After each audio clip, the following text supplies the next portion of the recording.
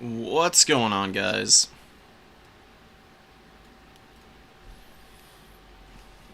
How's it going? Just pinging. Oh, that's an anybody ping in the Discord. Okay, never mind. Anyways, we're here. We're ready. We're gonna be casting the rest of the replays from the new player tournament.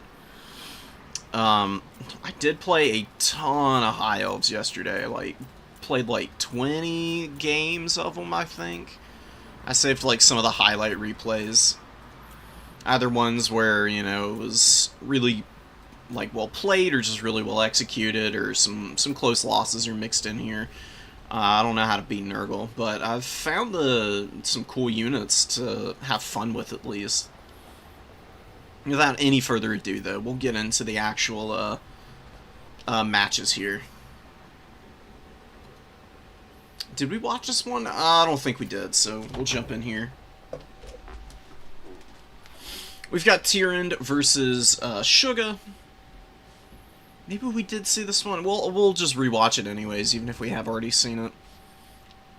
I played so much High Elves, I've definitely got a little bit better basis of knowledge to be talking about them from now. They are an incredibly difficult faction to play. I do think they're one of the weaker factions, but not necessarily for the reasons you might think. They've got all the tools in the back pocket that they could possibly need. I think their big issue is that they're just missing a couple of unit archetypes that would be really good for domination mode. And probably the biggest one is just durable units, because Spearmen and Lothern Seaguard and Silverins are like the closest thing to a durable infantry unit they have. They just don't do any damage is the problem.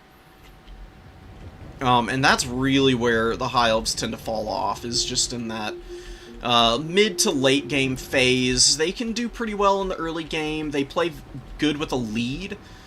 But if you don't get just an overwhelming advantage early on as the High Elves, I tend to find that they just get out-muscled in very even matchups, which is really brutal. We'll see if Tyrande's able to get a lead in this one or not, though. Melkoth's, the Withering, and Penumbral Pendulum being the spells.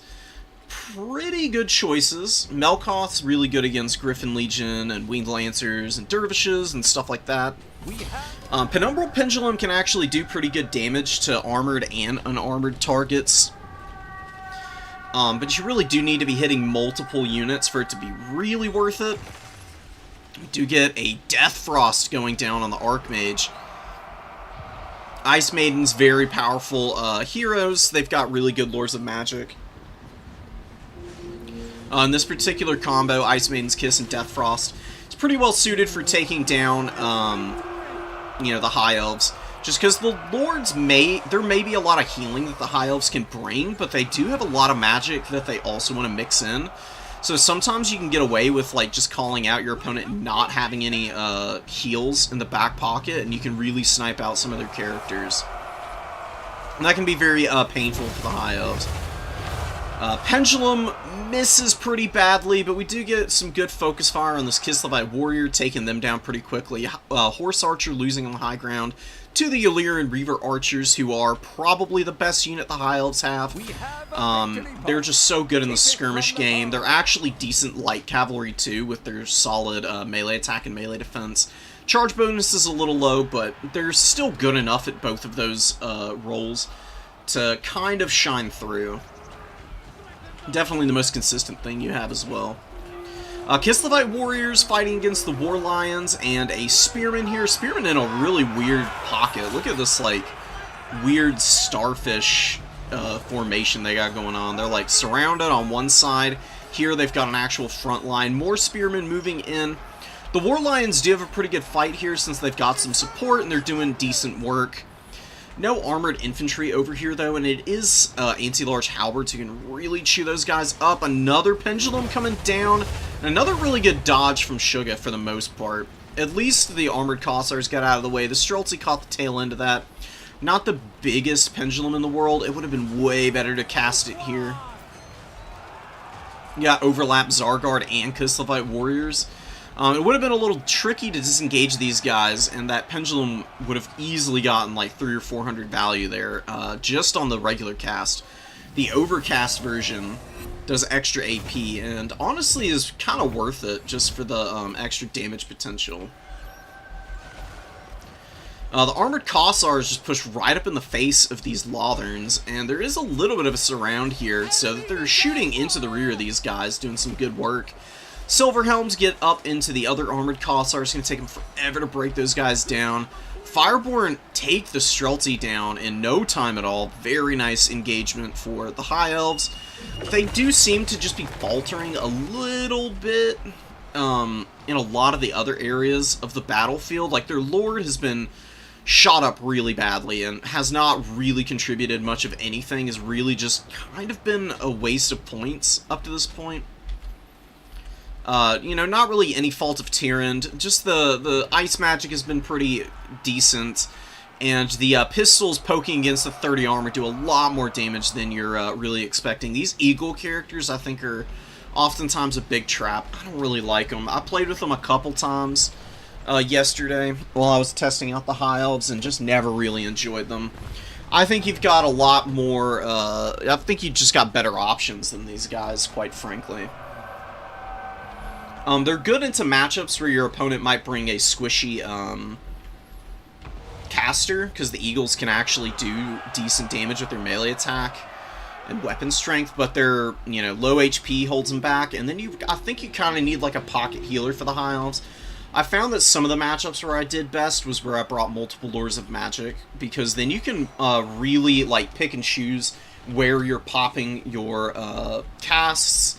And you also get the Starwood Staff on the baseline mages for the High Elves, which gives you a ton of extra Winds of Magic. I'm pretty sure you get an extra, like, 16 or 17 from all 3 uses of it. Which is pretty damn nice.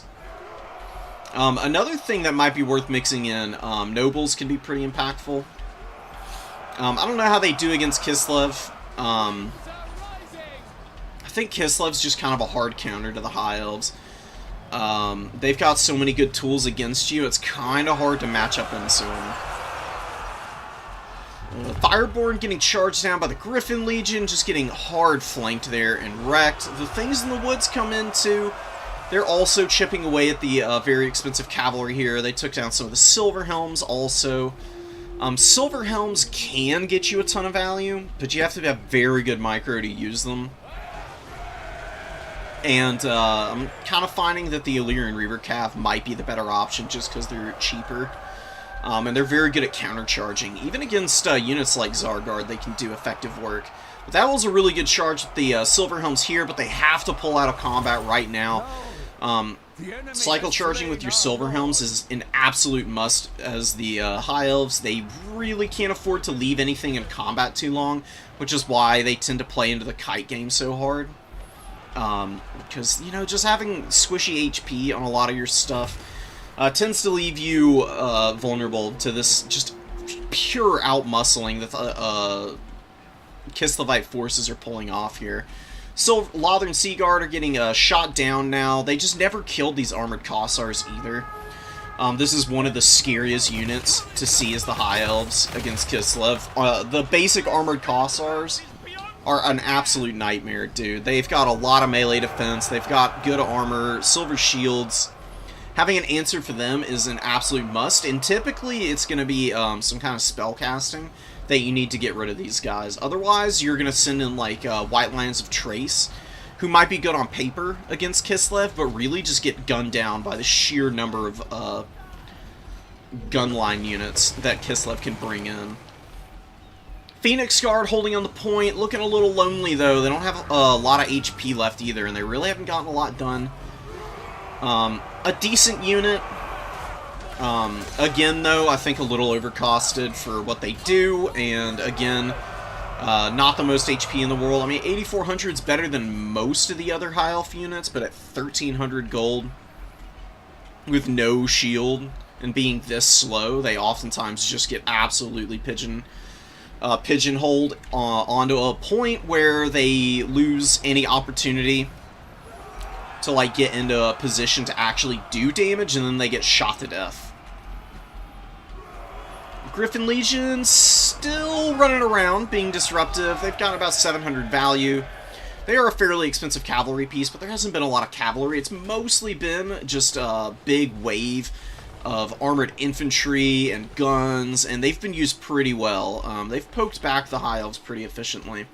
The Kislevite Warriors, I don't know if you really need this many of them in this particular matchup. I think 1 or 2 is good. Going with the more heavily armored options or just more bows is probably better for Kislev overall. But, you know, Shug has played this excellently, and Tyrion's unfortunately just running into the typical High Elf. I don't have answers for some things, and those things are just obliterating me problem. It's not really any fault of Tyrion so much. Maybe going a little lighter in the cavalry would actually be good. And bringing... Not 100% sure, honestly. Bringing more magic. Bring another caster. Get the Starwood Staff WOM recharge going so that you've always got some casts that you can throw down. Keep your Lord a little bit safer in the back line, and just throw the Eagle forward when you need to throw a Pendulum down and then pull back immediately. That would be the biggest difference maker, I think. And don't shoot Armored Kossars with your Lothern Sea Guard. It's a huge waste of time. Bring up some cavalry to like hammer home against them. Occupy them with your spearmen. That's a really good fight for your spears, just because Armored Kossars have a lot of melee defense, but their melee attack is not all that good. And it's going to take a long time for them to get through a High Elf Spearman at the very least. And you can use the Lotherns to, like, poke down the Streltsy and the Kislevite Warriors after that instead.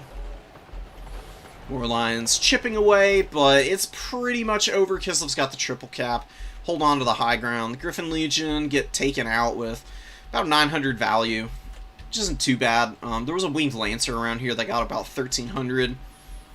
Illyrian Reavers fighting against the Streltsy. You can see that they're actually doing some pretty decent damage to, you know, like a proper infantry unit here. So you can see how good they can be in melee combat.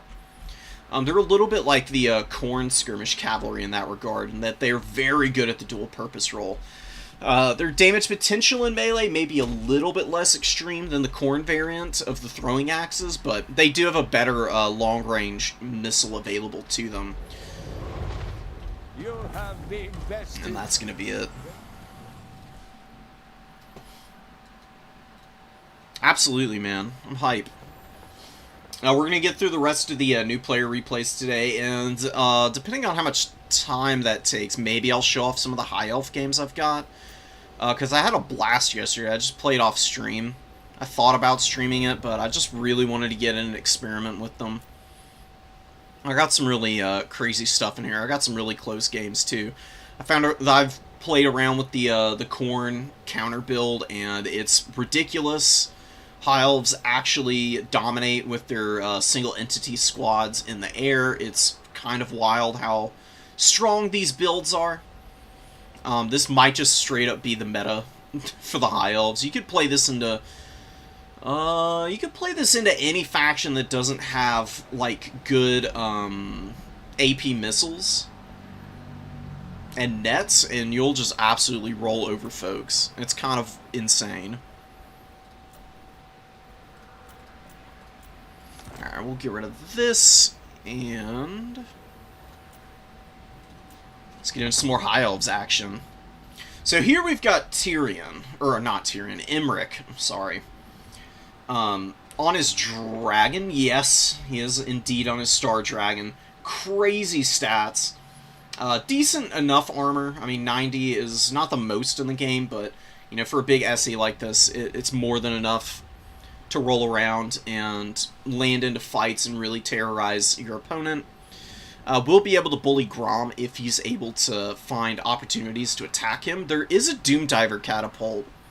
Doomdiver Catapults are a pretty good counter to flyers, actually. They're reasonably accurate against them. They do quite a bit of damage as well. You know, their explosive damage is not that high. It's really their armor-piercing missile strength that really enables them to keep flyers kind of under control just by focusing them all game. Spearmen, some Silverins, and a Ranger. The Illyrian Reaver Archers and another Ranger up top here. High Elves should win this top ground objective pretty easily. Goblin Wolf Raiders just are not a very good unit in the head-to-head fight. Decent poke there, though. You know, taking a good chunk of HP out of the Illyrian Reavers. You could come up here and drop Earthblood on these guys. Keep them topped up, which would be a pretty good use of your time. Just because, I mean, you know, you lost like one model, and, you know, your HP pools are pretty limited as the High Elves, so keeping your guys healthy prior to the main engagements tends to favor you a little bit. Some Illyrian Reavers come out. Rangers going to be holding the top ground there. Once they cap that, they need to rotate down, though, because the Greenskins are just building up, looking to overwhelm on the number 1 and on the number 2 here. Gork will fix it, does hit Emmerich, and he is very slowed up right now. And having a really hard time, gonna be having a really hard time avoiding the Goblin Wolf Rider fire here. But the Illyrian Reavers are kind of screening. Popflux doing a very good job of keeping his archers nearby for the skirmish phase, keeping Emmerich from taking a whole bunch of unnecessary damage. They do need to be careful because the Orc Airboys have pushed forward. Orc Airboys will be able to outshoot the Illyrian Reaver archers, so they need to pull back a little bit. Find some safety. Rangers and the Spearmen going to be heading up into melee combat. They're just not going to get a lot done. Spearmen just don't do damage to any kind of melee infantry whatsoever, and the Illyrian Reaver archers definitely don't need to be pushing up the middle like this. Very risky engagement. And a Boar Boy Biggin just comes out and smacks them right back down. They're getting obliterated here. Lord of Dragons does come in to debuff them, but unfortunately it's a little too late for the Illyrian Reaver archers, who are just taking nasty damage. Dragonhorn goes down, giving the Wah effect for the High Elves. Greenskins still building up to theirs. And Emmerich fighting head-to-head against Grom. Grom actually taking the fight against him. I mean, Grom does have decent AP nowadays. He's got a good charge bonus, so on impact he can actually do good work against Emmerich, but in a prolonged engagement, that will definitely swing in the favor of the Lord of Dragons here. A lot of focus fire, though. Beautiful focus fire, in fact, from Jaden. A little bit of stacking on these archers, unfortunately, but it's not that big of a deal. Just finding them. Just push forward a little bit and then have this one stack behind, and that would have been good enough. But Emmerich does get pushed back. He's very low on leadership as well. Very close to breaking, in fact. Orc Boar Boy Biggin's going to be looking to get after the Rawhogger's Pride, who are a great unit, but you have to be very sparing with them. They don't have a lot of HP, and their leadership is actually kind of poor at 65 for a High Elf unit at the very least. They're pretty squishy. So they are going to be going down pretty quickly here. A little bit of friendly fire with the breath attack as well. Your breath attacks do a lot for you as the High Elves. You absolutely have to get big value out of them. Otherwise, you don't have a lot of ways to like grind through melee lines like this. Like this is a bad matchup for the High Elves, mostly because they just don't have enough cheap units and good chaff clear options. You really need a Burning Head caster for the Greenskins, I think. Greenskins, Tomb Kings, and situationally Nurgle, I found, having really good Burning Heads make all the difference in the world for enabling you to take better engagements against more important targets. Like, you want to kill the Airboys in melee combat with your own stuff, or just occupy them with cav. You can kind of send your spearmen and your silverins into the front line and then occupy the numbers for the greenskins and just throw Burning Heads down, and Burning Head lasts for a long time. And with the numbers that the greenskins often throw out onto the field, odds are if you just cast it up through the heart of their formation, even if you angle it a little bit away from your front line, it'll find some contact with a couple of other units and do some really good damage, because wide greenskin builds are just impossible for the High Elves if they try to go wide, because you just cannot equal them in numbers. Never works. I played 2 games against the greenskins and tried to do wide builds into something pretty similar to what Jaden has here, and it's impossible, dude. Even if you play it perfectly, odds are you're just going to end up in that situation at the end of the game where they're able to throw out cheaper stuff, and you're sitting there waiting to summon out like a handful of units that you just are going to have a really hard time getting value out of, because they're getting swarmed all the time.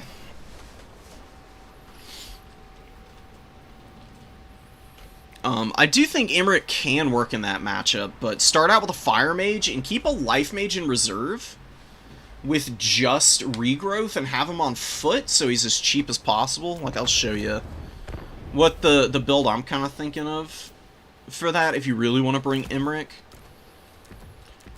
So we'll just cut everything and we'll kind of work backwards on abilities. Life Mage, regrowth, because you're basically just going to be healing the big guy. 750 gold, and then you throw in your Fire Mage here.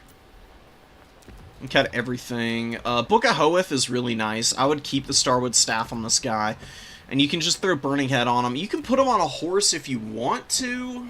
Keeping them on foot isn't a bad idea, though. Emmerich can kind of rally back to help him out when needed.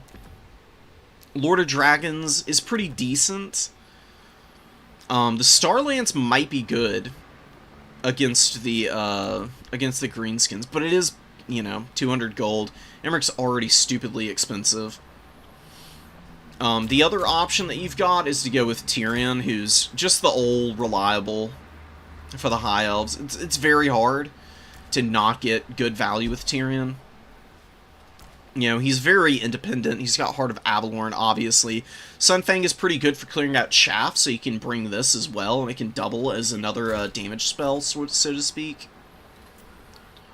You still do your Burning Head magic, and just want to kind of run around. If you do Tyrion, then you can just do the Fire Mage, and then maybe also bring either a Light Mage or, honestly, a Lore of Magic Mage.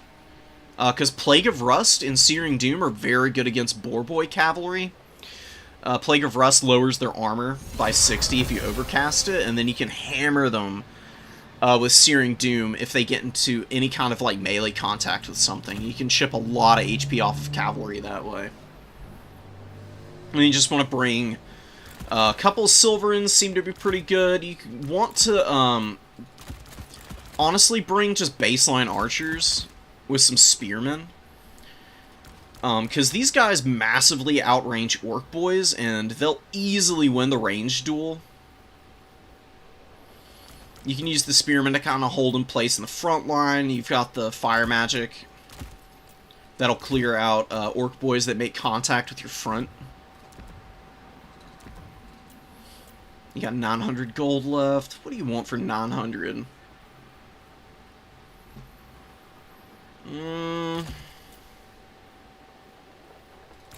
Nah, you do want more archers than not. Maybe cut this guy and get 2 Lothern Seaguard for additional shooting, and then you can do 2 Illyrian Reaver Cav. And you can bring the Silverins in reserve. Silverins are really nice because they can come out and anchor points in the late game. And are very reliable for doing so. They're much tankier than your standard spearmen. They've got spell resistance, which is great. Expert charge defense is pretty awesome. And they don't need healing nearly as much as the other high elf infantry units do. A couple rangers is alright in this matchup, but you need answers for black orcs, which I would just recommend doing either a Moon Dragon or a Flamespire Phoenix, and you can use the Bombardment on the Black Orcs, which actually works pretty well. You can fill out with some more bow units. Bolt Thrower isn't bad here. You can kind of play around with the rest of the build.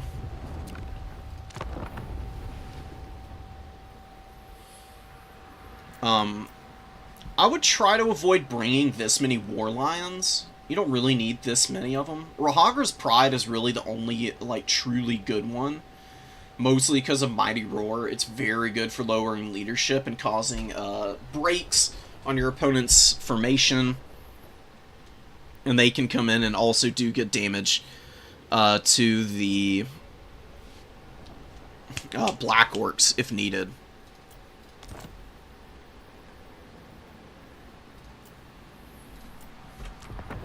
Alright, Grand Cathay, dude. I love watching some Grand Cathay. Do you have the Tyrion game from yesterday? What Tyrion game? I've got a lot of games from yesterday. Did we play Getsmain?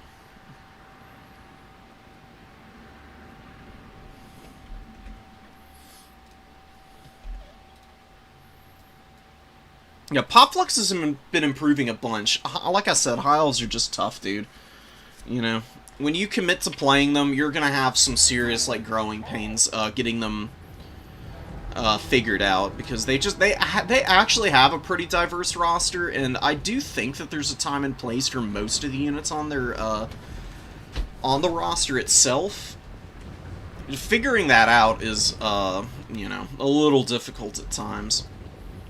Chaos Armored Trolls, moving forward, pretty good for Grand Cathay, unless, of course, you see the Celestial General on his damn lion with Fearsome Roar, dude. Removing ITP and lowering leadership, with Terror available to him, he's gonna make these trolls, just not even exist. They're gonna keep routing as long as he's around.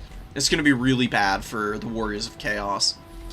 I would recommend Great Weapons over Chaos Armored Trolls, because Grand Cathay actually does tend to go for very infantry-heavy builds, so having more infantry of your own is oftentimes a pretty good call.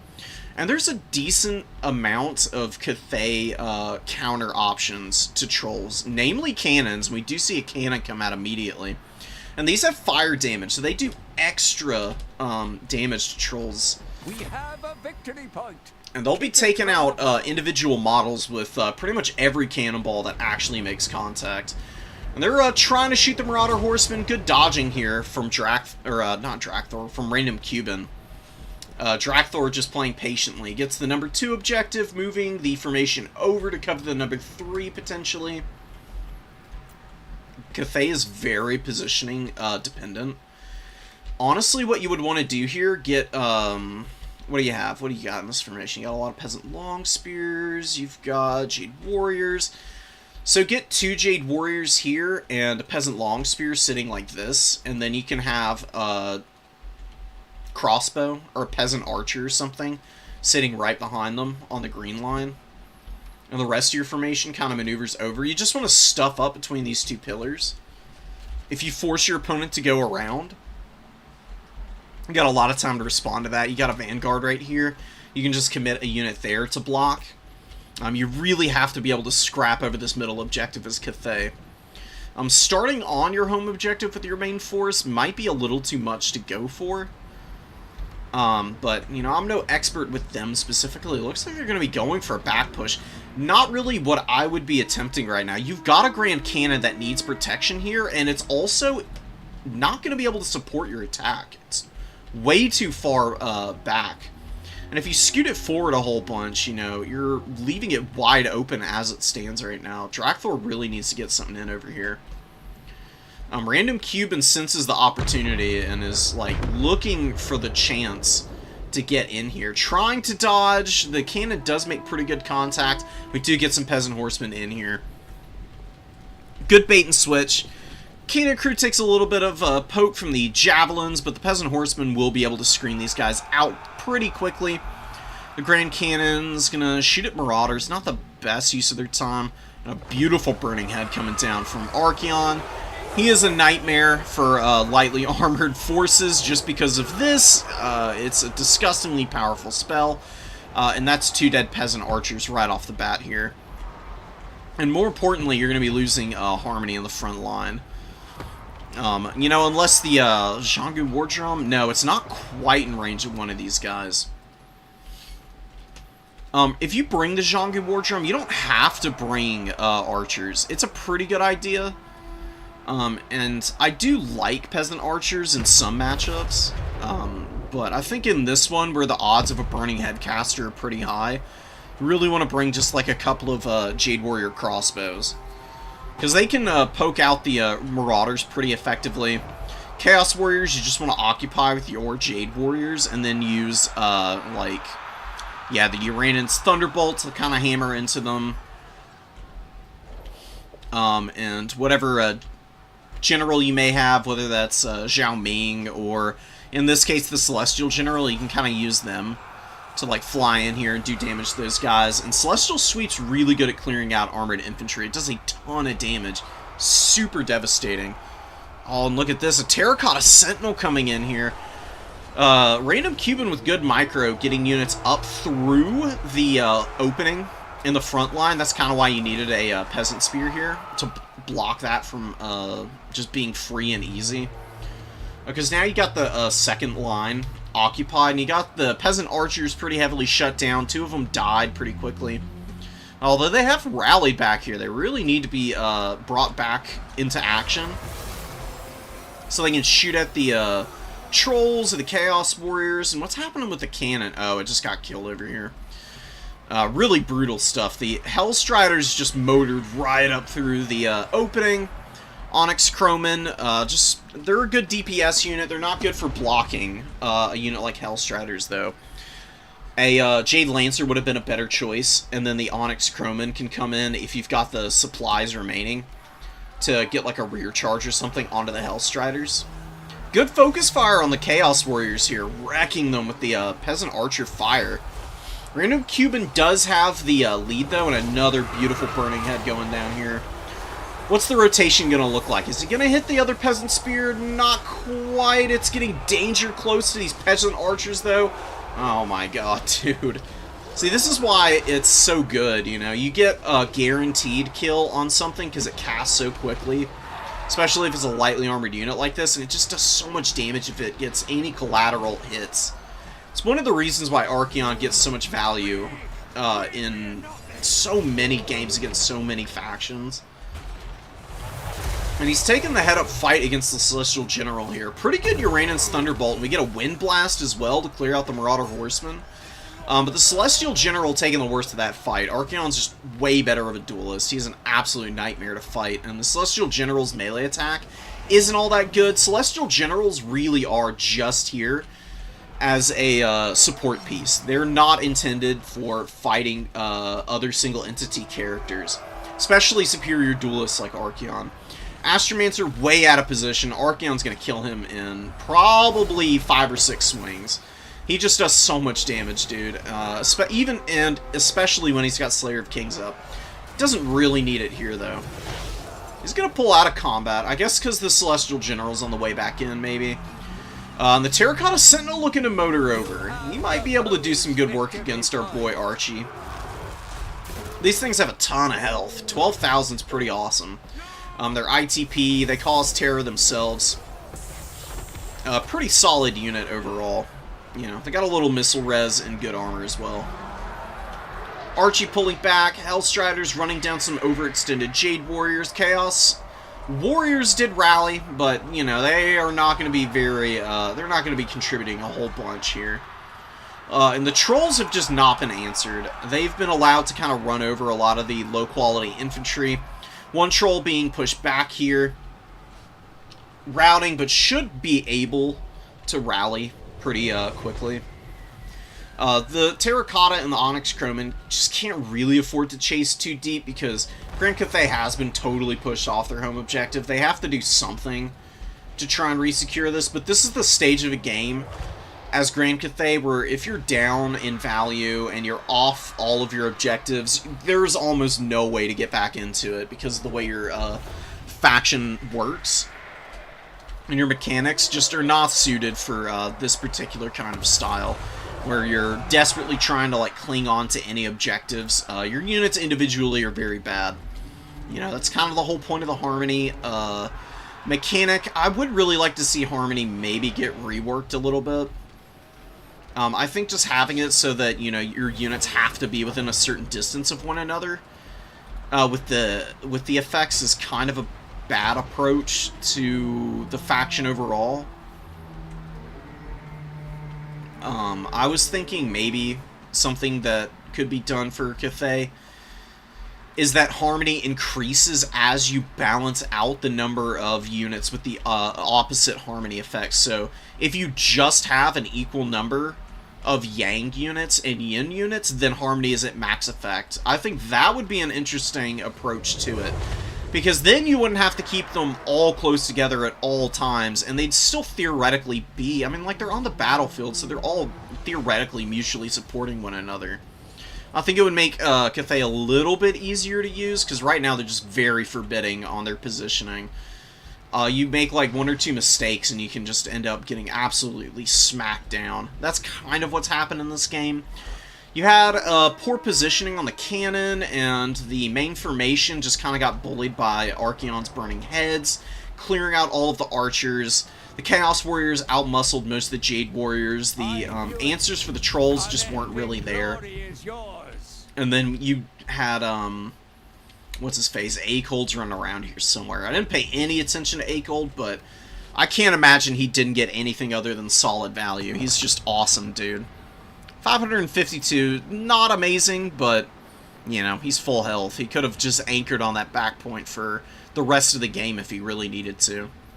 I love Greatsword single entity characters against Cathay. They're amazing. They kill the characters pretty well. You see lots of foot characters for Cathay. They're good against Jade Warriors. They're hard to target down with archers and iron hails and crossbows alike. And especially guys that have perpetual self-healing, man.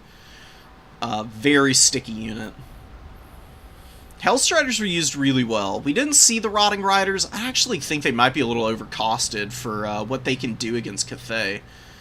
Although I guess if you're expecting maybe your character goes for some bigger stuff for Cathay, they could be useful.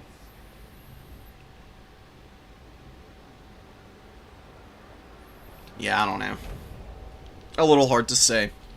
But Random Cuban executed really well, and Drakthor, unfortunately, kind of countered with this particular build.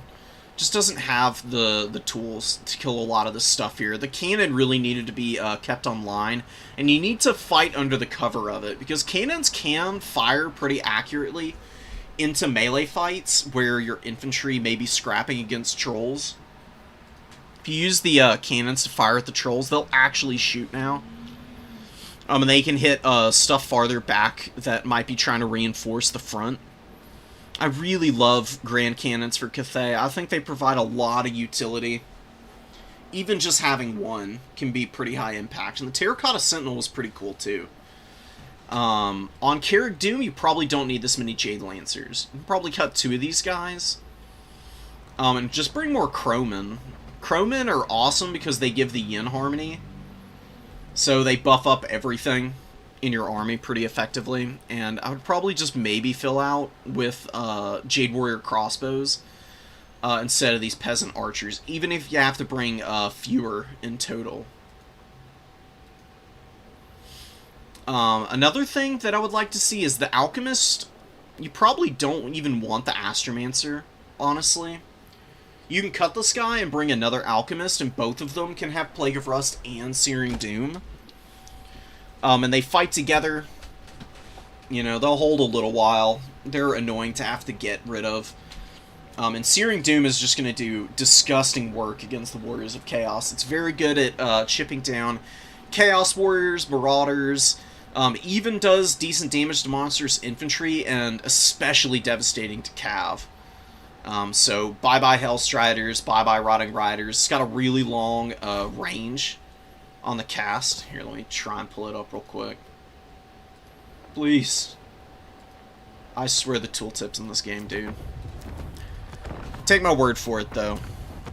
Searing Doom is a great spell for Highe. They make really good use out of it also because they get spell-boosted versions of it because of their mastery of the elemental winds. If you fall back on their spell spam, that's really where Highe shines.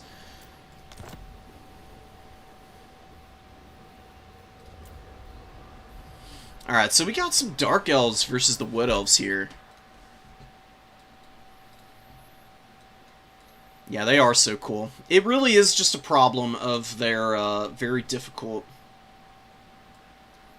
Watch you play via Discord stream? I was streaming on Discord? I had no idea. Well, anyways. I don't actually know if I've got that one. We've got Pont, we've got Tabith here. Gonna be rocking up with a big infantry force for the Dark Elves. Onto the 2 and the 1, it would probably be best to just focus on them. Playing 2 Kitey and 2 Loose with your skirmishers against the Wood Elves is a big risk, but Scourge Runner Chariots should be able to counterfire the Glade Riders effectively. These guys just hit way harder with their piercing anti-large missiles. The Wood Elves will cap the number 3 first. It's going to take a little bit more time for the Dark Elves to pull it off there. Dryads moving up to the forest. We've got a Spellweaver with Shadow's Magic, Enfeebling Foe and Melkoth's, Opal Amulet to reduce damage, of course. Needs to be careful. Scourge Runner Fire will really rack up some serious damage against her. Shots coming down. A few pokes in here. She does dodge most of the shots. She does take about 200 damage, though. And really no discernible way of healing so far. I don't see any, like, life magic out on the field right now. Maybe something in the back pocket, but, you know, like I said, last time we saw an Eagle Shadows caster, you just want to bring them forward to cast their magic and then pull them back. Then you want to, like, maybe keep an eye out for the opportunity to come and beat up on the Supreme Sorceress. But that's, you know, pretty risky. There's, like, double Cold One Knight on the field. She's on her Raptor, so she's a little stronger in melee combat. And she's got some pretty decent magic herself. No Flock of Doom or anything. Pan's Impenetrable Pelt, Curse of Honor here, and Wissen's Wild Form being the options. And a bunch of Dark Shirts, too.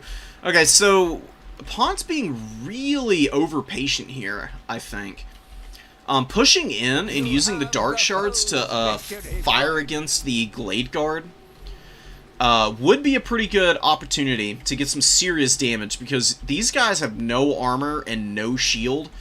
Dark Shards actually trade amazingly in the ranged game. They're very hard to break down because of the silver shields they've got access to.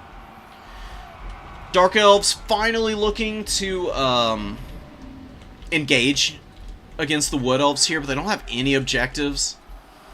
They really should push up onto the number 1, because that's really where the Wood Elves are, you know, thin. They don't have any units on that side of the field now.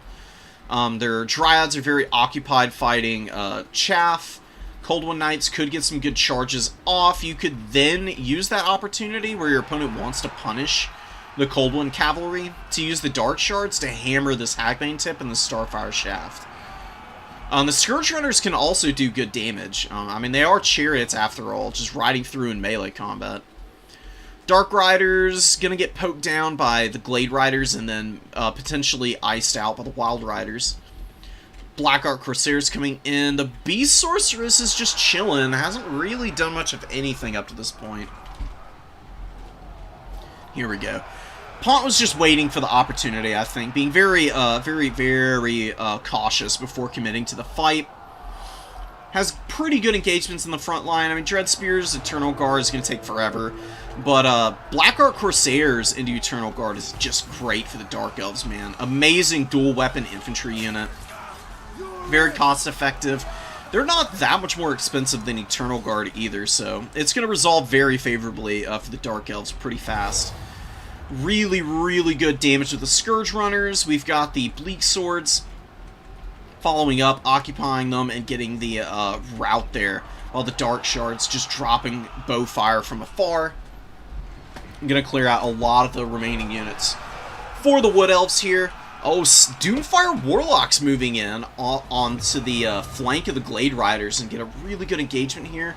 Ruining these poor guys, looking to push away from the Wild Riders here, but they do have a good Soul Blight. They could probably actually stay in here and do some pretty decent damage. They do have physical resist of their own to avoid a lot of the work that Wild Riders could put into them otherwise.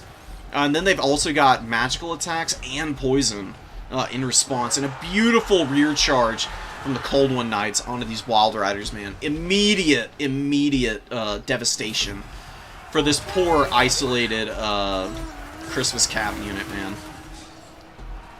Taken down in no time flat. Scourge Runner Chariots running over some more Glade Guard.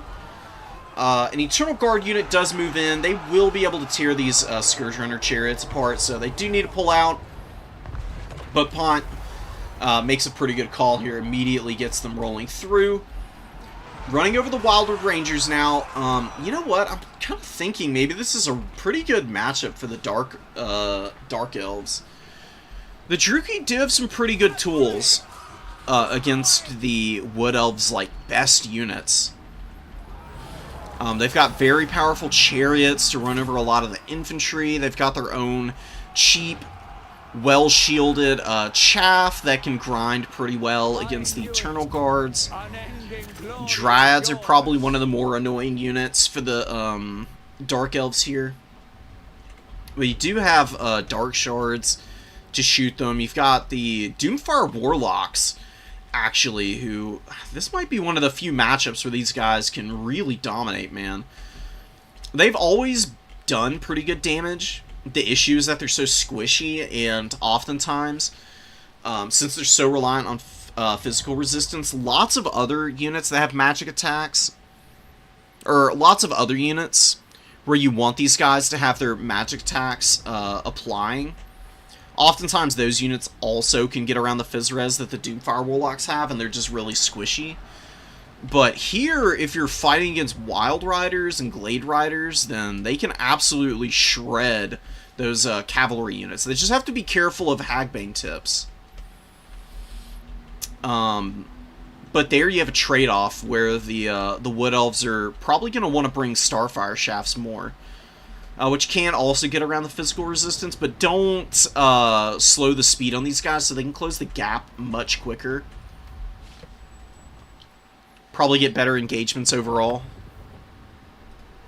What did the Wood Elves do here?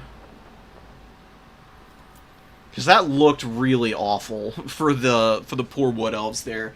I don't think that's anything to do with Tabith's skill as a player. I think this is just a damn good Dark Elves build, man. It was executed really well with the initial dive, and just had the right units out to answer all of the Wood Elf units who just aren't really well suited for dealing with the anti-infantry chaff clear from the Blackguard Corsairs. They didn't have good engagements in the mobility game because of the Cold One Knights, and then the Doomfire Warlocks.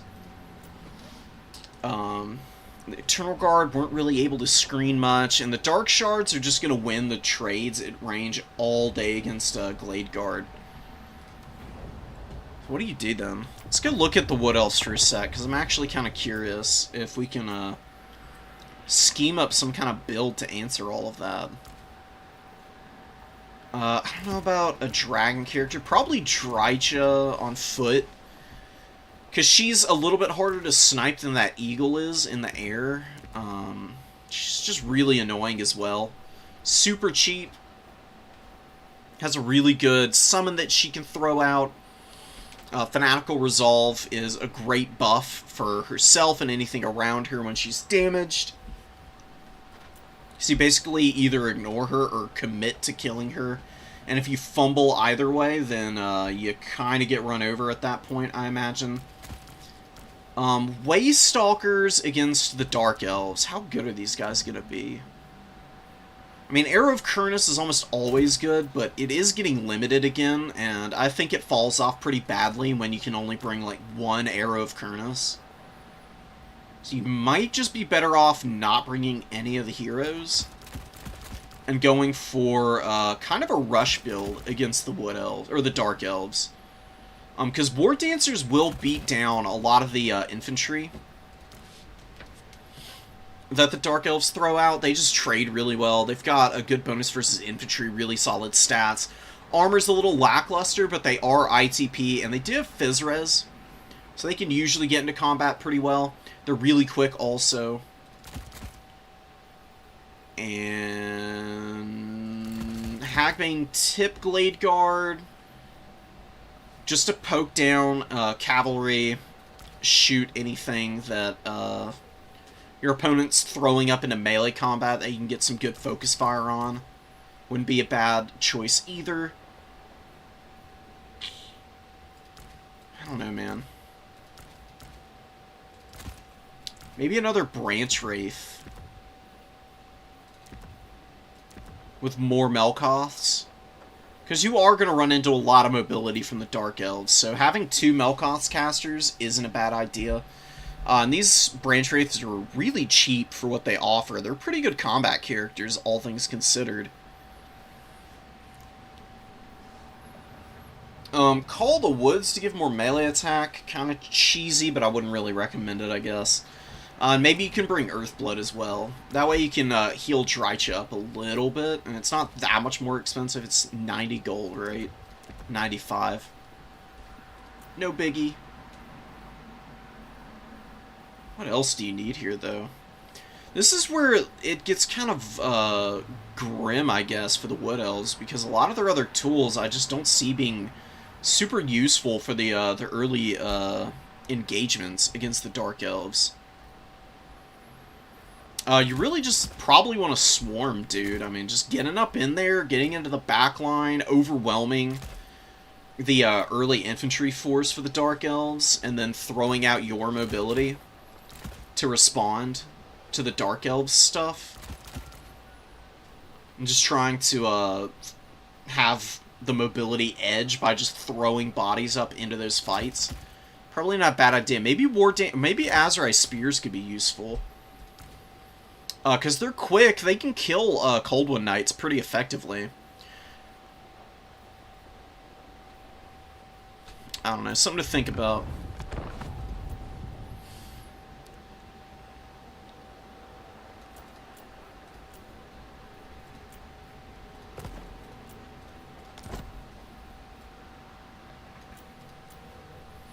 Alright, Pont versus Smoky Loco here.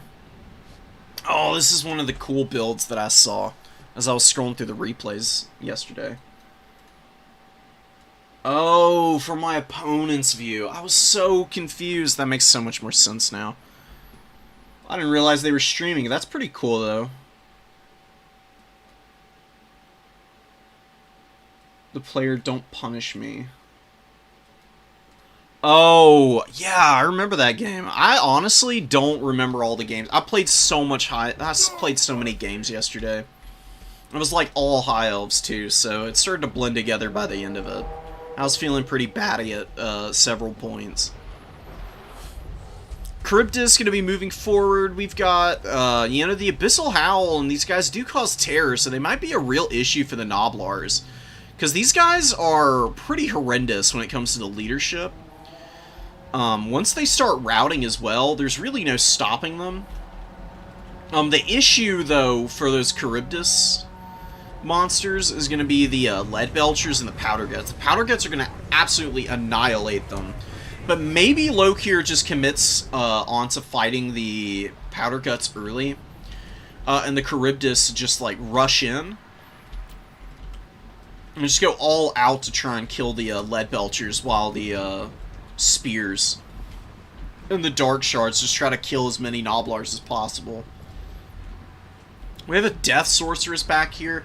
I would really recommend Burning Head, dude. I just don't see why you wouldn't bring it against the Ogre Kingdoms. If your opponent goes really wide with Noblars, then you've got Burning Head. If they don't bring Noblars, then it doesn't really matter to begin with, because a lot of other magic I just don't find to be very good against the Ogre Kingdoms. Honestly, Ogres are one of those factions that I really do believe that if you fight them without magic, it's really not that big of a deficit, because there's just so many, like, of the really meta powerful spells that don't do a lot of damage to Ogre Bulls. Debuffs don't matter so much to them because they're oftentimes just going to disengage and avoid the combat when they're debuffed, and then they'll run in after they've gotten themselves sorted out. Another Maneater Pistol coming in. If you wait too long before you dive in here as the Dark Elves, the Ogre Kingdoms are going to build up so much Focus Fire and like capture weight with the Ogre Bulls and the Maneaters that I don't know if you're going to be able to outmuscle them, is the issue. Purple Son of Xerius, Doom and Darkness. You know, Doom and Darkness is kind of a good idea. You know, once you're ready for the dive, you bring the caster forward. You want to, like, drop Doom and Darkness on, like, a blob of Noblars where the Charybdis are and terror route them immediately. Got Dark Riders moving in, but they're not in a very good position. They're, like, on the edge of the map as well. So if these guys route right now, they're just going to go right off the map. A little bit of shooting coming in from the Powder Guts. You know, these guys, they do have piercing missiles. They'll take out, like, 2 or 3 guys at a time if they get some good shots in here. You can see them really poking these guys down now. The Noblar Flingers opening up as well, and the Dark Riders running right off the edge of the map here, I would guess. Yeah, ouch. 500 gold, dead and gone immediately. Lokir moving in, looking to land on these guys now. You know, decent fight for him, I guess. He's got his little heal, Helm of the Kraken, while he's in melee combat. Just needs to make sure that they stay shut down. Otherwise, you're going to be in a really rough position.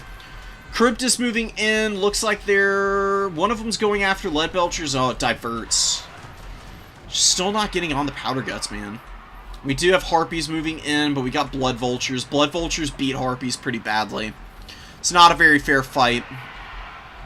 Harpies just don't have very good damage output. Their melee defense is, like, okay, but they also don't have a lot of health. And, you know, Blood Vultures are, like, right there with them, but actually do have about 500 more. And with the better melee attack, they kind of just outmuscle Harpies oftentimes. You can see him taking the scrap head up, though. Do get a really good Purple Sun of Xerius, and we start getting some terror routes going down from the Charybdis, but they've taken a lot of damage. They just haven't really done any damage so far. And the priority with the Charybdis is kind of off-kilter. They don't really want to be fighting Noblars. They need to be going after the Powder Guts and the Leadbelchers, and then the rest of the Dark Elf forces need to be focusing on the Noblars. Do get another terror route, and we finally do get some Dread Spears kind of pushing up into the second wave. But some Pigback Knights moving in, Noblar Flingers hanging out. And the Ogre King Onion layers are just a little too much, I think. Smokey is doing a very good job with the Leadbelchers, man. They're just destroying the infantry and the Dark Riders before they can even get into combat. And that's probably the most frustrating thing about playing into Ogre Kingdoms, is learning how to dive them appropriately. It's a little bit like the Dwarves. Just with, like, a different slant, where it's a quicker faction with, you know, much better damage output against infantry.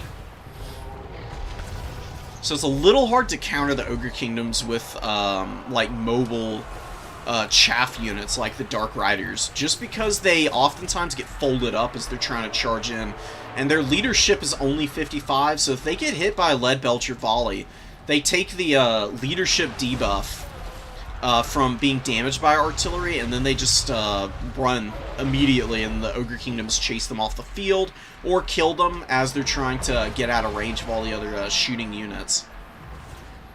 Dark Elves do have the number 3, and, you know, they've got the number 1 as well. Golg has kind of been hanging out on the number 2 objective this whole time, not doing a whole lot. He is moving over now. Lokir should just stay in combat. There's not really anywhere else on the field that's going to be any better for him. He's taking a little bit of unnecessary damage because the Butcher just kind of ran in, got in his way, and when you're trying to disengage through stuff, when they swing, they get free hits on you, and, you know, Butchers do have good armor piercing.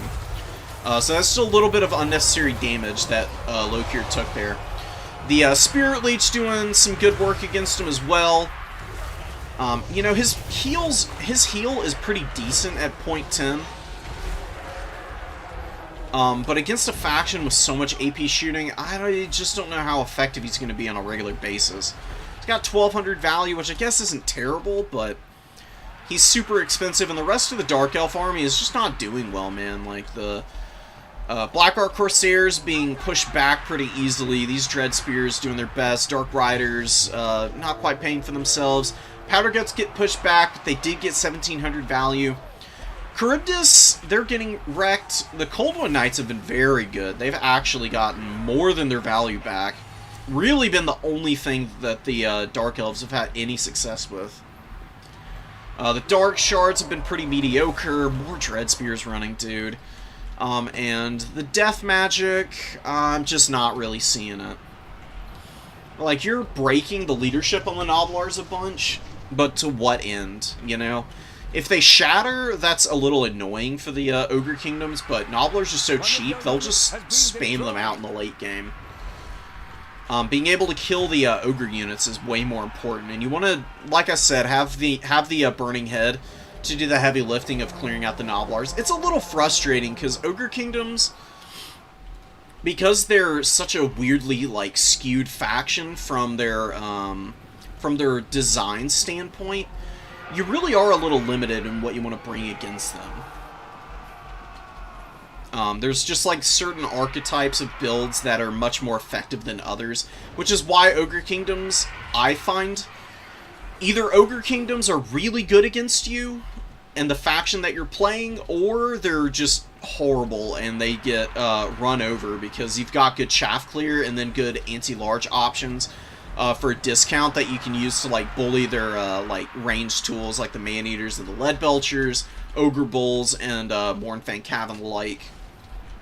And I do think the Dark Elves have it, and I think even that the Charybdis build can work. But I think you just want to do it with the Fire Magic, because Burning Head imbues a leadership penalty already. You don't really need that much more leadership debuffing from Doom and Darkness or anything. It's an extra 8 leadership that you're reducing. But if you just want to look at it from an objective standpoint, the Charybdis Abyssal Howl already gives a -8. You stack that with the -8 from Burning Head, and you're equaling the impact of Doom and Darkness. You know? Like, I feel like this might be a little overkill on the leadership debuffing front. Scourge Runner Chariot's kind of killing the Butcher right now, which is, you know, decent for them. But he did get 1400 value. I don't know how much magic he's got left. Probably a decent amount, because all he's using is Spirit Leech. And he does run up here. Gets the long-range Spirit Leech cast. And Lokir's going to die here, I think. I don't think there's any way he survives this. Last tick gets him. Down he goes. Kraken Lord, you know, taking a 6 feet under nap now. You know, Scourge Runners can poke away at these Ogre Bulls as much as they want, but they're not going to have a whole lot of success actually running over anything here, because there's just way too many Ogre units available. Chariots fall off really hard when there's a lot of mass out on the field. I like these guys for some, like, shooting and skirmish, but actually trying to get in here in the late game, when you're this far down, I don't see them ever having any success in this kind of a scenario. Lots of Cold One Knights coming in. See if they can have any kind of impact here in the late game. One of them got wrecked earlier, it looks like, and they do get a really good engage here. A really good Doom and Darkness. Oh, that's Soul Blight, actually. I mean, sure, it's debuffing the armor and weapon strength, which is really nice. Especially the weapon strength on a unit like Ogre Bulls, that minus 23 really stacks up, keeps them much more honest. 40 seconds. Soul Blight's a little overcosted, if you ask me. I know it's an AoE, but its effects are pretty mediocre. If it debuffed melee defense or something, then I think it would be pretty well costed for what it is. Otherwise, they should probably just make it like 2 wins of magic cheaper. I really don't think that would be too much to ask for it. Smoky with, you know, a little bit of a value lead there, but, I mean, Ogre Kingdoms, they've got pretty decent healing, even if they don't have the Great Maw magic. Just because of Meat Feast, you just pop it on, like, 1 or 2 units, you'll heal them up, basically back to full. It's like a 36% heal. And it's pretty wild for what it does.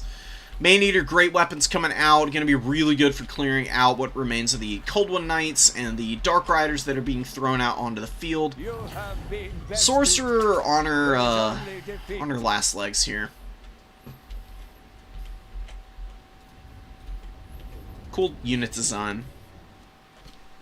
I like the idea behind the death magic. I'm not super sold on how it played out there, and I think the Charybdis needed a little bit better target priority onto the shooting for the Ogre Kingdoms. Because if you throw these guys onto the Powder Guts and the Lead Belchers and just keep them there, and then Lokir occupies either Golg or any other pistols that might come out, even if these guys eventually go down, if they trade out and kill the Lead Belchers, and then you can just develop out your Cold One Knights from there, you should be relatively okay. Yeah, look at the Flinger value, dude. You just can't let Flingers get their value back. One of them doubled, 2 of them doubled up. And the other 2, they got like 1.5 times value. Pigback Knights and Riders were respectable. Noblar Kingdom strike again, dude. As good as Lead Belchers and Powder Guts and stuff are, I think people really underestimate just how good Noblars are at value trading.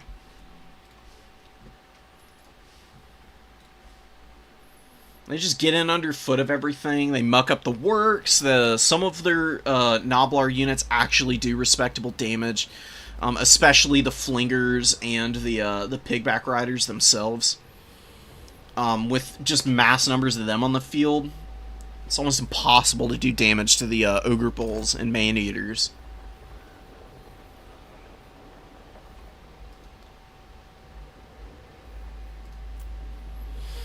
Alright, Tzeentch versus Empire here. We got Mr. Fly, who is our Tzeentch specialist nowadays.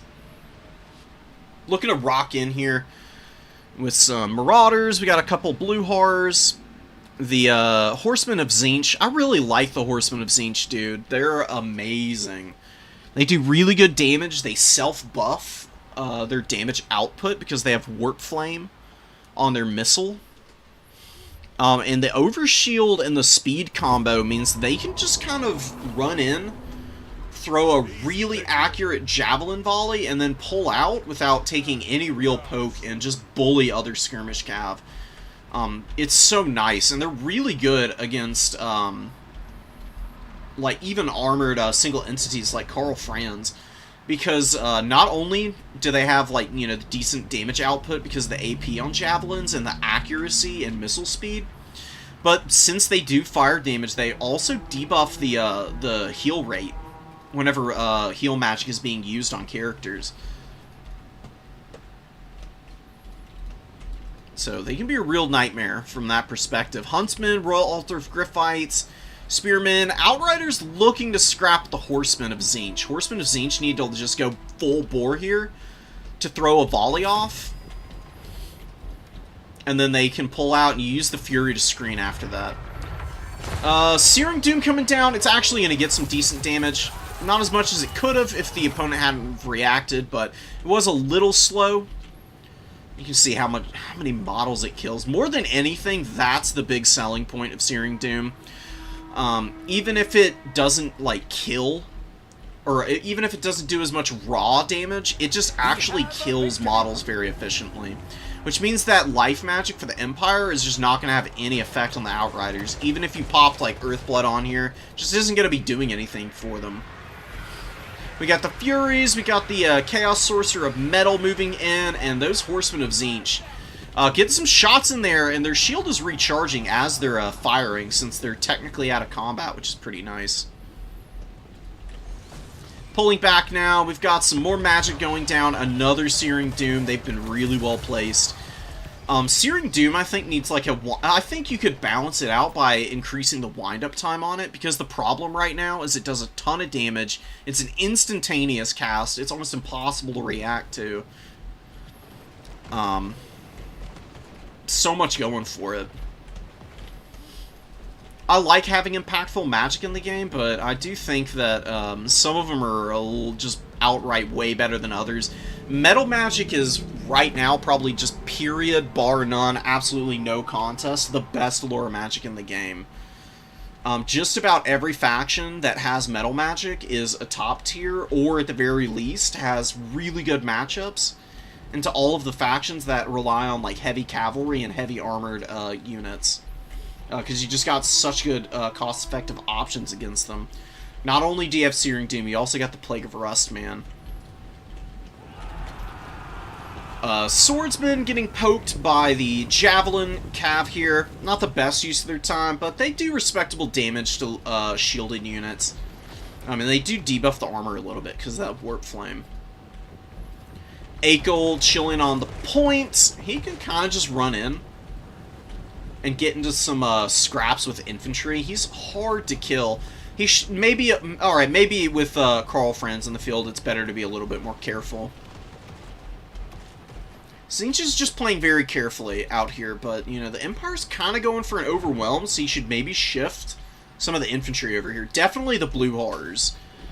Just so that they can counterfire a little bit and shoot at the swordsmen when they get engaged into combat. Carl Franz lands on the ground, and Akel finds him and should be able to do some good damage to the Emperor here. Just because he's got solid melee attack, and his AP values, 330 armor-piercing weapon strength, is actually kind of cracked. It's juicy, dude. Up there with even the best of characters. You know, Carl Franz has a bunch of stuff popped right now, so you're not getting his, like, actual base armor-piercing value, but it's pretty much in line with what Akel has. I think he's got, like, 30 or maybe 40 more AP at base.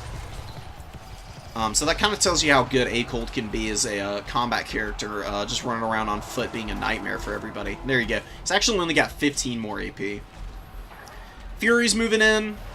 You know, taking a fight against the Empire Knights, not really their cup of tea. They want to be after the Outriders, Free Company Militia, preferably on the Huntsmen. But the Huntsmen, you know, are being pretty well protected by the Royal Altar of Griffites. The Doom Knights do a decent amount of damage to them. They do kind of get these guys routing, but they get absolutely massacred by the Royal Altar of Griffites. You just farm 1,200 value off of the Doom Knights, who are shattered now. Throw one of them up in the air. He's going to be running home back to the Chaos Waste to get turned into a Chaos Spawn for his failures. Oh, him and his buddy. They can go explain to Tzeentch how they fumbled the bag this badly. Fury's up in the back line. They do push back one of the Outriders. They're on top of the Handgunners now, which is great. Royal Altar of Griffites real close by. Need to rally back there and save those guys. Empire Knights running around. What are they trying to fight over here? I think they're just reforming. Oh, there's some Zangors underfoot. Oh, this Zangor unit's really spread out. That's why there's so much consternation going on. Empire Knights do find the Marauder Horsemen here, who do need to kind of peel out. Taking some nasty damage. The Centaurs of Tzeentch in on the flank, gonna rip apart this Empire Knight. Some good fire from the Outriders from the high ground, though, gonna help. Huntsman rallying. Both Huntsmen still online. Don't have a lot of models on them. You know, but they're pretty low on HP. You could probably pop an Earthblood here and get them healed up a little bit, and that would be nice. Good screening with the spears. You can see Melkor actually keeping some spears close by. So when the Furies do land, the spears can kind of like push back into that, muck up the works, and maybe keep these Huntsmen from going down. Just really good responses on the dive attempts. Melkor is all over the defense back there. But Tzeentch does get the number 2 objective here, but Outrider grenade launchers will mop up Marauders pretty fast. They just do so much damage. Very devastating. We do get a Tzeentch army ability, and not a quick enough response. Been so good about avoiding damage up to this point, but Melkor slipping here, and the Royal Altar of Griffites and the Empire Knights get absolutely annihilated by that one use of the army ability. You're going to get a regrowth on these guys, but they lost 16 models from that, which is going to mitigate a lot of that healing. They're really only going to get up to about 3,700, so there's going to be a lot of wasted healing on that regrowth, unfortunately. It was looking really good for the Empire, despite the tattered numbers, but after that army ability, I think Tzeentch is actually right back in this. With a good opportunity to take the win. I mean, they got about 2,000 value from that one cast there. We get a really good Searing Doom on the Outrider grenade launchers here. Ruinous damage, down to about half HP on those guys. They got some really good cost-effective volleys off. They should be able to get a little more damage in here. Anything else looking at them askance, though, is going to break their leadership because, you know, they just don't have that big of an HP pool. They take any additional damage here, they'll be done and gone. Holding on to the number 3. Still have their home objective. They've got a ticket lead, Tzeentch does. Sour Guts coming up, some Forsaken. Crumbling Blue Hearts. I do think that the push onto the back objective might have been a little too much. It's a little bit risky to go for. Reinforcing the number 3 might have been a better idea. Really good Searing Doom coming down onto all of this infantry. Still a pretty good target for it. You know, not as much damage as if they were cavalry units, like Empire Knights, but still a respectable amount. About 20% off of both of them. And the Sorcerer Lord's got about 1,400 value here, and has plenty of more Winds of Magic, I assure you. Has been using this on cooldown, basically, and will continue to do so for probably another, like, 2 or 3 minutes. It's just so cheap, man. I mean, it's 6 for the standard variant, and then 10 for the Overcast.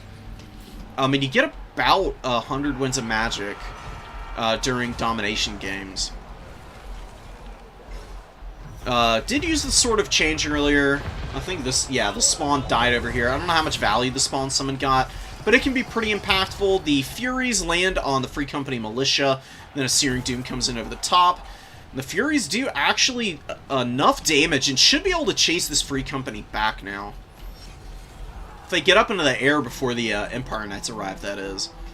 The Empire Knights could get the charge off, kill these Furies, and then the Free Company might rally and be able to provide some value. Free Company Militia are a great unit for the Empire, but they do tend to be a little bit hazardous to use against Chaos factions, just because of how weak they are to Fury pressure. You know, they've got a decent HP pool, their leadership is okay at 55, reasonably fast, they're alright in melee combat, they're just like good at everything, but they don't excel at any one thing. I find that they're better against, like, Beastmen and factions where there's a lot of lightly armored stuff that have a ton of shields, and they can just swarm out onto the field from reserve and contribute in those kind of scenarios. Spearman getting pounded. Akel just holding the line here, fighting Karl Franz toe-to-toe right now, and blobbing up a lot of units for those Searing Dooms. How much value now? About 1,700, pretty decent. Another big push onto the back here. I mean, Mr. Fly's got a lot of supplies here, too, I guess. Bringing up some Centaurs. Doesn't hold the number 3 anymore. Trying to outmuscle on the number 2. We've got Huntsmen. You know, they're alive. They're trying their best. They don't have a lot of AP, so they're not going to be great against the Forsaken. You know, really the Centaurs are where they're going to want to focus their efforts in a moment here. This is a big missed opportunity. Akold actually broke here, and then Karl Franz disengaged.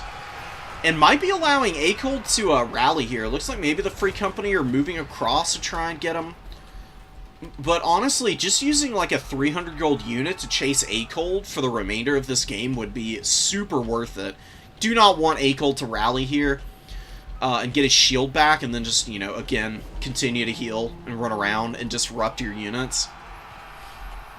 Sour Guts opening up, Zangors moving in, Marauders hanging out on the edge of the point, haven't gotten a lot of value.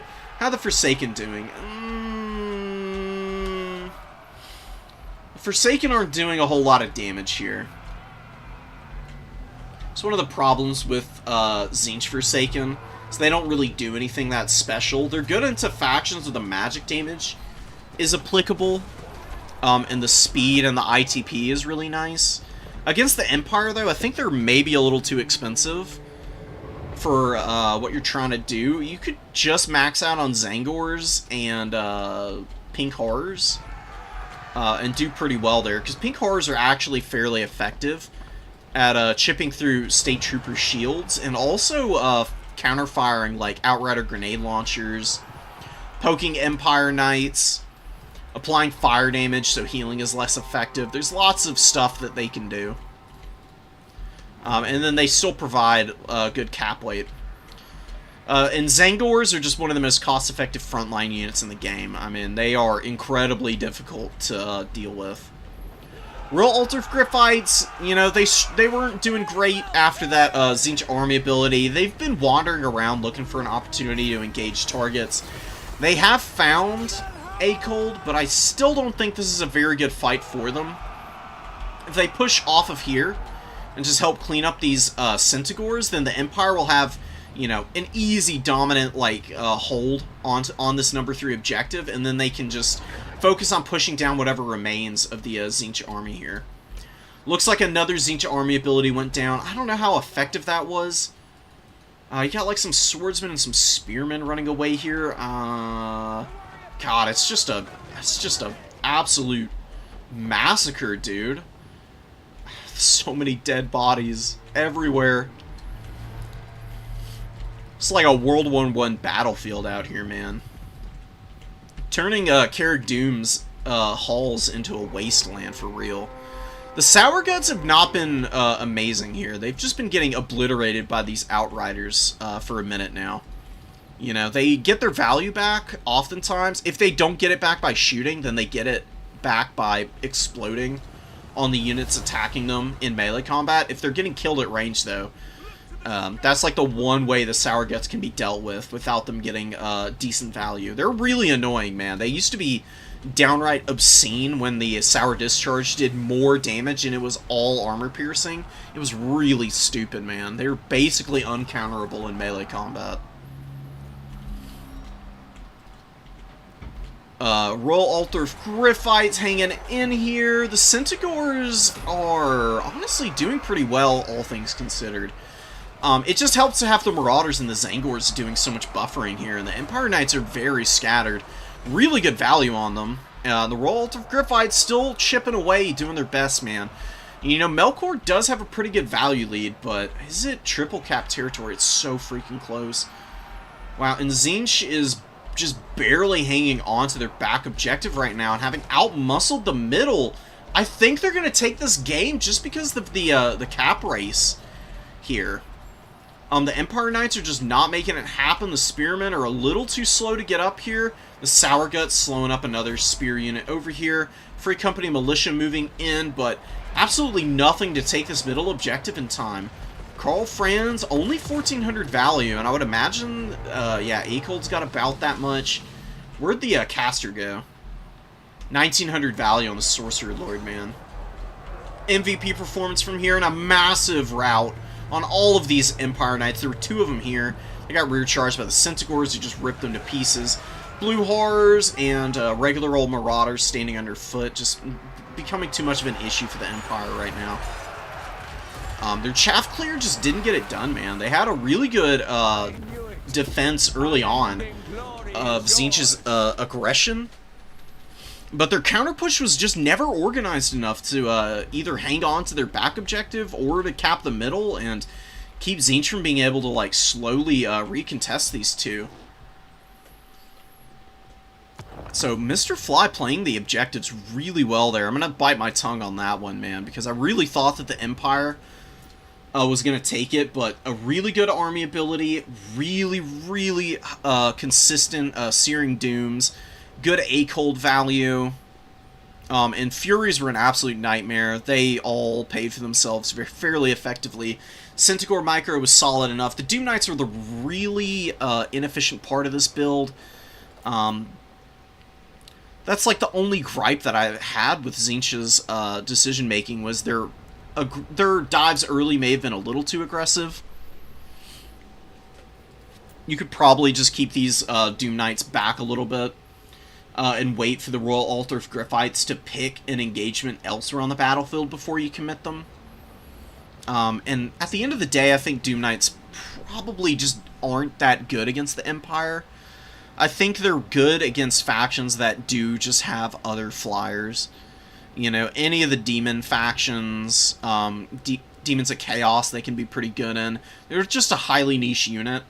I don't find them to be very effective against mortal factions, diving stuff like Huntsmen or Rangers for the Dowie, Glade Guard, stuff like that. It's a little bit too much for them to do.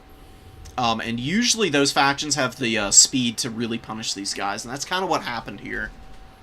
Good try from Melkor. Just probably needs a little bit more experience against Tzeentch, and we'll be able to come back and win this matchup the next time around, I'm sure. I'd cut the Outriders. You could probably just bring Pistoliers, who are a lot cheaper, and get probably more value out of them. The problem with Outriders is that when they move, they don't shoot, right? I mean, they can fire while moving, but they don't have 360 shooting, which Pistoliers do, and with Furies being out there on the field, these guys are going to spend more time running away, and if they get caught once, they're going to die. Pistoliers are, you know, they can run around and still poke at the Furies as those things are chasing them.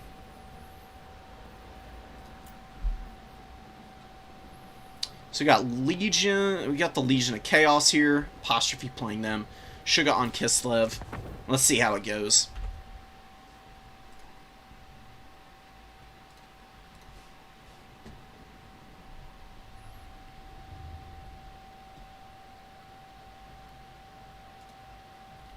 Chevrons on the Streltsy here. I don't really love Chevrons typically, especially if you've like focused them all on one unit. It works for artillery, but that's about it. If it's just on like infantry and short range stuff, it doesn't really benefit them that much. It just makes them harder to resummon. We'll see about it though. I mean, Streltsy can use the extra accuracy for sure. That is one of my minor gripes with them as a unit, is that they do tend to be a little inaccurate. And that Chevron could help them out, but the Noxbringer's probably going to hard focus those guys. That's at the very least what I would do if I were Apostrophe right now. It's by far the best target available to that thing. And with the Noxbringer's shots, you know, the Noxbringer can be a little inaccurate, but this Kossar line behind the Streltsy is packed in a little too tightly, so some of the stray shots from the Noxbringer might get some good collateral damage in there if they're aiming at them. First shot coming down onto the armored Kossars. Pretty big damage. Killing 10 models. The AoE doing some pretty respectable damage as well. Those AoEs for the Soul Grinders of Nurgle are honestly a little underrated, I think. I don't think people quite realize just how damaging they are. That is amazing. Like, perfectly bracketed without actually getting hit by any of those shots there. Yeah, Pink Horror's moving in. Gonna be very good at screening out the Horse Archers, truth be told. And the Exalted Plague Bearers can also do some pretty effective damage to them. But the Exalted, or the regular Pink Horrors, I should say, really want to focus their fire here. Just leave the Furies of Khorne to deal with the Akshinas, and use the pink horrors to keep the horse archers at bay. Akshina's getting dove by Furies, Khorne Furies, amazing unit, absolutely insane how much damage they do. They'll be able to take down the Akshinas pretty quickly. They're in the combat a little funky, a lot of them are like on the edge of the unit without actually being in contact. But the Akshinas pull back, and now the Furies are very well saturated in, and should be able to kill these guys as they're trying to pull back. Just finish them off there. You don't want to let them rally, I would say. Streltsy and the Kossars take pretty big damage from the Noxbringer on that shot. Starting to rack up some pretty decent value for himself. Zarina gets pushed back, and she is just on horseback. You know, throwing down Death Frost to try and kill the Noxbringer is gonna just not work out. It's gonna take ages. And I think actually she may have used it on the Herald, but the Herald's shields usually soaks up the majority of that damage. So, you know, Death Frost, as good as it is, maybe a little bit inefficient to be trying to use it on the Herald without popping his shield first. You should be able to do that as Kislev, though. You got so many archers and guns. Just get one good volley off and then use Death Frost to hit him. That way you're maximizing your damage on him. If you get two good Death Frosts like that, he'll be really close to crumbling from there. Furies chase off the Akshinas. Another Khorne Fury on top of the Horse Archers here, ripping them up. Suga definitely needs to get them active and is kind of getting out fought here at range, man. The Armored Kossar unit here is basically on death's bed after getting hit by the Noxbringer a couple of times. Streltsy, same deal. These Kossars also pretty beat up, and the focus fire has been really good. You know, it was a little haphazard earlier, firing at the Horse Archers, but now both of them are shooting in against this Kossar unit.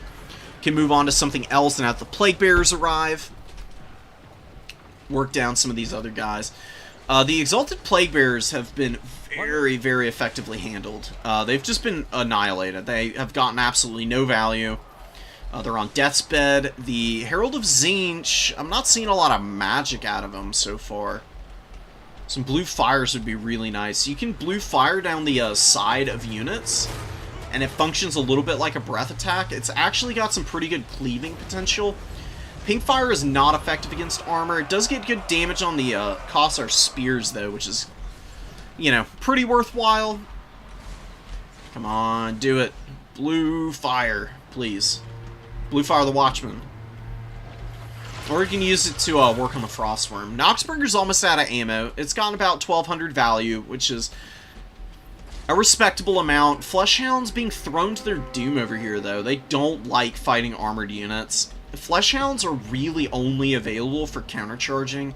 If you use them to try and push into your opponent's backlines, oftentimes what happens is they just downtrade horrendously. One of your units has been destroyed. Still a value lead for Apostrophe, but the Pink Horrors do get cleaned up by the Winged Lancers and the Frostworm here. They were doing really well earlier, but they didn't quite get their value back. Kislev with a big push onto the number 3 objective over here. Continuing to work down a lot of the Kislevite units, but they're still alive, right? I mean, they've got a decent amount of ammo and models left on some of these units. They should be able to reinforce or hold on to the number 2 and just overwhelm onto this number 3 objective, because the Pink Horrors are being very cautious over here. Only about 300 value and 200 on the other. Decent amount of ammo left on them. 8 volleys here, 15 on the other unit.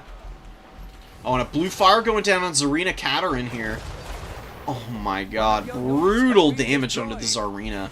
It's about 900 HP right off of her there. I think against the Demons of Chaos, Zarina is a good option, but I would probably put her on the Frostworm and make sure to have a Patriarch. That way you're not spending the extra money on that thing. She's also got the Crystal Cloak, which is pretty good. Just running around and using Ice Maiden's Kiss to hammer down the lightly armored demons and getting the 20% ward save that the Crystal Cloak provides and making it much harder to sniper with blue fire, I think is super worth it, because that was just brutal, man. Herald of Tzeentch with a big win for the Demons. They've got about 3,000 gold up on Kislev now. The Angels of Decay have been pretty solid too. They've done some pretty big damage to this poor old Frostworm. The Winged Lancers are getting dragged down now. Things in the Woods moving up. You know, the Mordheim Beowulfs, very powerful unit. They mitigate any and all healing on the units that they're fighting. Exalted Plague Bearers standing in here toe-to-toe with the Noxbringer. Very good protection for them.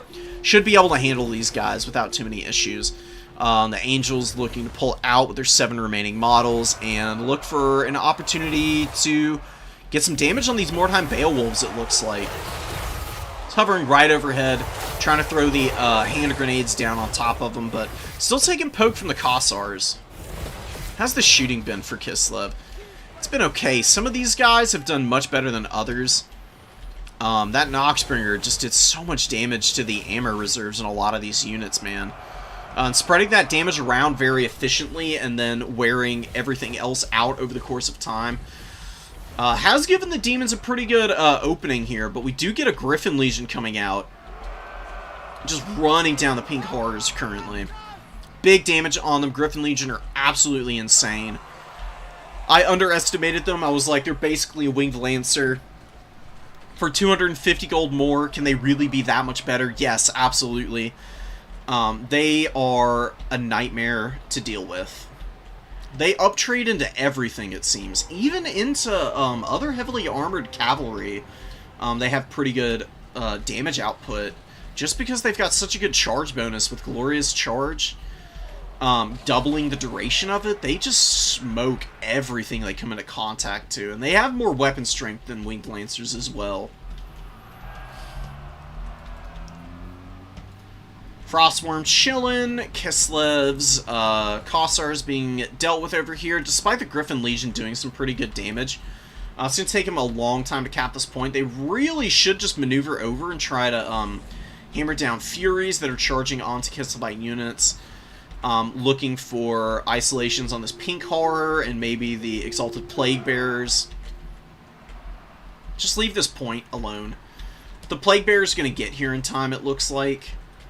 Kislev's going to feel real bad about having spent all this time hanging out without actually capping that objective. Because the Noxbringer is just terror-routing everything right now because the Kislevite army is just so beat up, man. They got like nothing on the field with a decent amount of HP other than this Kislevite warrior and this one Kossar.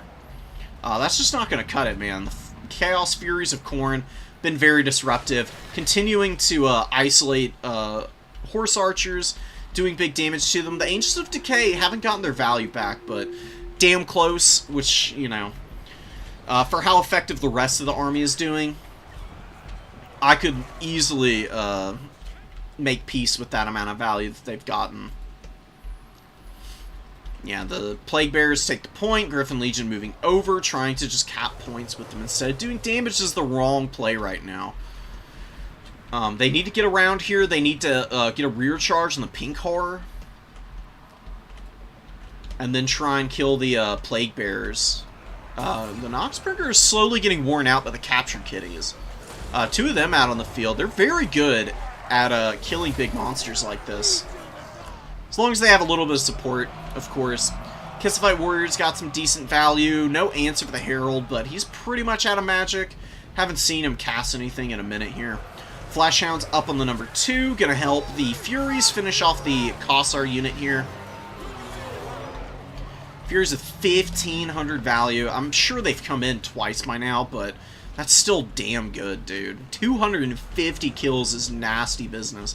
Yeah, look at the Griffin Legion. One good charge on the Pink Horrors, and they just took them down, man. Pull them back, get one more cycle charge, hammer the Exalteds to clear the capture kitties, and I think Kislev could be in business. They've evened up the value pretty nicely here. The Furies are doing their best to shut down the Streltsy here. You got 600 gold. What can you do here? You could summon out Dervish or something if you got him and rear charge the Furies on the Streltsy. Come on, Sugar. Get it. Taking a little long to get the charge in here with the Griffin Legion. They have to get this now. Then clear these units. They could also kill the Fleshhounds here, too. You do lose the number 2.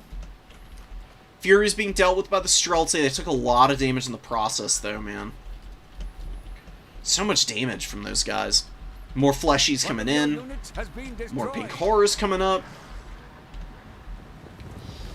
And the Captain come in. And the Griffin Legion going to be spending a lot of time charging down the Plague Bearers. At least they're doing something. Going to end up with like 2,000 value if they just keep cycle charging stuff. I think a couple more Griffin Legion would have been really all this Kislevites army needs.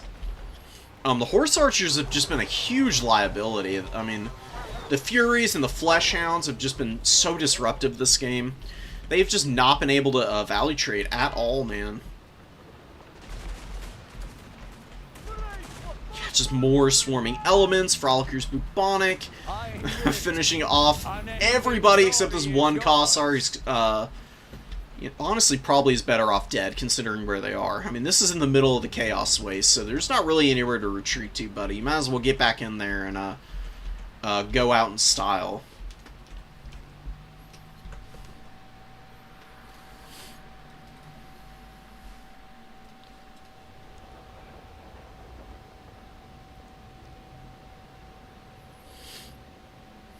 Pretty solid value across the board on the Demons of Chaos units. One of the Exalted Plague Bears didn't do that well, but another came out twice and got some pretty respectable value. The Furies were the big carry piece. They just did so much work. All you need is 2 Furies for real. I mean, they just come in over and over again. Clear through so many lightly armored tools for so many factions. I think the Frostworm, again, was a little bit of an overinvestment. I like the Golden Knight here. She could work. Just a little bit wider in the reinforcement pool. And I think you'll do a little bit better. And Winged Lancers, I've really fallen out of favor with. They're not bad. The Griffin Legion, like I said, though, just massively outclass them. In terms of ease of use and damage potential.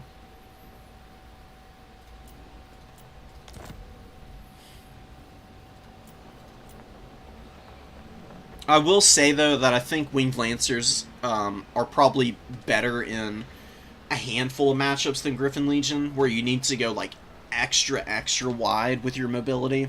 Like, against Beastmen, I think Winged Lancers might be a little bit more efficient. But, you know, that's pretty few and far between. Most of the time, you just want the Griffin Legion. So, Karathir versus JM Force, and Karathir had 3 games against the Vampire Counts this tournament, he was saying. So, we're going to see how he was able to deal with the others. Because it was only in the finals that Karathir ended up losing to the Vampire Counts. JM Force is bringing in Heinrich Kemmler, who is really strong. Don't get me wrong, his heal potential is kind of insane with the Chaos Tombblade. He is pretty vulnerable to shooting and powerful combat characters, though. Upon generation, I have delivered only triumph. Oh, he's not done. He's not done. Oh, he is done. I don't know. Dude, Zhao Ming has the weirdest speeches.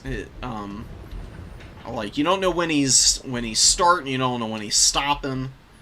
He's just all over the place. I guess it's fitting for, you know, like a mercury poisoned alchemist archetype kind of character. You know, dude's probably a little batty after all of the weird alchemical experiments he's been working on. Black Knights and Blood Knights on the starting army is certainly an interesting choice against Cathay. Had some Graveguard Halberds coming in. I don't know why people have really fallen out of favor with Graveguard Great Weapons. But I swear by the Graveguard Great Weapons against factions like Grand Cathay. They do a lot of damage to the front line. Like, Jade Warriors just get absolutely owned by the AP Infantry variant of the Graveguard. Especially if you've got the Unholy Lodestone and some heals, maybe like a Van Hells on occasion to get them going. Got a lot of corpse carts and passive healing coming in here. If you bring Heinrich Kemmler, I am a firm believer that you don't need 2 other Unholy Lodestones. Just because of, you know, I mean, he's basically a corpse cart on his own, right? He has to be in melee to get the heal, but he also does raise melee attack, which is pretty powerful. Beautiful Dragon Breath there. We got this is where the mastery of the elemental winds comes into play. Dragon Breath is getting 145% spell intensity. So what that means is that when it's, you know, upgraded, it's doing 60 damage because it's doubling the values.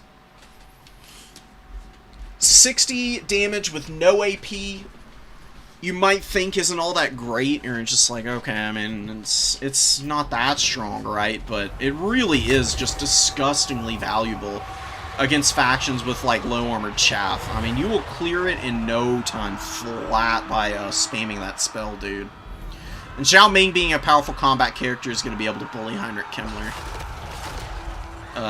Misses there. Good job, buddy. Keep it going. I don't know what he's doing. Come on. Zhao Ming, please. Do your job, dude. Gets a really good blow in there. Skeleton Spear's looking to buffer a little bit. Heinrich Kemmler needs to get the hell out of here. Drop Krell and just run. Oh, there's Krell. I love Krell. He's such a cool character. It'd be really nice, though, if he were, you know, a little bit more powerful. He can do some respectable damage, but he just gets knocked over so much. I'm a firm believer that there's some foot characters that should be, you know, like relentless, basically, where they just never, ever get staggered. Because otherwise, they just end up lying on the ground for half the time, and being a summon, it's out here for a limited period, man. Like, God, give him a break. Look how he's on the ground again. What are you doing? Quit lying down to the job, bro. He actually got a swing in that time. You can see he does decent damage when he actually hits. Problem is he's not doing it consistently enough, and the flank fight's not going too well here. The Black Knights are in retreat. The Blood Knights are doing I don't even know what back here. This is the wrong area to be focusing the cavalry right now. They really should be on the other side, getting cycle charges onto the other Cathay forces. A lot of the chaff has died. Wind blasts have just been super persistent, also clearing out very effectively thanks to the buff to damage that it's getting right now. Onyx Crowmen don't really want to fight Graveguard, but just to occupy them, not the worst thing in the world. And get some Jade Warrior support from the crossbows here to help wear those guys out, or maybe just standing in and fighting toe-to-toe isn't a bad option either. Empress Crowmen fly overhead, start dropping the grenades, and they're doing big damage to the poor Sternsman right now. The Graveguard Halberd's also not doing too hot. And Heinrich Kemmler's providing the heals, but it's just not enough to outlast all of this damage that's coming in, dude. 0.25 per tick is absolutely nasty work.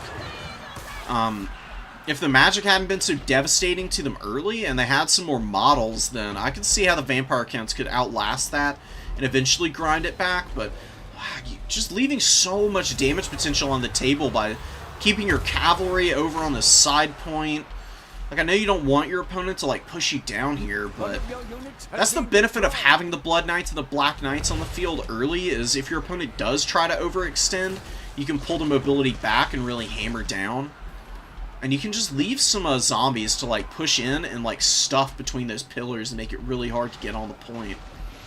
Finally pushing around the flank, but I think it's a little too late now. Cathay has just gotten so much value out of their front line. Celestial Dragon Guard here have just been absolutely untouchable. You know, they're down to about half health, but they've just been racking up the kill totals.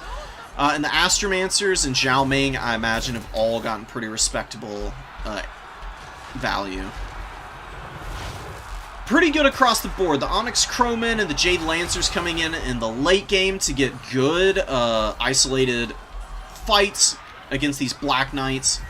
We're going to get torn apart. Dire Pack being isolated as well. Onyx Crowmen very good at killing lightly armored Hound type units, man. Big uptrade for them, honestly.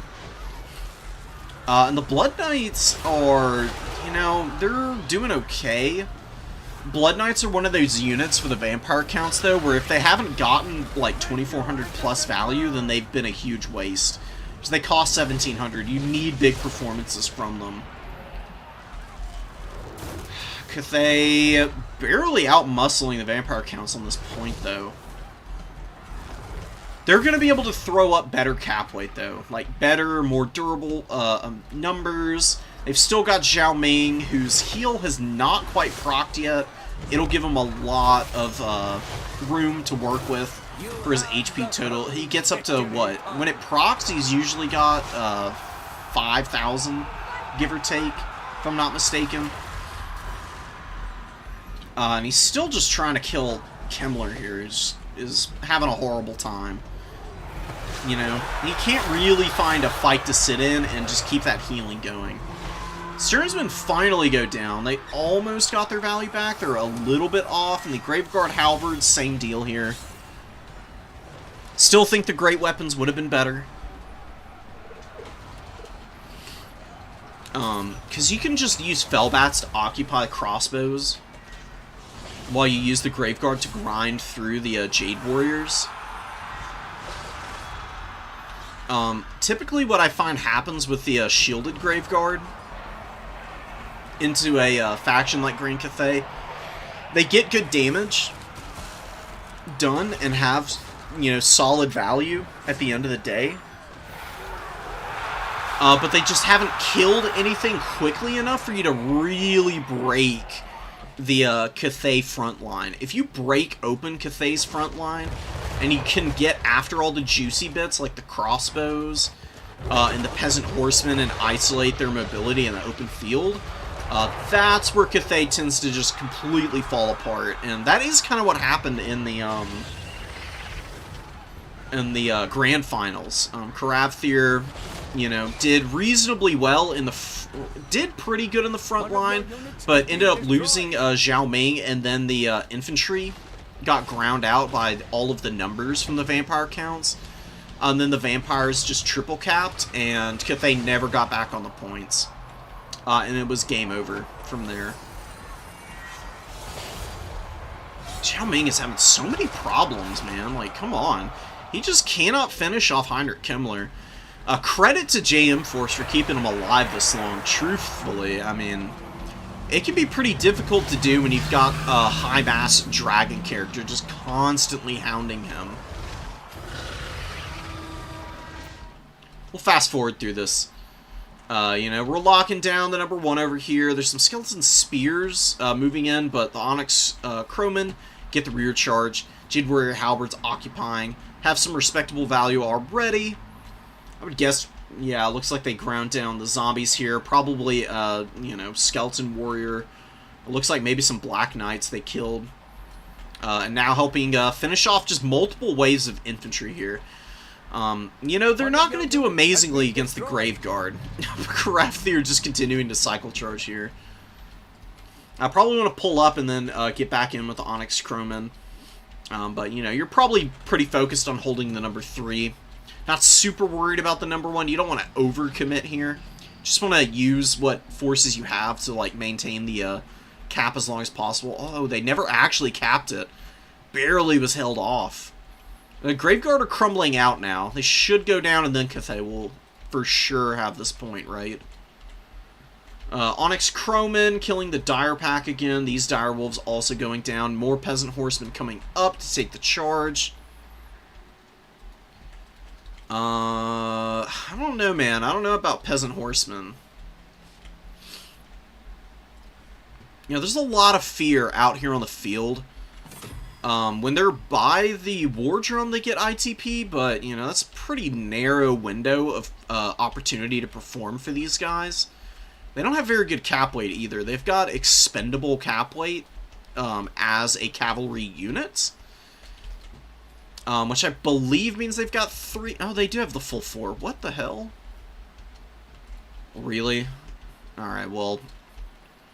I don't know why they've got the expendable tooltip then. But they've got... That's why they're here then, for cap weight. Pure and simple. Just to be able to sneak points away from people, I guess. Yeah, Cathay still has a stranglehold. You know, Kembler died. The Necromancer's still around. How the hell has the Necromancer gotten 500 value? What has he been doing? Has he actually been killing stuff from the corpse cart? It's kind of wild. I've never actually seen a Necromancer, like, get close to paying for himself. I mean, those guys cost about 900 gold. If putting a Necromancer on the corpse cart means that he can actually kill stuff in combat, that's pretty interesting to play around with. Dire Pack back in here again, just continuing to try and take points, but Cathay's just got a stranglehold on him. That is going to be game there. Vampire counts, just don't have the armor, piercing damage to get through everything. The Cryptors, you probably just want to focus on summoning them out exclusively. And I don't think you need another Blood Knight in reserve. I think that's a little bit of overkill. Get rid of these guys and get some Vargeist instead. I know Vargeist can be a little vulnerable to Crowmen, but having 2 of them in reserve, you can still utilize them in flank fights and just to like rear charge enemy infantry on the objectives and scrap against Zhao Ming a little bit.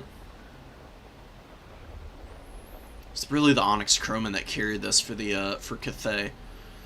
Flying DPS units right now are really overrepresented in the meta, but if you know how to kill them, they can be a huge point sink for your opponent. It's just that, you know, the vampire counts didn't really have a way to punish them was the issue. They were allowed free reign to pick and choose fights, and that's just not something that you can afford.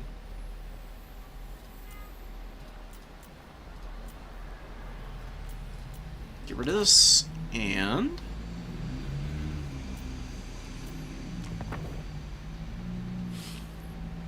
we got some greenskins versus down. Wait, did we see this one from the other day? I think. Oh, we did, didn't we? I don't actually remember how this plays out, so we'll rewatch this. I'm pretty sure that the greenskins end up beating the Dowie here.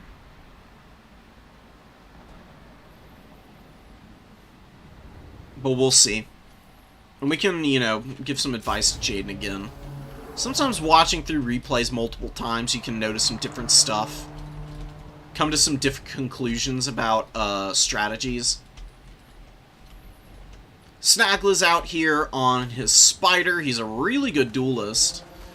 And he's got some cool stuff, man. I mean, I don't think you ever really need Slippery on characters. I don't see it being effective too often. It's a limited duration. Extra speed's nice, I guess, if you really need to disengage. But really it's just the hatchlings and spiderweb attack that you really want to use here. Flame Cannon pushing forward, going to be really annoying against the lightly armored units that the greenskins have. Just does so much damage, man. Very powerful artillery pieces. Big investment, though, for the Dowie to have to defend. So Lazuka's really going to be going for value trade type of style. When you commit to this much artillery, you don't really have any other options.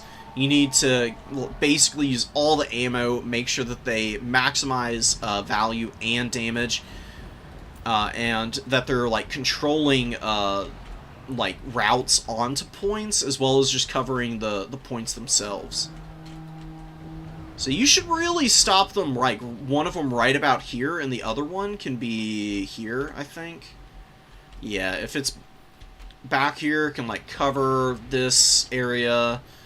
Also covers the objective pretty securely.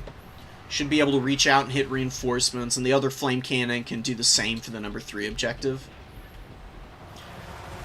Getting a little friendly fire here against the miners, actually, but getting some good damage on Grom now.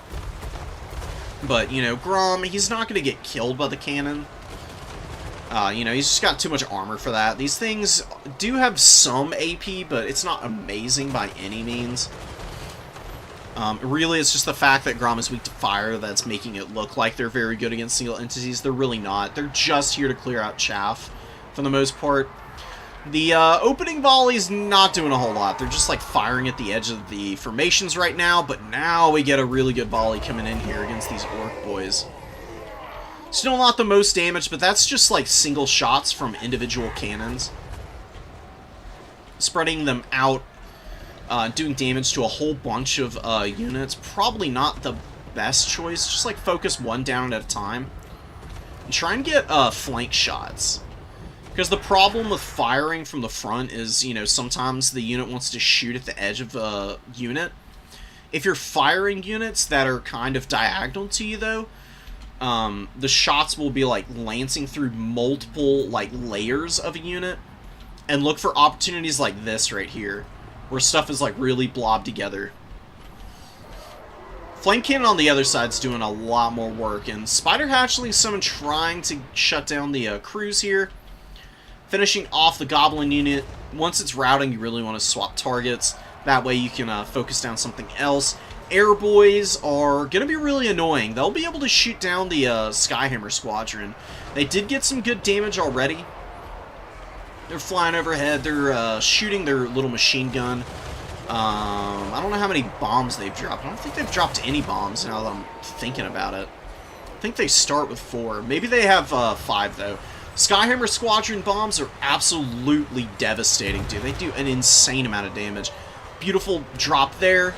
Big damage on the Air Boys and the Orc Boys. Moving over the others here. Oh, and finding a perfect target. A bunch of blobbed up Orc Boys there would be ideal.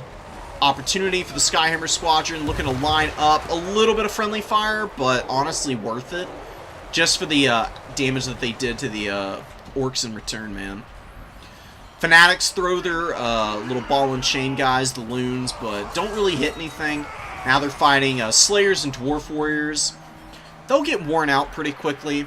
Other Fanatic is retreating. Looks like their loons might have done a little bit more damage. Yeah, they did use, each of them did use their loons already. Skyhammer Squadron flying around. Getting poked by the Air Boys, but nothing too serious going on. But the Greenskins do have the number 1 objective. They have shut down the flame cannons. If you have been wondering why they aren't firing, Grom got back here. The other one's occupied by the Hatchling Summon. Snagla, just dropping the summons alone has been worth it, man. They've been very disruptive. Squig Hoppers helped out Grom. And now the character's looking to maneuver away, do some damage on the flanks, and look for another opportunity to finish off this last crew that's hanging on by the skin of their teeth right now. 22 of the crew left, down to about half their HP. Just not a lot of value on the flame cannons, man. You have to protect them and make sure they don't get shut down. Just a lot of their ammo. Just were not impactful enough, unfortunately. Skyhammers have done really well, though. They've got about 1,500 value. Dowie holding on to the number 3, but Rugloods come up, and they're shooting at the Slayers. Oh, this other Orc boy is doing the majority of the damage right now. Rugloods looking to get in. Shooting the Grumbling Guard wouldn't be a bad choice for both of these archers right now. I mean, the Slayers and the Dwarf Warriors could do some damage, but Rugloods are really heavily armored, and they actually have respectable melee stats, making them pretty tricky to handle. And they do start to open up the Grumbling Guard, who are actually a pretty intimidating unit. They can do some pretty respectable damage. And they have this ability, the Old Grumblers, that lowers, or I guess raises vigor on all of your units. Lowers their state of tiredness. It's not quite perfect vigor when they're around, but it's enough that it keeps your units at peak efficiency for much longer, which can make all the difference for winning melee fights. And that's something that the Dowie are typically pretty bad at, so having a little bit of a leg up is cool. Pretty worthwhile in my book. Bugman's Rangers get summoned out of the Vanguard. They got a little bit of value, but just getting focus fired by Air Boys now. They're a good, like, unit for what they cost. They can oftentimes get their value back pretty quickly, but when they're just being, like, dunked on, there's this much focus fire going down on these guys, they do tend to fold up a little bit. This is just a standard ranger, so they don't have the heal. These guys do have the liquid fortification, though. So they're a little bit tankier than their cheaper counterpart. Hatchling summon, really well used to block up the Slayers. Grom coming in here, needs to be pretty careful, though. He does have good mass, so he does get a pretty good charge off. He just needs to pull through, run over the Rangers, and then maybe pull back for a little while to regenerate. You know, he's got quite a bit of room left on the heal cap, but it will run out if he's just getting ground down by Slayers. Pulls out, good micro from Jaden. Has a decent value lead here, brings out some pump wagons. Did shoot down the Grumbling Guard, it looks like. Oh, man. Yeah, ouch. 12 value on 1,000 gold Longbeard units. Brutal. And the Dowie have just been out-traded at range, man. That is not something that's going to happen on a regular basis, but that's really been the strong point of this Greenskin army. You know, a lot of the Air Boys have up-traded. Some of them haven't. But the vast majority of them have at least gotten respectable enough value, with Grom running around and having killed the Flame Cannons and then the Squig Hoppers and other Orc Boy units coming in and getting some respectable trades. They've been able to flip the caps here. They've got the triple going. And the Dowie, being as slow as they are just not going to be able to get back up on the points anytime soon. The Slayers have been a big point sink as well. You know, I really hate to call Slayers a bad unit, but they just really are not that good. Especially if you bring, like, 4 of them. You're way overinvested into these guys for as many weaknesses as they have.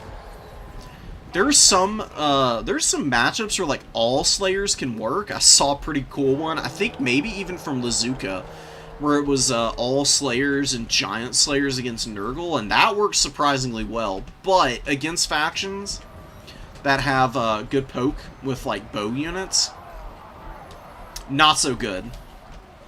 And that's where they're going to really struggle.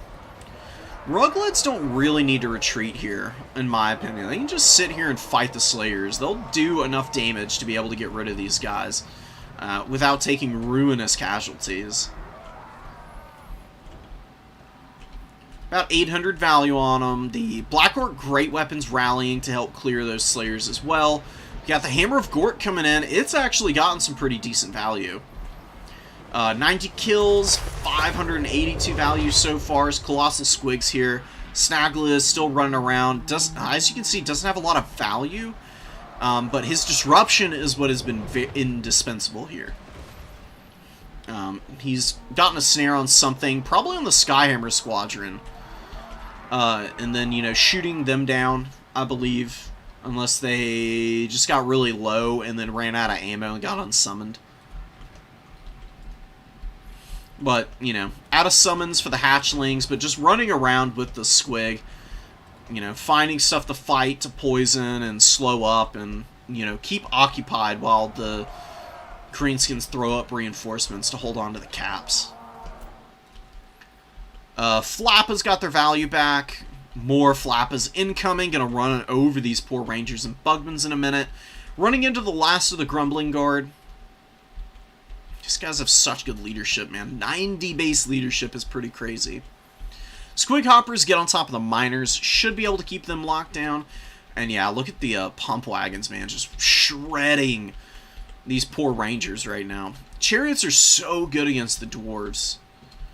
If you're playing the Dowie, you need to have slows to handle like pump wagons, chariots of any type, like razor gores.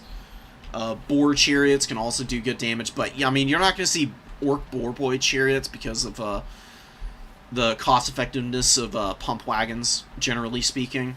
It is a possibility, though. I knew it. That's going to be game. Ice Wolf chariots for Norska can also be really dangerous.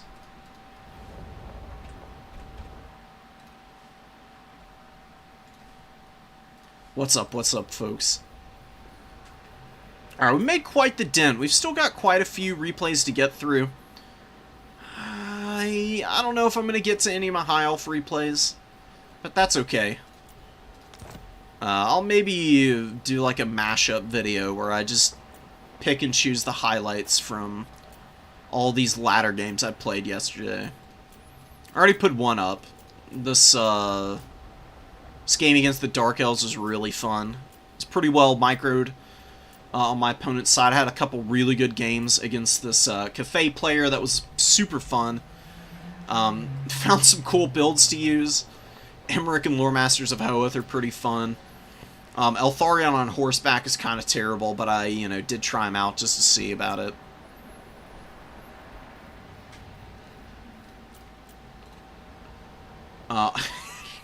This is one of the mirror matches of all time right here. We got Alariel. She's got Star of Avalorn, Earthblood, and Tempest. What else did she have? Did she have any of her other items or abilities? I didn't really get a chance to see, but, just having Lothern, or Lore Masters... What the hell are these guys? Sword Masters of Hoeth, my god. Lore Master of Hoeth is the single entity variant. These guys are the Sword Masters of Hoeth. Very different. Totally different guys. Treachery is a noxious weed. They do look cool, though. We'll see how they do. They will be able to grind through the front line of Pop Flux pretty quickly. Archers, though, could poke them down pretty bad. Just gonna have to see, man. I mean, this is a small army. Yeah, Boon of Isha, Shieldstone... Foz Protection as well. Interesting. So I'm going to be trying to raise the armor of the Sword Masters on the way in, maybe. Giving them some more melee defense isn't awful either. How long does it last? 22 seconds is nothing, though. Good grief. One day they'll buff spells. I'll just give them, like, double duration, and almost all of them will be good.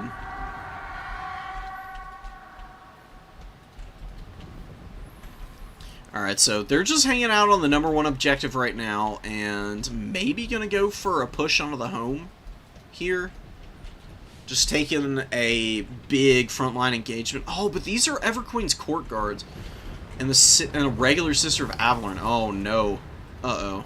Oh my god, these Sword Masters are gonna get wrecked. Not even to mention the Phoenix Guard, whose physical resistance isn't even gonna matter against all these archers.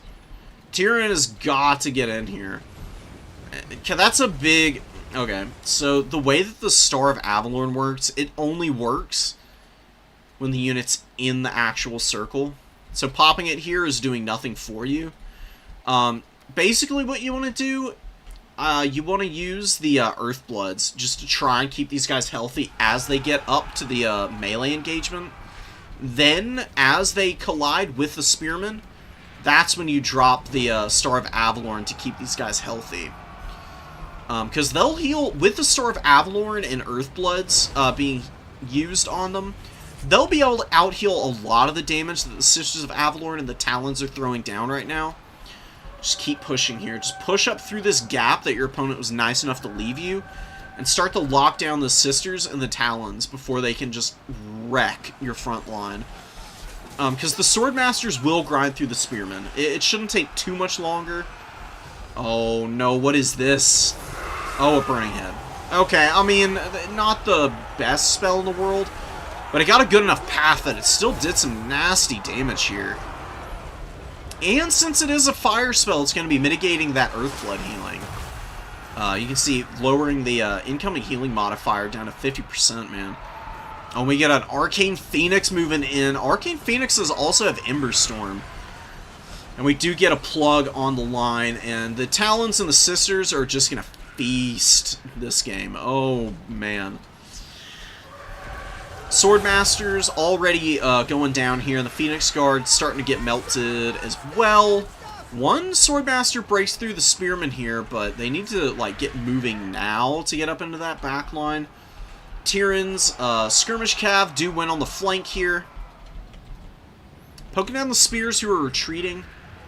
Popflux is positioning pretty nice though with the Spear unit. Yeah, they're like getting shot in the back a little bit, but they're contracting the line of engagement, screening off right here so that the Illyrian Reavers have to maneuver closer to any of the other frontline units that Popflux has left. Another Burning Head going down. Again, not the most damage in the world, but, you know, mitigating any healing. Lowering the leadership. You get a cool bounce off the wall.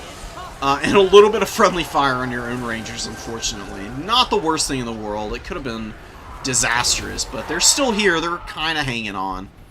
The Arcane Phoenix should get up in the air.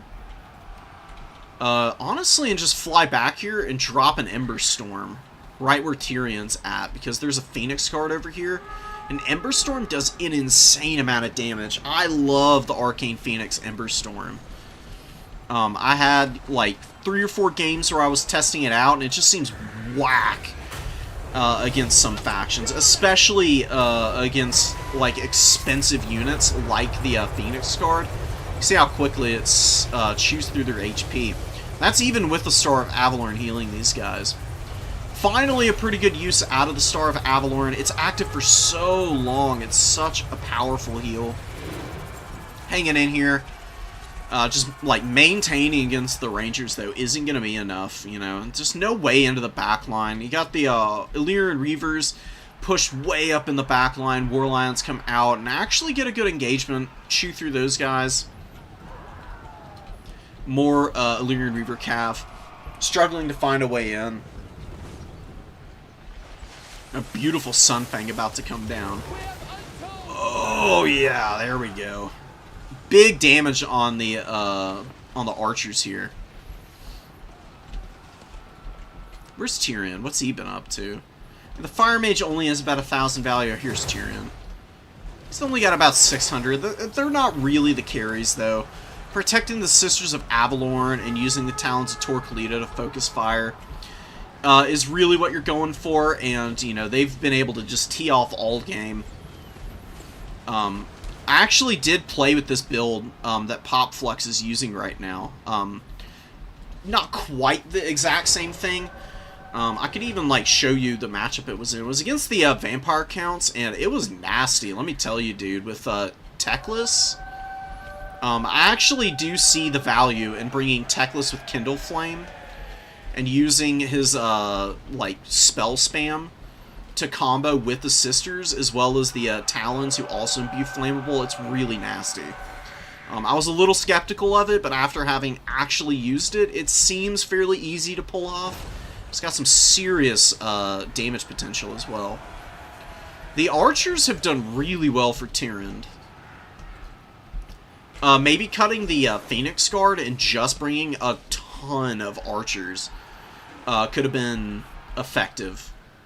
Because Archers do outtrade Sisters of Avalorn at range, believe it or not. They just do more damage with more numbers. You know, Sisters are very lightly armored. They've only got 40, so they get absolutely ruined by their cheaper variants on the exact same roster. But they are able to push them back here, fortunately. There's just, you know, Popflux is a little bit too much of a lead here. Has, you know, better units out on the field. Higher quality across the board.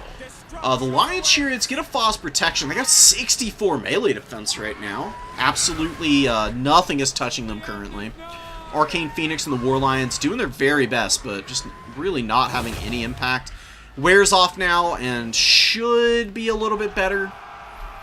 for these two units. Fireborn coming up. Popflux doing great here. Silverhelms finally break through, but like all the ammo has been used now. Honestly, just stand your ground. The unit is not getting away. Just keep them in there. The Sisters of Avalorn, they've got decent melee defense. In a long fight against Silverhelms, they can grind out some value and defend themselves fairly capably. If you're running away, you're just leaving them open to just get hit by an even harder charge from the cavalry since they've got their back turned. You know, they lose a bunch of leadership and take damage and don't fight back nearly as well. Fireborn push up into the back, killing the last, like, 6 Swordmasters of Hoeth. So this is a thing you have to be very... This is one of the big things about playing High Elves. Something that I came to, like, really recognize as being one of the big reasons why they're weak in Domination mode. Their units having such high leadership means that oftentimes they rally with, like, 6 models, and they're just, like, in the weirdest spaces imaginable. You have to check your unit bar at the bottom for units that are really low on HP that need to be unsummoned. Otherwise, you'll get into positions where you don't have anything to summon out, even though you've got supplies. And that can be pretty bad.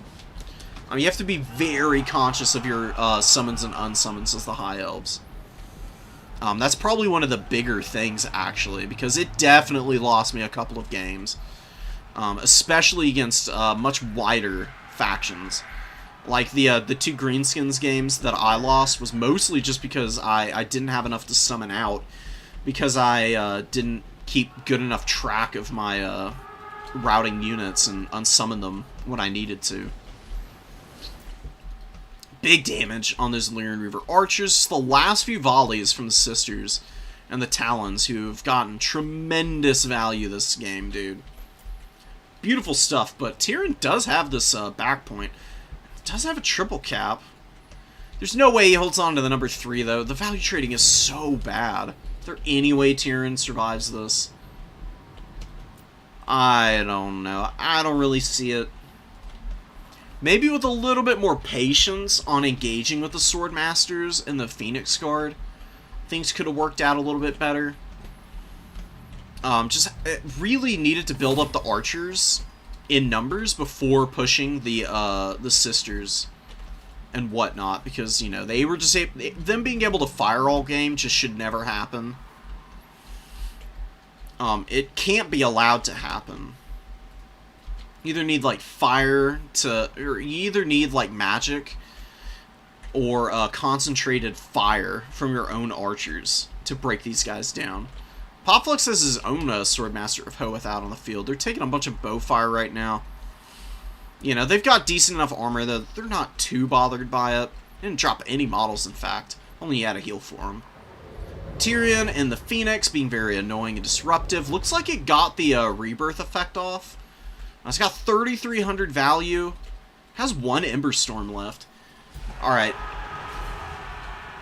Come on, Popflux. Get up in the air. Go fly over the top. Drop that Ember Storm, dude. This is the time to shine. Do it. Come on, come on. He's gonna do it. I can feel it. I can sense it. Yes! Oh, it's gonna wreck these poor Silverhelms. It does a little bit of friendly fire to the Illyrian Reavers, but definitely worth it, all things considered, man. You do need to be a little careful with the Ember Storms, as you can see. There is some friendly fire potential there. It's, you know, it's still incredibly powerful regardless. Almost always worth it on, like, expensive units. And if you're trying to, like, take points, you can get some good damage, and then you land with the Phoenix. And the terror routes make big problems for your opponent. I've really liked the Phoenix play from Popflux this game. It's been used very well. Almost expertly, I would say. Fireborn got some respectable value. Swordmasters of Hoeth on this point, fighting Phoenix Guard is nice. It is getting out-muscled a little bit. Popflux is being very cautious to, like, go up here and take these points, but, you know, it does have the ticket lead anyways. It's not really in any danger of losing this game at this stage, I guess. You know, you don't want to leave too many units unoccupied and not really doing anything in late game scenarios, so just like good practice to like maneuver them into positions where your opponent could theoretically cap the points. Unending glory is yours. You know, like playing from a position of strength like this is your time to like really lock in and practice your positioning to like beat back any counterattacks that your opponent throws out, because what you want to do is just like focus on maintaining caps without overstretching yourself and like try and figure out when and where you can be extra aggressive versus not. Popflux did a really good job of balancing the aggression. Just playing really patiently won the day there. And Tira did a great job of scrapping back. That opening engagement was super rough, man. I mean, none of the opening army got their value back. And Alarielle is just not a good combat character, so you really bring her for the heals, and that's about it. She just does not contribute elsewise. Which is kind of why I don't think she's very good, unfortunately. I would rather have an Archmage in the air on a Sun Dragon than a L'Oreal. I've tried a L'Oreal out so many times. I just cannot find a matchup where she's good. I've got some games in here against Nurgle where I was trying to use her, and she's pretty much the reason that I lost all of these Nurgle games, because she just can't do it, man. She just does not have enough impact, and the healing is amazing, but I think you can get almost as much healing out of the Archmage while having a better combat character who can drop breath attacks and be a little more high impact with like terror routes and stuff.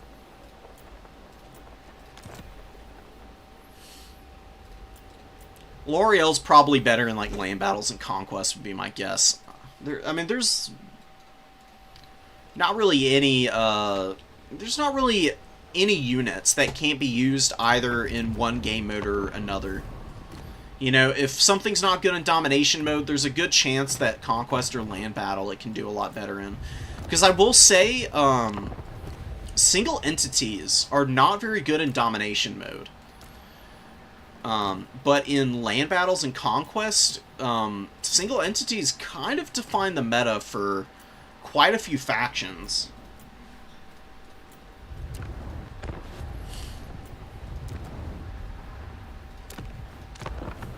Alright.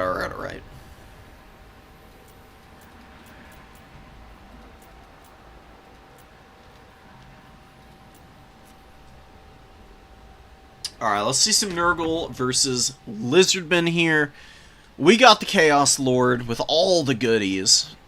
Icon, Father of Blades, Rot or Die for the melee reflection, which is honestly really strong for Nurgle. It's pretty underrated. Like, Curse of the Leper is an underrated spell, and Rot or Die, very underrated ability, just for what it can actually do for you as Nurgle. Greater and greater plagues! Nurgle watches, so make our father proud! Yeah, let's go. I love the Chaos Lord. He's really cool. Very cool design, insanely tanky. And a silver shield and 100 armor. Nothing is touching him if he's just like rushing up into a headlong fight, man. Solar Engine, Ancient Salamander, Fire Priest. That's a lot of... I mean, Fire Magic can be really good against Nurgle. If they go with an armored push, though, it's going to be a lot less effective. Have a victory point. Keep. Is this really the best option against Nurgle? I'm a little skeptical, just because Nurgle has so many good combat characters. They can really bully a Slan. Ripper Dactyl coming up, lots of Saurus just trundling forward. Demonicus does need to push these guys forward. He wants to take some ground with them. Nurgle's got a lot more cap weight coming up to the point. I mean, maybe the idea is to just keep them back here and control the number 1 objective and then value trade on the middle. I guess that's the goal. I'm a little bit confused as to what the game plan really is here. We just need to watch and let it develop. I'm getting a little too antsy. Frolickers Bubonic on the number 3. Nurgle gonna cap the number 2 here. I would leave the Skink Skirmishers with their tippy toes touching the line here. That way the cap weight gets slowed a little bit. And get a little bit more of a ticket lead. Skink Skirmishers shooting at the Furies. Gotta be real careful with these Ripperdactyls, man. But, you know, Broccoli is being very patient. No, don't overextend here. Ripperdactyls don't beat Furies. 2 Furies actually kills a Ripperdactyl without too many issues. In a one-on-one, a Ripper can, you know, beat a single Fury, but they do take a lot of damage. 2 Furies is definitely way too much for Ripperdactyls, man. Oh, there's another Ripperdactyl coming in, though. Maybe they can get the fight flipped there. Kaza gets trapped up in the Saurus Spears. Nurglings could go in and maybe peel for him, and yeah, really nice rear charge. Oh, but a really great Curse of the Leper going down. Oh, that's going to do so much damage to the Ripperdactyls now. Not as much as I was imagining, but it did a decent amount, I guess. Furies do crumble out because of the demonic instability. Skink Skirmishers pushed way back. Saurus being left to their own devices now, and Forsaken getting a pretty thorough surround off on the Saurus Warriors with shields. Ripperdactyls could land in here and help peel for them, though. Well, it does look like they're going after the Marauders first. Oh, and a really good response from Broccoli, moving the one Forsaken over to actually get on the rear of the Ripperdactyls. Might be able to break their leadership here real quick. You know, they got 9 models left. They don't have a lot of HP, and they will be running in a moment here, I think. Oh, their leadership stabilizes, looking very steady now. But the powerful Nurgle Goon Squad moving over. Kazakh and the Chaos Lord chewing through the poor Ripperdactyls right now. Good Burning Head does roast down some Marauders. Maybe just not enough, though. I'm still not sold on it. Nurgle can bring a lot of chaff. I did say that it can be really good against them. But they, you know, if they go for an armor rush and then Burning Head is just not doing any damage to their front line, you're in a lot of trouble. So having a Flame Storm or something could also be really good. There is a banishment here. One of them has been used already. What the hell did he get used on? Must have not done anything. This would be a much better banishment. It's like perfect for banishment. There's 2 infantry units blobbed up on top of one another. They were really condensed for a good while there. And banishment does a pretty good job of like disrupting the movement of infantry. Red-Crested Skinks rush in, and they will do a reasonable amount of damage to the Forsaken. But Forsaken are honestly pretty okay against Red-Crested Skinks, just because they do a lot of damage with their high weapon strength. And they've got, you know, respectable melee attack, even as they tire out. There we go. The Frenzy reactivated there, because their leadership is really bad right now. I guess just because they've taken so much damage. Oh, and they are getting shot by the Skinks on the flank there, so... you know, not hanging in quite as well as they should, in my opinion, but they've almost paid for themselves. Ancients of Decay roaming around, looking to help out on the flank here. Furies also assisting. 1,000 value on these Furies. Really nice stuff. Nurglings just scrapping against the cohort of Sotek and the Saurus Warriors. Both of these units going to get melted by the Plague Drones, but the Plague Drones won't get a ton of value firing in here. Plague Drones are much better at shooting at big single entities. That's really where most of their value comes from. Very even game. Demonicus has done a really good job of rallying the forces and did lose a lot of infantry. You know, a lot of cap weight, but has done almost as much damage in return to Nurgle. It's really just the single entities for Nurgle that are looking healthy and well. Everything else is pretty depleted, all things considered. Demon's Mew moving up, looking to kill the cohort of Sotek here. They're going to get a little bit more value out of their, remaining life here. Being unbreakable, you should definitely pop Refuse to Die as much as possible on these guys. Is a little difficult to hit it on cooldown sometimes. But it is a very powerful ability if you're able to utilize it, since they'll stay in combat as long as possible, since they never rout.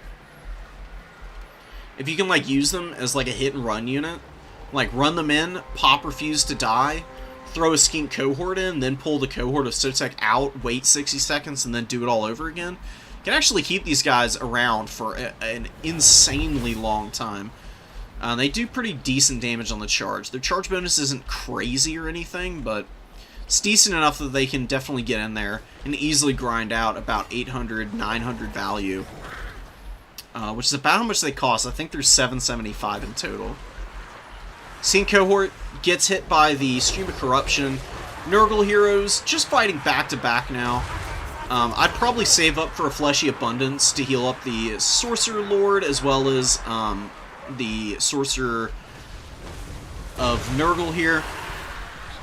You know, just because these guys don't have regeneration like built into them like Kha'Zix does. Kha'Zix can just sit here and take some damage, although these are Coldwind Spear Riders. Oh no, Kha'Zix is totally surrounded here. Brutal fight for him. Angels of Decay actually on the ground right now. If this Lizard player notices, you can just get right out here and kill them real quick. Nice downtown shot from the Ancient Salamander. Really good Stream of Corruption. Yeah, and the heroes are hanging in here just fine. Fecundity comes down, reducing their vigor, or raising it, I guess. It's so confusing because it's, you know, it says it's reducing their, it's reducing something, but it's actually positive for you. It's a little unintuitive from how a lot of other effects are, like, you know, written. Nurgle, I think, has gotten just a lot of healing and is slowly outmuscling the lizards. Skink cohorts, or I mean skink skirmishers, going down out here. The Soras have also been mediocre. That Burning Head magic, I've just not seen do a damn thing. Where the hell is this guy? Here he is. 500 value on a Slain is just unacceptable. The reason that Slain are so good is that they've got a lot of HP. They can be deceptively difficult to snipe. They've got really powerful magic and abilities, and that's just really not shown through this game. I think some better magic options would have been way, way, way more effective for the Lizards. I think Mazda Mundi wouldn't be a bad Lord option against Nurgle. Even if he's just on his hover chair. He's got Apotheosis for healing. He's got Ruination of Cities and Banishment bound to him, which do a ton of damage. Very powerful. That was a banishment worth talking about right there. That's how you use it. Just, like, smack up stuff that's, like, super blobbed up on you. It's a little unfortunate that it's, you know, in this late stage of the game where there's just not a lot of hope left for the Lizards. They've lost the value lead. Against Nurgle, that's never a good sign. You almost always need to be up on them by about 2,000 value. If you're even or down, it's you know the situation is just absolutely dire. There's no hope for you. Cohort of Sotek come back in. I don't think they're going to be able to do a whole lot here. The throwing axes for Nurgle are just slowly wearing out the Spear Riders. Here, okay, Burning Head going down the Horsemen. It's not bad against cavalry. It's not amazing, but it isn't bad for sure. Got like a perfect arc through them also. Seemingly like following after them, like glued to them. They do take a lot of damage. They don't really lose any models though. And there's no real follow-up to try and break their leadership as it was debuffed by the burnt contact effect. Spear Riders, you know, they're just trying to kill these characters.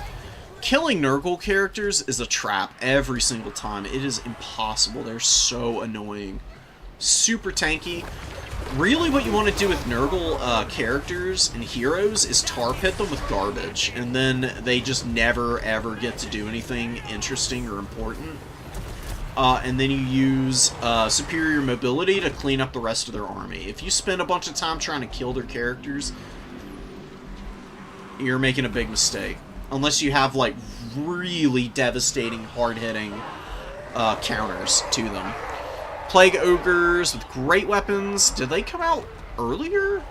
Or have they... Maybe they cleaned up some red-crested skinks on the way over.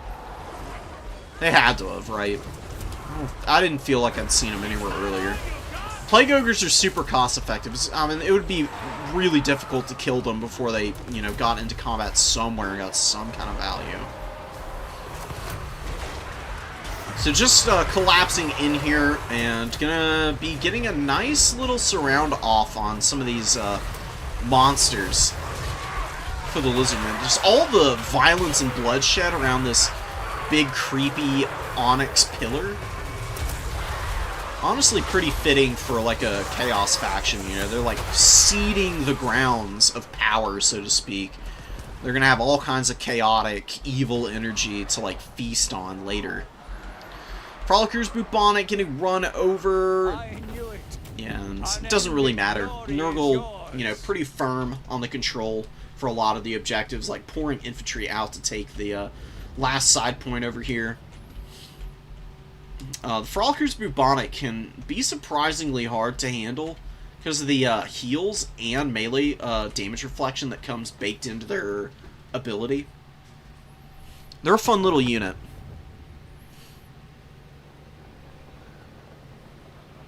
Good value on the Furies. Forsaken were solid. Marauders were terrible. Not super surprising. Marauders of Nurgle never seem to do well. They always seem to be really, really, really poor in terms of their damage output. I guess you just bring them for the holding power. Pestigores did alright. Plague Ogres were doing some decent damage there. One of the worst performances from the Angels of Decay, and they still got 1300 value, which is, like, respectable even if they didn't pay for themselves. Nurgle Horsemen were well on their way to getting probably about 1,000 apiece. The Demon Spew were also respectable. Good stuff from Nurgle there. How'd the heroes do also? 1100 on the Sorcerer, 1600 on our boy the Chaos Lord. On Kazak got about 1,300, and I don't know how much damage may have been reflected back at the Lizards. Probably a decent amount. Ancient Sally and the Solar Engine got good value, 1,500 and 1,300 apiece, each of them paying for themselves really well. It took all game for the Slan to finally get its value back. You just needed more. You needed more out of him early. He was just so useless. Until the late game. And it was a little too much to ask for him alone to kind of pull the value back without like any support on the field, hardly.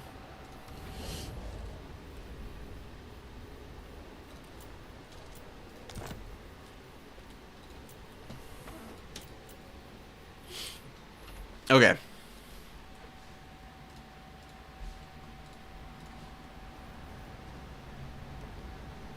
Alright. Dowie versus Vampire Coast. I don't actually know who wins this matchup on a regular basis. I would imagine the Dwarves have the edge here. Their units are really, really high leadership. They got a lot of armor. And this is a matchup where Dwarf Warriors can actually clear through the front line for a change.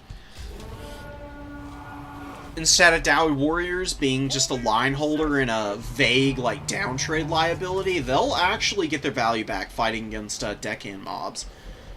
Just because Deckhand mobs literally just cannot hit a Dwarf Warrior to save their life with 17 melee attack.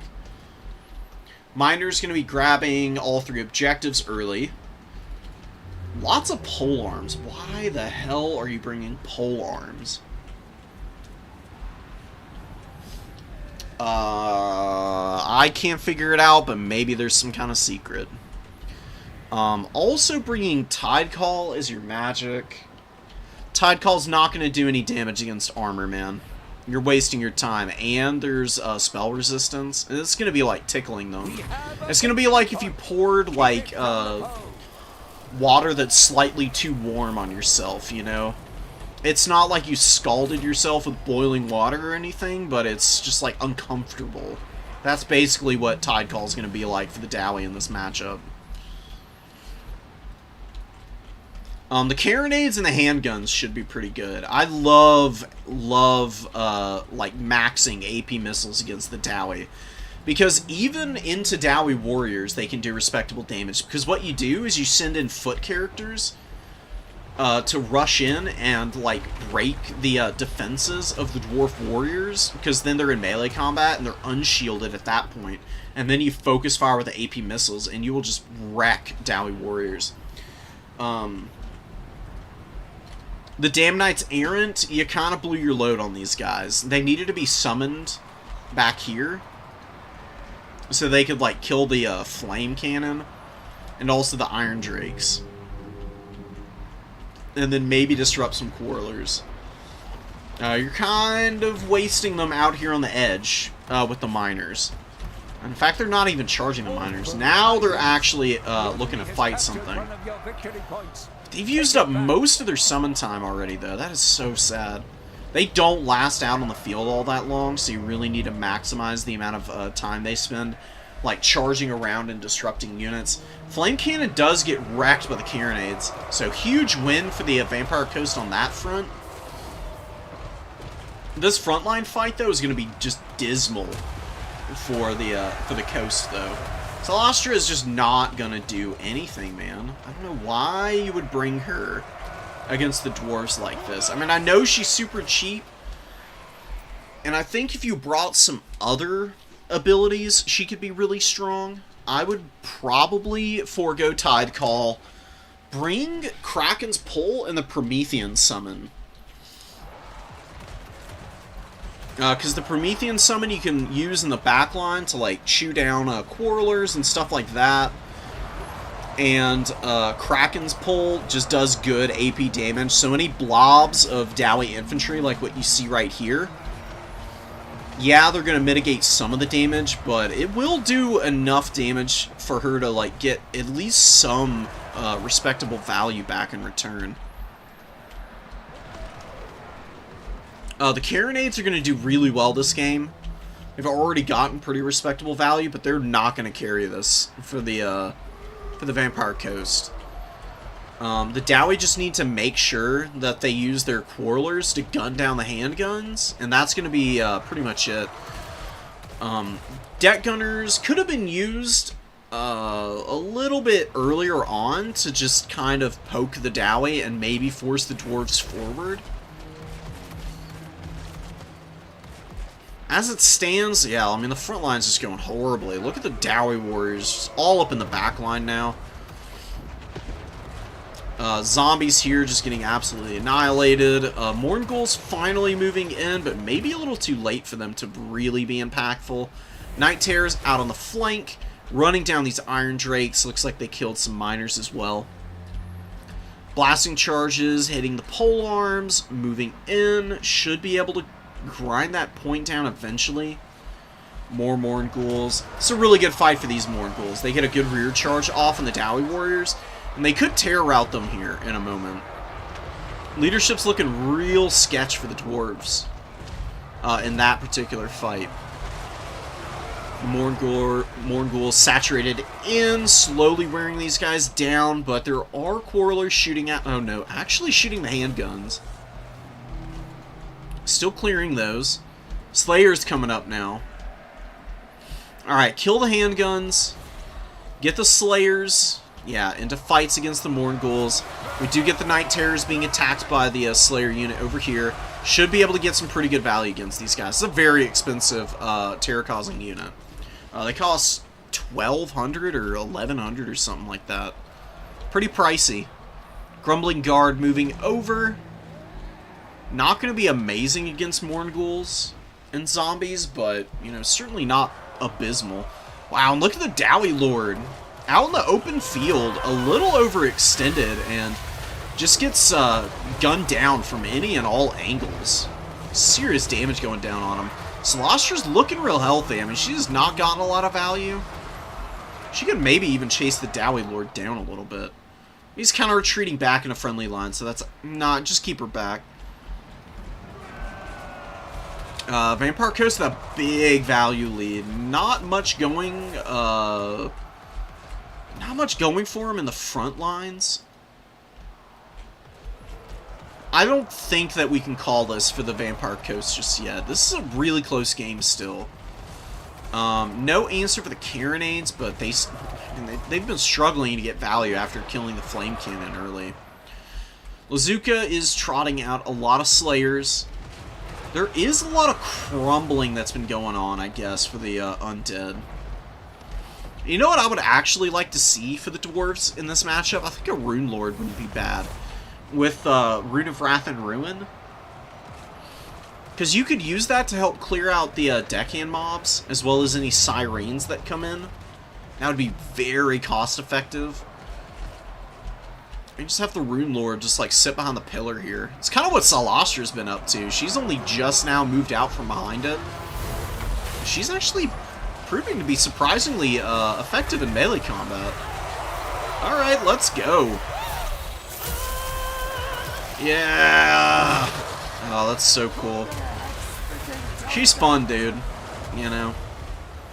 She knows how to have a good time. Everybody else looks pretty boring in comparison. I'm still not sold on Tide Call, but I mean, it's at least being used on Slayers now. It's gotten some good value that way. Big terror route out here on the flank. Sirens and Mournghulls running in together. Just causing problems, dude. Oh, and the Iron Drake Trollhammer torpedoes are caught up over here. They ain't going anywhere. They're dead now. Master Engineer poking away. He's got restock, but hasn't really been able to use it. He's been shooting all game. Just almost all of his ammo is gone. He's done no damage? Really? Oh, it's because he's shooting at Sirens. Yeah, that would explain it. This guy only... The piercing missiles are not applicable for this guy's shots. He's only going to do damage to one model at a time. Sirens are just going to ignore a lot of that damage. Have him poking the Mournghulls next time. If he's poking the Mournghulls, he'll actually get some decent value. 900 on those dudes.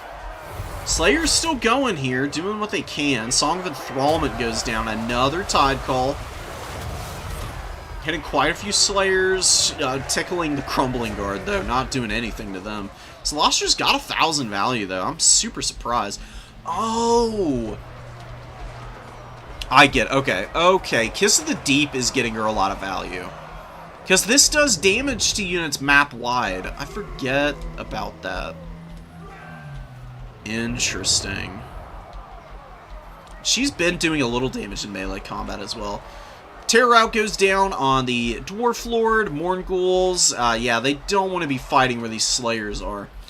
Now we do have a double cap. We got some Depth Guard moving in. I'm worried about what happens when the Vampire Coast units run out of ammo. Because they don't have any restocks. And the Deck Hunters have actually been really awful. They have only gotten 300 value, and they're almost out of ammunition. What the hell have they been shooting all game? It's got to be the trees. The trees have got to have been obstructing their LOS, man, because that just doesn't make any sense. Usually, units with Shield Breaker, like Deck Gunners, should be able to get some decent value shooting at, like, Dwarf Warriors, even. But, who's to say? The Dowie are really far behind now. They lose the number 2 objective. They're barely hanging on to the number 1, about to lose that. Don't have the number 3. And in a spam contest with a value lead, Vampire Coast win that all game. Really well played by Traveler here. Carronades have been, you know, pretty solid, getting their value back at least, and not dying, so when they get unsummoned, they'll give something back in return. The handguns have been pretty good. You know what? I mean, deckhand mobs, they were okay. Really, though, it's been the Sirens and the Mournghulls. There are none of those out on the field now. I think that might be part of the reason that the Vampire Coast has faltered a little bit. They haven't been trading quite as rapidly upwards. But, you know, they've been able to hang on to the caps, which is the most important part. The Mournghulls should start coming out in numbers again shortly. I would just make sure to keep them away from any fights with their Slayers. So, definitely don't go to the number 1 with them. Number 2 is safe now, and the number 3 is, you know, these Mournghulls have the perfect fight. Jumping a miner before they take any damage from blasting charges. You know, the hunger active, healing them up as they're just smacking this awful, awful unit, man. Miner's melee attack is pathetic. They won't do any damage in return. They're basically free health for the Mournghulls. Gotta get away from the Trollhammer torpedoes, though, which will do some pretty good damage to you. Get back behind the stand of trees and go back into stealth and loop back around. Lots of bodies. That's another way you could go, I guess. You know, just leave the Dowie to cap this. And just bring so many zombies out onto the field that the Dowie just cannot grind through it all again. I'd love to see some more shooting come out. It's just the Carronades still. And they do kill some of the Iron Drakes back here. It's all these trees, man. Miss. Big Sad. Regular Iron Drake coming up. Actual contact there. Kills a couple of Iron Drake models. Miners, rout. Pistol mobs chilling. The Mournghulls should be able to take an engagement here. Just rushing up in and attacking the Iron Drakes. And then maybe looping around to make sure you stay on top of them should be good enough. Deck Gunners just didn't get their value back. That's so bizarre. But the Night Terrors are moving back in. They did pretty well that first time around. Didn't quite pay for themselves. Should be able to the second time around. There just isn't enough shooting for the dwarves to clear them, and they should be able to outrun Slayers and Giant Slayers. Yeah. Imagine being a Slayer and dying to a frickin' undead zombie person. Like one of these just barnacled freaks, dude. They can't even run right. They're just, like, as in life, so in death, they're drunk as hell. I don't even want to imagine what would happen if you gave a breathalyzer to one of these zombie pirate decking mobs. Do you think they get a rum ration? Just out of kindness and generosity? Do you think they can even enjoy alcohol anymore? Like, what's the point of being a pirate if you're not having fun, you know?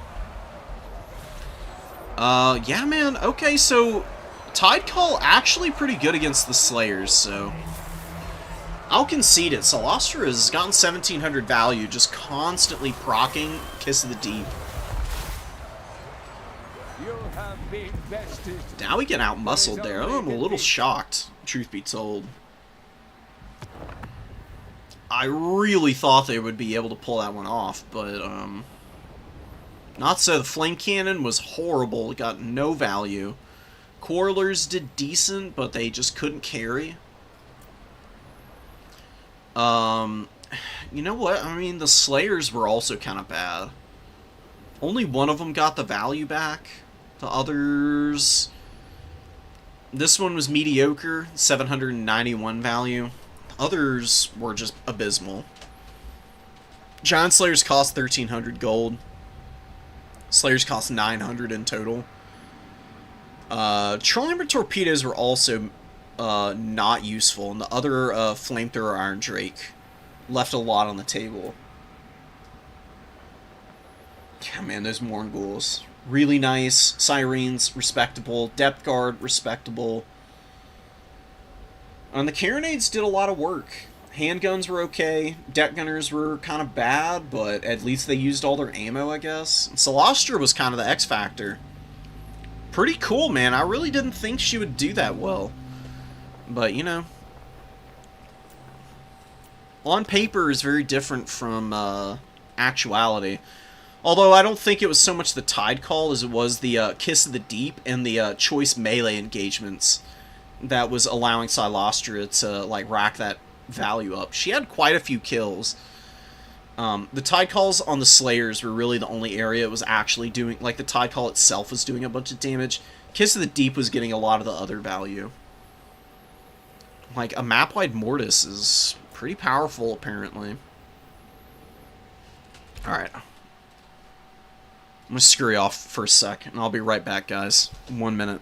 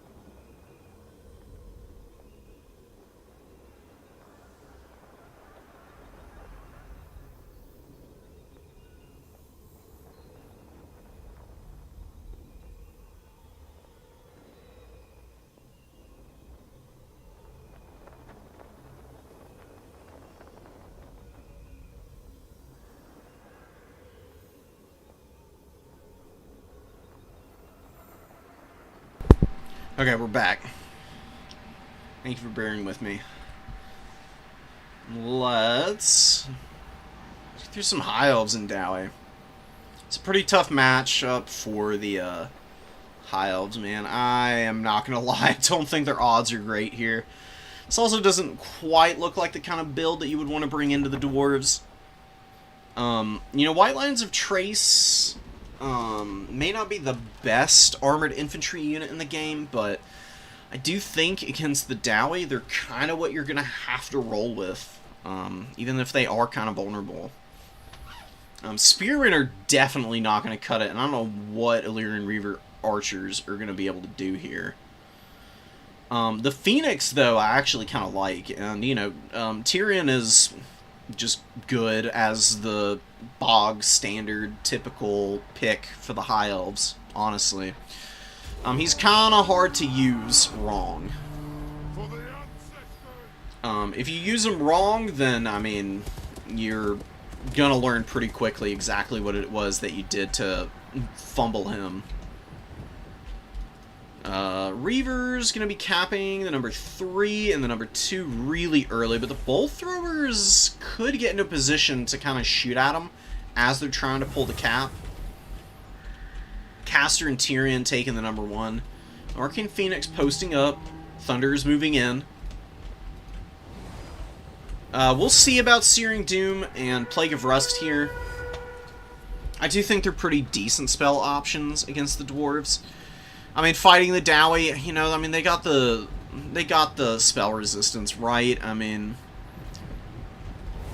no matter what magic you're using, it's going to be less effective, but this is probably your best bet. I mean, Plague of Rust, at the very least, is just guaranteed to heavily impact dwarf warriors. Especially if you can get into melee combat with them. We do have the Illyrian Reaver archers poking miners on the edge here. Not doing a lot of damage and getting counterfired pretty badly here. The bolt throwers, you know, opening up, taking a couple models down. The Thunderers did some pretty respectable damage as well. Thunderer on this side got some good shots in on the Arcane Phoenix, which is pushing into the back line. Going to try and shut down this bolt thrower. It looks like not a bad use of its time. But the bolt throwers are annoying to get rid of, man. I mean, the crew is just like so spread out, and there's so many of them. It's actually pretty hard to get rid of them. It might be able to kill the actual artillery models, though. Slayers come in, though, 2 of them, in fact, and Arcane Phoenix is back up in the air without having done a whole lot. It does have the Ember Storms. Ember Storms don't have any damage drop-off, since technically it doesn't count as a spell, so it will be really powerful against the Dowie in pretty much every circumstance. Illyrian Reavers stuffing back a ton of miners on the flank here. Lazuka maybe not knowing exactly what's going on over here. They are pretty far away. And there is a decent amount going over here that's, you know, occupying attention. Trying to get Tyrion off of this bolt thrower crew. It's pretty important. You know, he could just, like, kill a bunch of these guys. So the Slayers, honestly, the Slayers should probably just stay, like, spread out as much as possible on the crew to protect, you know, like... How many can they cover? They can cover 6 of the bolt thrower crews. They should probably just, keep doing that. Arcane Phoenix lands in on the Thunderers and the Lords. Some Slayers pushing up to try and help this guy. Arcane Phoenix looking to jump back up into the air. Still waiting on an Ember Storm. There aren't amazing targets available. Although I would say, like, right over here would be a pretty good spot for it, actually. A lot of stuff that's fairly blobbed up here. Trying to do it. Yeah, there we go. That's a pretty good spot for it. Big damage going down on the Thunderers. A little bit onto the Slayers. Where are the Thunderers? I mean, I guess it's only 2 guys in there. Actually does kill a few of them. Big damage on the Thunderer unit there. So, pretty decent use of that for the High Elves, but pretty much everything else is just a big wash. I got a bunch of Illyrian Reavers going down over here. Bugman's up in the back of the tree line, helping peel the Illyrian Reaver archers off of these poor miners over here. Some Rangers do move up, though. Rangers are pretty good at grinding through the Dowie, believe it or not. This is one of their better matchups.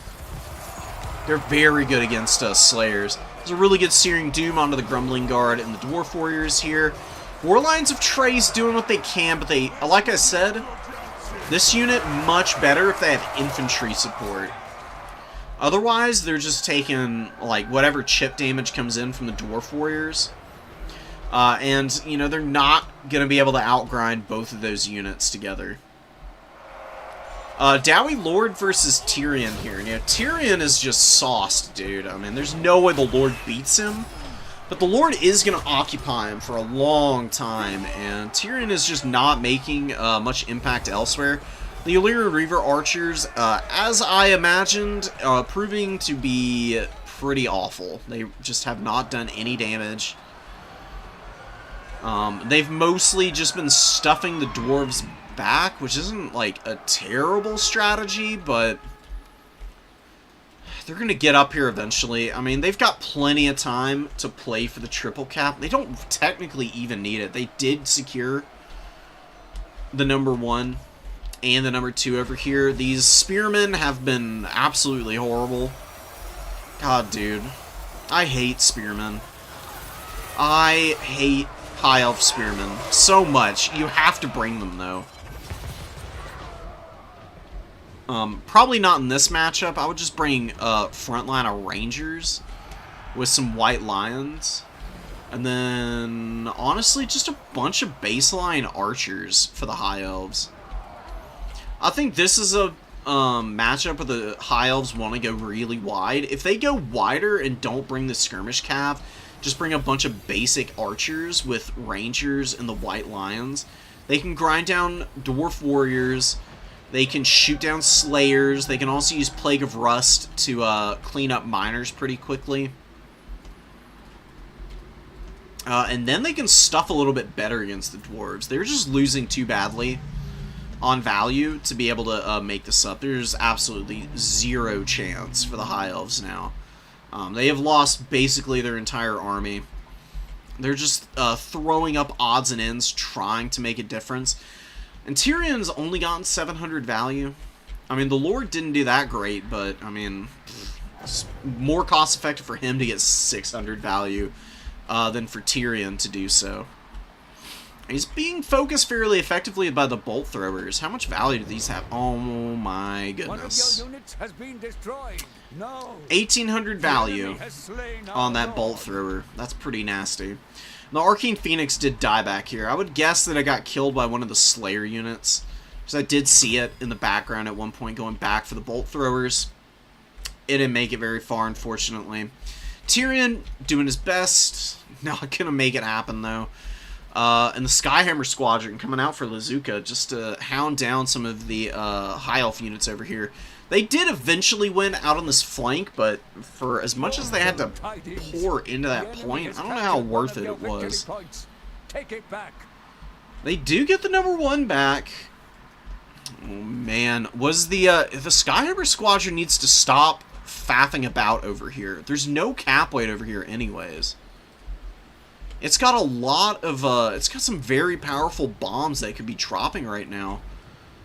Needs to be over here clearing on the number 1 objective. Silverhelm's just going on the absolute most insane suicidal dive. Charge of the Light Brigade behavior out here, man. Like, just going for it, and they're just going to get wrecked. Taking massive casualties on the way in. They do make contact with the Iron Drakes, and they should be able to do some reasonable damage here, but the Bolt Thrower crew's opening up on them and actually breaks their leadership. Absolute catastrophe. So not only do they just feed a bunch of value to the Dwarves, they don't really even make any kind of real impact against the Iron Drakes. They mostly just got, you know, knocked about. Miners get up on the number 1.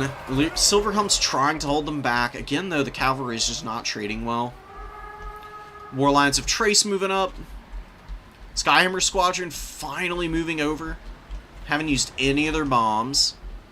They're about 300 value so far, which is okay. Oh, and a Lion Chariot coming in. Dude, the Lion Chariots are so fun. It's a great unit. It can do some reasonable damage to the Dowie. Dowie really struggle against Chariot, so I really do like having one mixed in. I'm just not sold on the mass White Lions, as well as all of that Skirmish Cav. Even if your AP options are mediocre at best, which, you know, the High Elves AP options kind of are across the board, It's better than trying to play a kite game into the Dowie. The Dowie are really good against kites. Like, they just don't care. They've got so much armor. You can swarm around them all you want, but they'll just keep pouring missile units out. Throw Slayers onto the field that you just can't interact with easily. Keep you stuffed up. Now, they do need to get the triple cap. You know, the High Elves did get the #1 back, and they've done a very good job of holding on to it, despite being down 5,000 gold. So the Dwarves are going to have to make some tough decisions about where to allocate forces now. Because the High Elves are just going to focus the high ground for the rest of this game. Rangers, Slayers, Dowie Warriors, some stuffed up Miners. The Illyrian Reavers holding back 2 miner units. Keep the blasting charge variant out of combat and use them to like fire over the top of this other miner unit. Would be my advice for Lazuka. It's easy to make mistakes like that, but getting these blasting charges on target right now would make a big difference for allowing you to just stop being, you know, like hindered getting up onto this point, because it's really been the name of the game for the High Elves up here. They haven't really done anything other than, like, feed units into the meat grinder. Rangers is just about the only unit I've seen trade up this game, I think. Beautiful charge with the War Lions here, but they have got to get out immediately because they will get wrecked by this Slayer unit. They've got 1,600 value. I don't know if that's because they've been used that effectively. If you can use these guys to hit and run, they're an amazing unit. Leaving War Lions in a grind is really where they're quite poor, and that's kind of what's happened here with the Slayers just pounding them, helping finish them off pretty quickly. They're moving up to the point. They lost more than half their HP though. Skyhammer Squadron still rolling around, still has all its bombs. I'll just come hit this Spearman. Just like line up right here on the edge of the point. If your opponent's not paying attention, they run underneath. You just have your guys hovering here, firing at them, and then drop the bombs and just obliterate them. Good bombing run on the Illyrian Reavers. Spearman gonna be next, I would imagine. It'd be silly not to drop a bomb here. Yeah, pretty nice damage. I mean, just taking like 30% of the HP out of these guys. Now Slayer's gonna get in here and help clean them up. Down we get the point. Barely able to hang on to it, though. You know, this Metal Mage has actually gotten some pretty good value. Searing Dooms have been pretty nice. It's just been the inefficiency of the rest of the High Elf units that's kept them from winning this game, I would say. A different army composition, and wouldn't even have to be that different, just a little bit less skirmish cav, and I think they could win this matchup. The Illyrian Reaver melee cav, I think, can be pretty good here. I just don't like the problem with the bow cavalry is that they get outshot by rangers pretty easily. They're much shorter range. They're 140 to the Bugmans, and Dowie, Quarlers, and Rangers 160. So basically, as you're getting into combat, you'll just get pin-cushioned.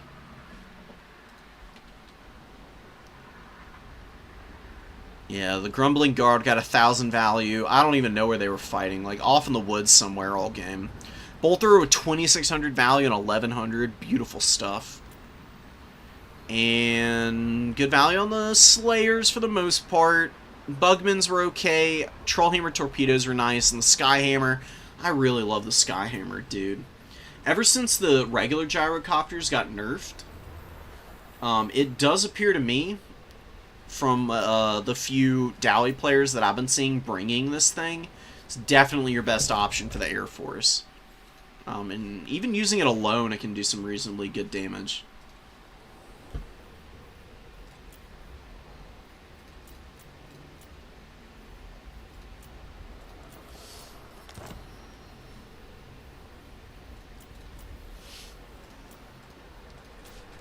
Alright, Karavthir versus the forces of Kislev. A little bit different from what we've seen from Karavthir throughout the tournament. No Zhonggu War Drum. More ranged tools. Some Crane Gunners. And some Jade Warrior crossbows with a Grand Cannon. Is going to be using the Astromancer on... No, he's not on the Moonbird. There's too many other expensive stuff in here. Too much other expensive stuff here. I have delivered only triumph. Today is no different. Okay, thank you, Zhao. Jeez, dude. Another snorer from our boy. There's nothing to snore about with his performance in combat, but man, is he a bad public orator. Jesus. Anyways, he's got Dragon Breath. He's gonna be running around trying to like beat up on, you know, maybe like this Ataman and the Frost Maiden.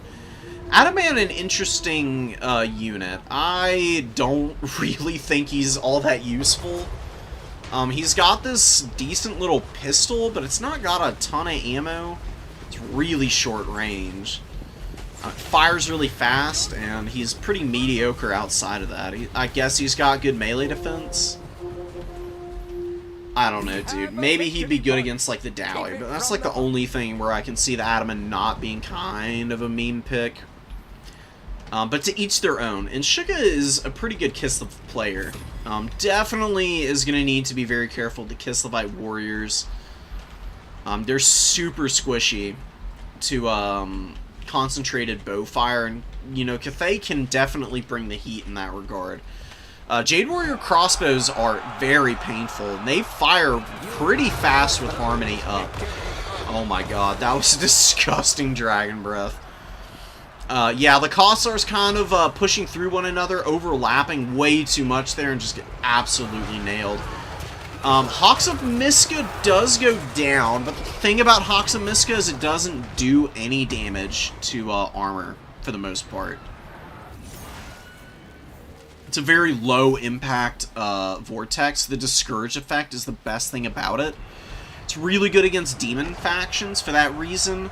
Against armored infantry, like a Jade Warrior, it's not going to be making enough of a difference. You want to bring Blizzard instead. Blizzard would one-shot a Jade Warrior crossbow easily, and it is super powerful. You will rack up the value using that one spell. And I recommend it against yeah, I recommend it against Highe, Dowie, hell, even factions like Dark Elves or Chaos, Warriors of Chaos or Khorne. Factions like that is where I think it really shines. Zhao Ming doing all the cool, you know, karate kicks, flying up into the air. He's got like the same vibes as one of the one of Lo Pan's goons in Little Trouble in China Town. A really good movie if you've never seen it. He's got like the same like vibe basically. Just gets shot in the back and just ugh. He's like kind of confused. He's like, I don't know how to come back from that one. Had to have hurt, man. He's just gonna grind against the Ataman. Another Hawks of Miska going down and just doing nothing to Jade Warriors. Crane Gunners getting some pretty good value, and the Grand Cannons just slowly poking down whatever is in the back line that hasn't been killed by the Astromancer or Zhao Ming. Granted, they really only have gotten one really effective cast off on the Kossar line here. That's really all that's been needed, though. Onyx Croman going down out here on the flank. Looks like they've done some reasonably good damage to Horse Archers. Some other Kossars, it looks like. Kislev does have the #1 objective. They're very far behind on value. Things in the Woods getting killed by some Jade Lancers and Crowmen, as well as some Jade Warriors. Doing a pretty good job of consolidating on the #2 and the #3 over there. Looking pretty risky for Kislev right now. The Astromancer is going down currently. It looks like the Streltsy have kind of picked him apart. Streltsy, a really good unit. I love them, but a beautiful bombing run about to come in from the Empress's Crowman. Come on. Come on, do it. Drop the bombs! Don't forget about him, Karavthir. You don't want him to get shot up while they're just hovering here. What the hell is doing damage to the Streltsy right now? Oh, the Crane Gunners from, you know, a million miles away. The Crane Gunners are actually kind of hard to, like, track their shooting. Their missiles are kind of ephemeral, almost. It's very hard to spot when exactly they're opening up. Not very loud. I mean, you can listen to how quiet they are. It's like these little ornamental dragon heads or, you know, like a suppressor or something on them. Armored Cossars being held back. Not a lot of value on them. Jade Warriors not doing much better, but, you know, they are holding the points, which is the more important part of the equation. Jade Lancers holding up really well against the Griffin Legion right now. Winged Lancers come in, get a beautiful charge on the Empress Crowman. I think that your best bet is Kislev into Grand Cathay.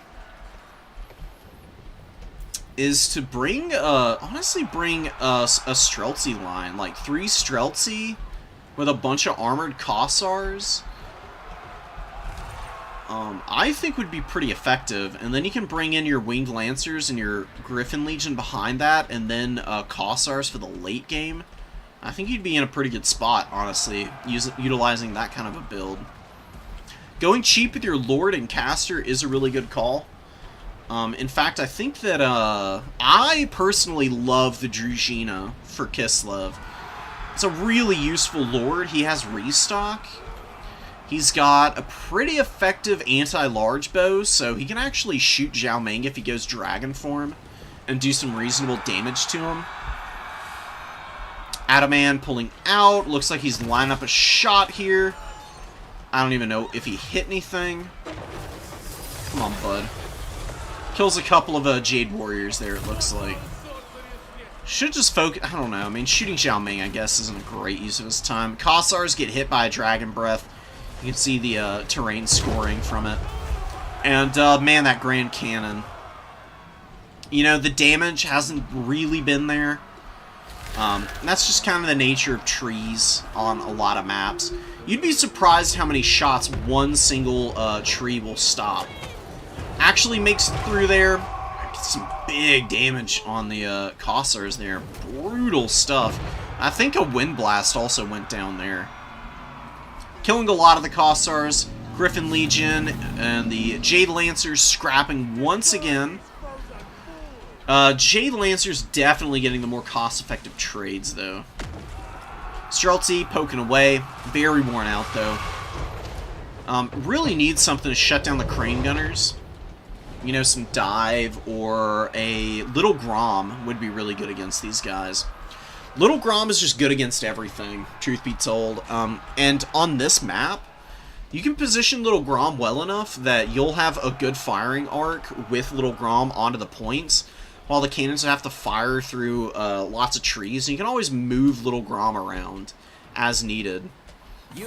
It's one of the nice things about it. It's slow, but it's much faster than the speed of other cannons. So you can reposition pretty aggressively with it. It'd be really good for controlling the #1 objective. Honestly, a Little Grom positioned right about here would be pretty well placed. It'd be able to shoot a lot of the stuff reinforcing from this angle. It'd be screened off from here, but it could open fire and keep the #1 locked down for you pretty effectively.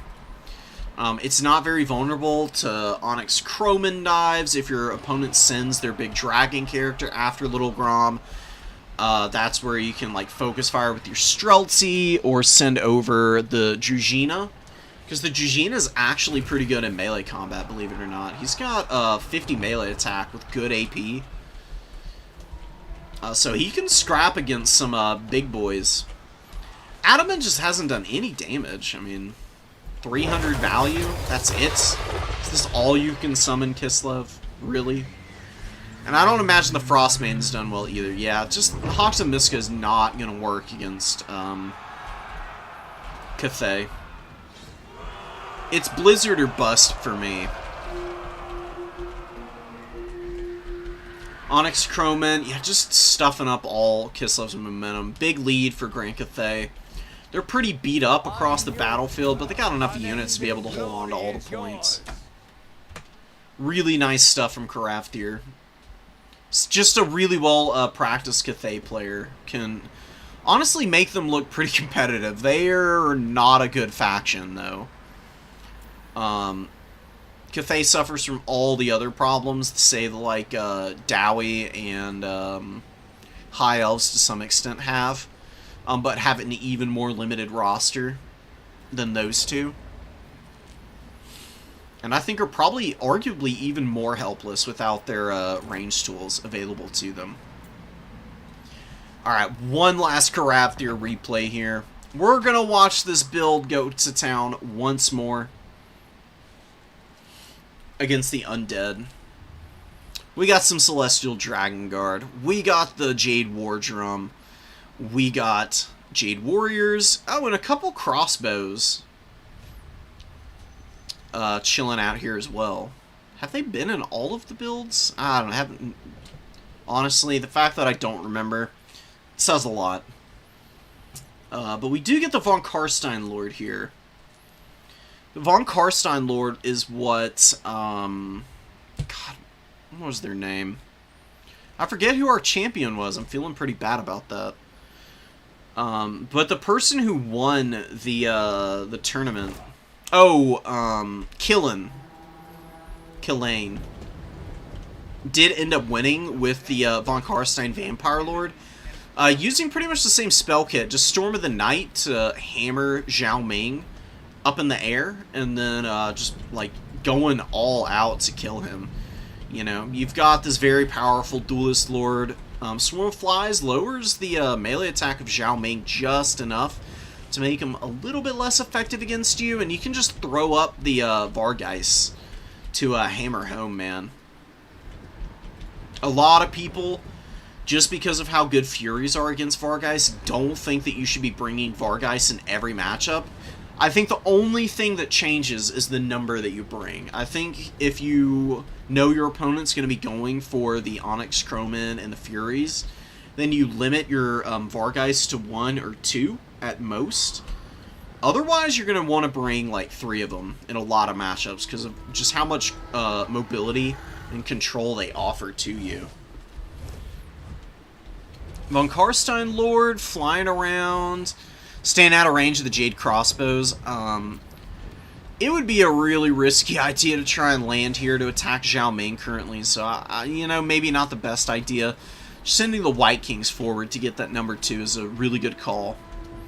They're going to be really good against human form Zhao Ming, and also be a good counter to the Astromancers. Because Astromancers, they have very bad melee defense, almost no armor. They've got decent melee attack, but they're not very well versed when it comes to the weapon strength.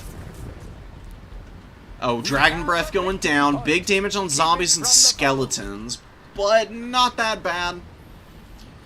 The Corpse Carts could roll up, and they could like kind of get some passive healing in here. Righteous Lances of Wei Jin move in. Zhao Ming gets up in dragon form now so that he can take the fight against the Von Karstein Lord. We get Onyx Crowman coming in to assist. Nothing in the air to help out the Vampire Lord, though, which isn't great. What he wants to do is just get out of here. You don't want to be this indecisive right now. Yeah, good Storm of the Night, just slowing these guys down. Gonna get some decent damage in here. Really good breath attack. I mean, Dragon Breath is just gonna be so good against the Chaff until Highe is completely out of WOM. They will run out quicker than you would think, just because Dragon Breath Overcast does cost 10 wins of magic. We've got a Mortis Engine rocking up in here. Okay, that might be pretty decent. Black Knights fighting against the Crossbows. Trying to retreat, should just stay in combat against the Onyx Crowman now, though. Black Knights do have a bonus versus infantry of 12. They could definitely kill the Onyx Crowmen. These guys don't have very good melee defense, and they're okay against armor with 15 AP. But the Black Knights with a little bit of heal support would be able to outlast them pretty easily, I think. Oh, and a beautiful, beautiful counter charge against the Righteous Lances with the Vargeis saving the Von Karstein Lord. It did take quite a bit of damage there from the Longma Riders. They do land on the ground here. They're such a cool looking unit. Very fabulous mounts. But the Cathayan army is holding pretty effectively right now. They do need to kill the Mortis engine. They've cleared out a lot of the chaff, though. And Zhao Ming is pretty healthy, too. 6,000 HP. What's going on with the Vargeis? Oh, no. Fighting against the Empress Crowman. Just disgusting damage. Now, this is where Vargeis really fall off because of the number of models and the good damage output these offer against lightly armored targets. This is why the Vargeis do tend to be a little risky. You got to be very careful with your engagements. Where's the Storm of the Night? You got to have another one, right? It's been more than 90 seconds. Surely, man. Dire Pack moving around. Mortis engine, grinding out a bunch of value, but is isolated by Zhao Ming. It's got regen, which is great and all. It is getting Unholy Lodestone healing also. It's not going to keep it alive against the good weapon strength that Zhao Ming has to offer, though, and its melee defense is horrendous. You get a little bit of push through with the Sternsmen. The White Kings are hanging in really nicely. Losing this Mortis engine is going to be devastating, though, for the Vampire Counts. And the Von Karstein Lord is just not doing well. So the ground forces being gone, the Von Karstein Lord being on the way out, and losing the Mortis engine on top of it all. Huge loss. If you're going to bring a Mortis engine out against a faction with good shooting, you need to make sure that you've, like, occupied the missiles with zombie summons and or actually killed them. Either with magic or just with, like, good dives from, like, bats and hounds and cavalry. Vargeis as well could be really good for that. Because what you could do is if you kill the Jade Warrior crossbows, right? You could bring the Mortis engine out, and then you could just bring the engine up to the main fight, land your Von Karstein Vampire Lord on the ground, where he'll be really safe. And you'll just leech the life out of literally the entire enemy army. Righteous Lance is going to go down. They got 2,900 value, though. 2,900, like, high value damage, because it's all on the Von Karstein Lord, who is incredibly weak now. And it's just him against the world. Zhao Ming has been really powerful. Just wearing out the Mortis engine, also doing good damage to the White King here. Cathay with a good hold on the points. It's not looking totally out, honestly, not like totally out of the realm of possibility. Cryptors needed to come in earlier. The Cryptors would have been a really good squad to defend the Mortis engine. And Corpse Carts are still in here. There's just like no infantry cover. Where are the Celestial Dragon Guard? Did they get killed? Yeah, I guess the Celestial Dragon Guard got worn out. I mean, it's just mayhem down here. Just so many dead zombies all over the place. You know, really good Storm of the Night, but the Von Karstein Lord is just so beat up, dude. He is not going to be able to win this one-on-one. Especially not with Onyx Crowman also chipping away at his HP. Because the Crowmen and Furies, they're not great against single entities, just because their weapon strength does fall off against armor. But if they get a surround off, they still, no matter what, are going to be able to contribute a little bit to the fight. And this guy is healing capped. He basically can't be allowed to die at this stage. The White Kings just holding alongside the Corpse Cards, but these things are being dragged down, finally. They're almost heal capped. There's some halberds on top of them. Looks like the Astromancer is trying to kill it as well. You know. He's giving it the Kamehameha treatment. One of your units has been destroyed. There we go. He actually got the attack off there. And the White Kings, as good as they are, as much value as I'm sure they have, yeah, they got about 1,000 apiece. 1,100 on this one, which is pretty decent. They just haven't been able to carry it.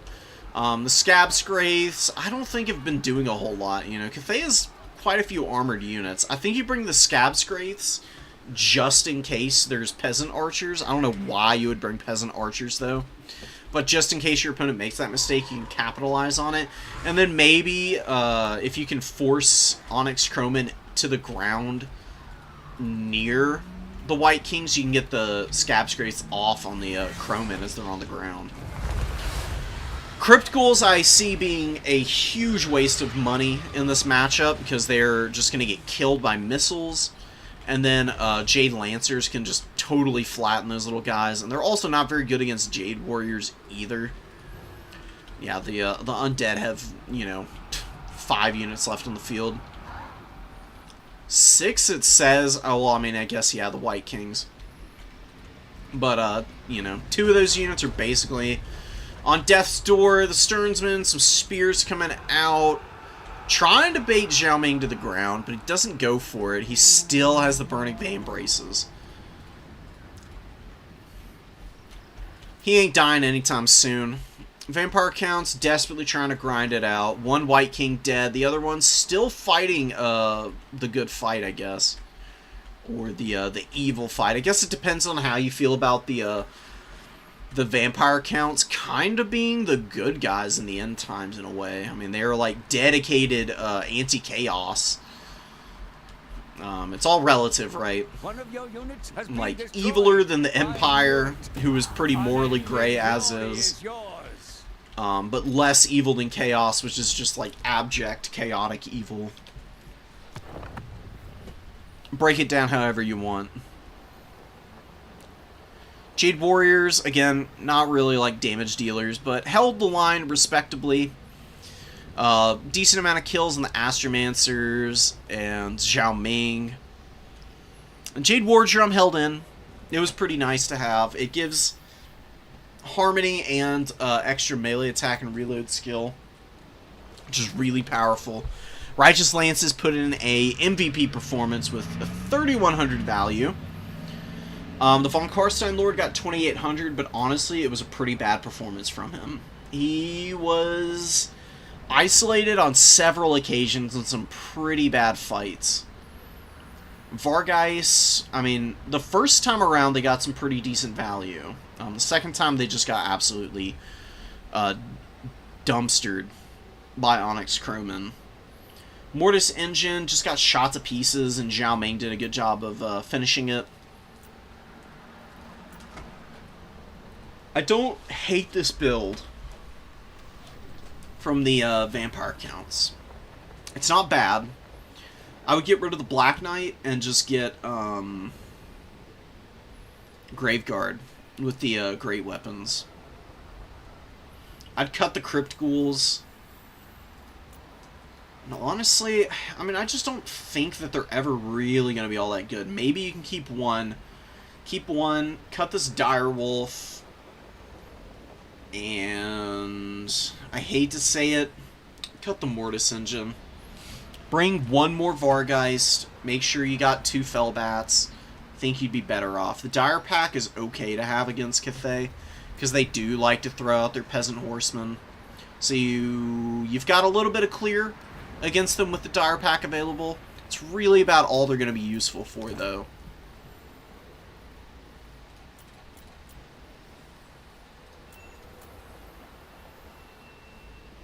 Alright, Pont and Melkor.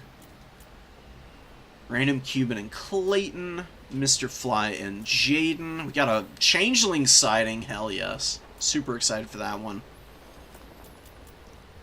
We got a handful left. Yeah, I did cover this one. Yeah, because this Terrorgeist was an absolute nightmare for the Chaos Dowie. We'll get rid of that one. We'll just get through the last of these replays, then I'm going to go take it easy. So So Pont coming in here with Marathi. Marathi's actually kind of scary. She really isn't all that bad. She's got Melkoth. She can drop Soul Stealer to heal herself up a little bit if she needs to.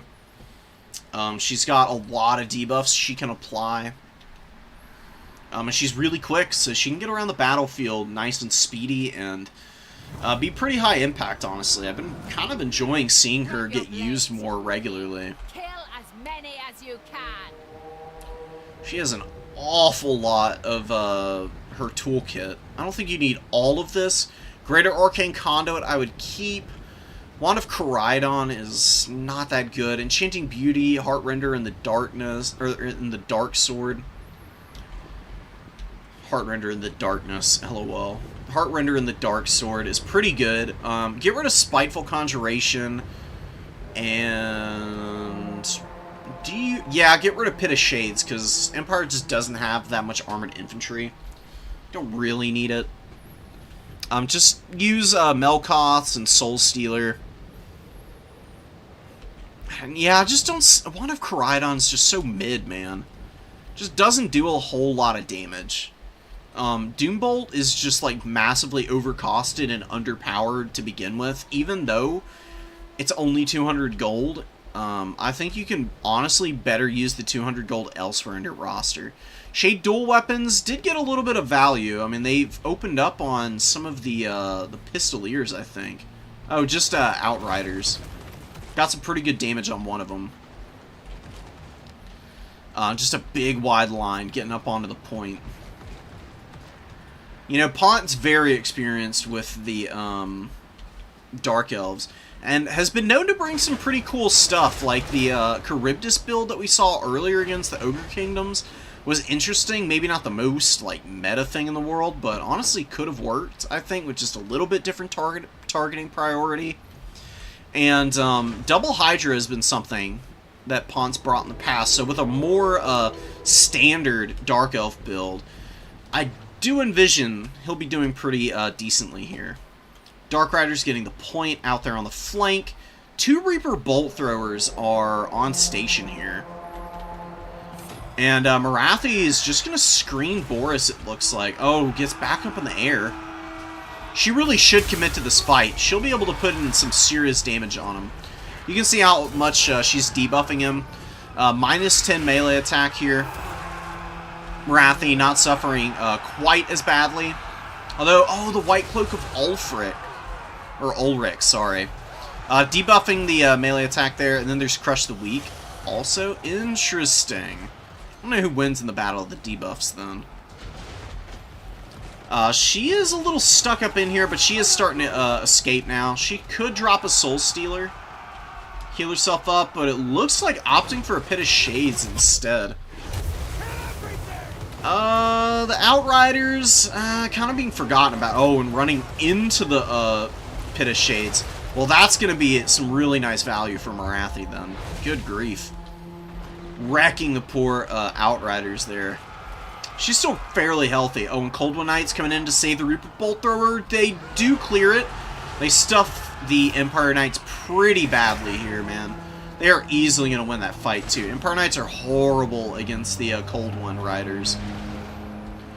Marathi hanging out with them as well, looking to contribute some. The Dark Shards and the Shades are just getting massacred currently.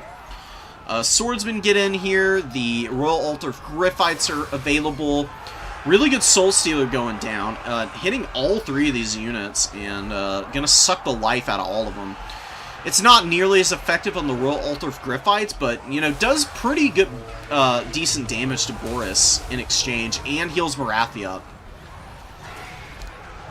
So she lands in here. Cold One Knights get the charge onto the Royal Altar of Gryphites, who are getting hammered right now. Really struggling.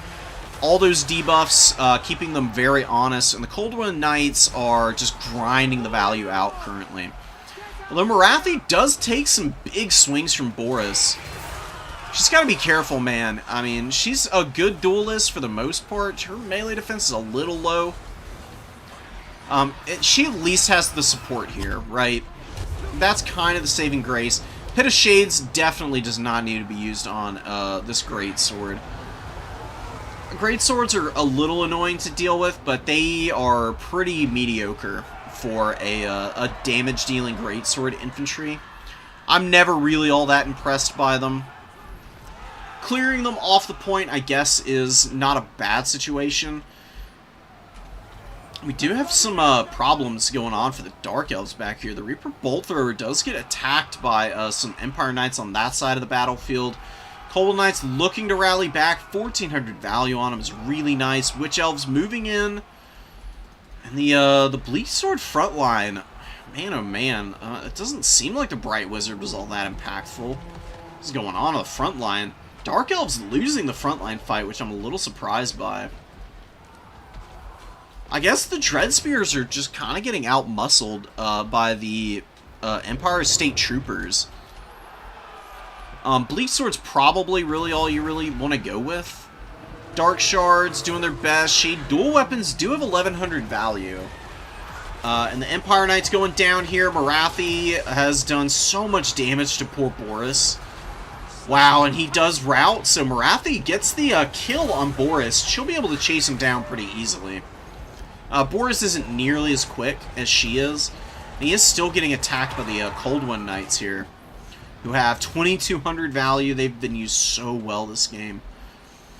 So Pont does have a value lead. Also has some Scourge Runner Chariots rolling around here. And their shots have gotten them about 500 value. They'll be able to clean up a lot of the State Troopers as well. Yeah, the Empire... So what I'm seeing here, Empire just has, like, State Trooper numbers on the field, but their much more important units have been shut down pretty easily by the Dark Elves. Empire Knights, Huntsmen, Archers. I don't know if there were any handguns. I didn't see any, but, you know, the Huntsmen have really not paid well for themselves at all. 98 value on a 700 gold unit is rough, buddy. Real rough. And the Outriders are definitely not rallying again. Especially with Boris being dead. They would rally if the penalty wasn't being applied to them right now. Really unfortunate stuff. They're not super useful. Well, I mean, they've got half their models. They would be okay. But without them, the Empire's State Troopers are just going to slowly get taken down here by the, you know, rallying Dark Shards, the Witch Elves, the Cold One Riders that are coming up. The Scourge Runner Chariots are going to be a real nuisance as well. Is this going to be like a 3,000 value Cold One Knight? I mean, they're on death's door. There's no way, right? I think the Spearmen will finish them off here. But they did pretty damn good. I mean, they're 1,000 gold and they got 2,400 value. There's not much more else you could expect of them at this point. Marathi, just being a real jerk, man. Just bullying the poor little wizard. Trampling them. Fighting the Huntsmen now. Huntsmen are awful in melee combat. Absolutely atrocious. So she'll just be able to sit in here and help finish this unit off as well. 3,800 value on Marathi. Disgusting. Absolutely disgusting, man. She's so good. One Wand of Corridon use left. I don't even know where the first one went down. I totally missed it. Oh, a Soul Stealer going off for the Bright Wizard. Gonna finish him, probably. He's gonna be down to, like, maybe 200 health. That's like the good high roll for him. Yeah, I don't think he's rallying. He does shatter, brutal stuff. Wand of Corridon should be used on the Empire Knights that have Marathi surrounded right now. Just to free her up. Oh, but a Pit of Shade's coming in. Dude, she got a... Oh, Power of Darkness. I forgot. She gets the added intensity on it from Greater Arcane Conduit. So she did get a little extra wand from that. A little bit more than the Dark Elves normally get.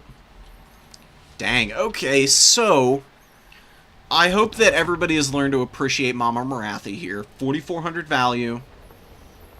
She's absolutely ridiculous. Clearly. I mean, my god. How much does she cost, though? She should be about 2,800 with all of her stuff that she had in that match, I think. Let's go build a Lord. There she is. Oh, not even.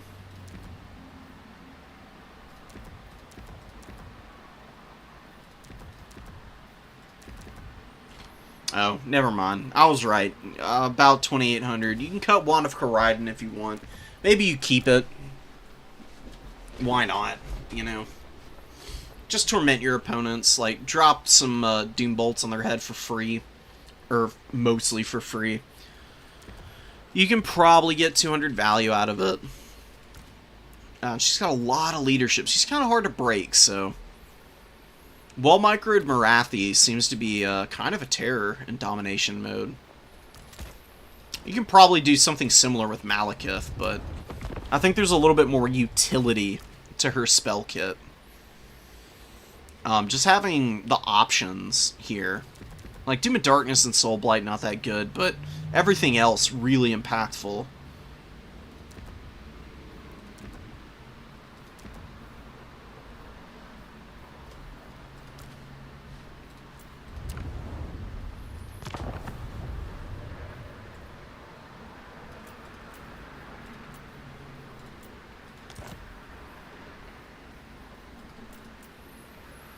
Alright. Warriors of Chaos versus the Empire. We got a Warhammer 1 classic, basically, kicking off here.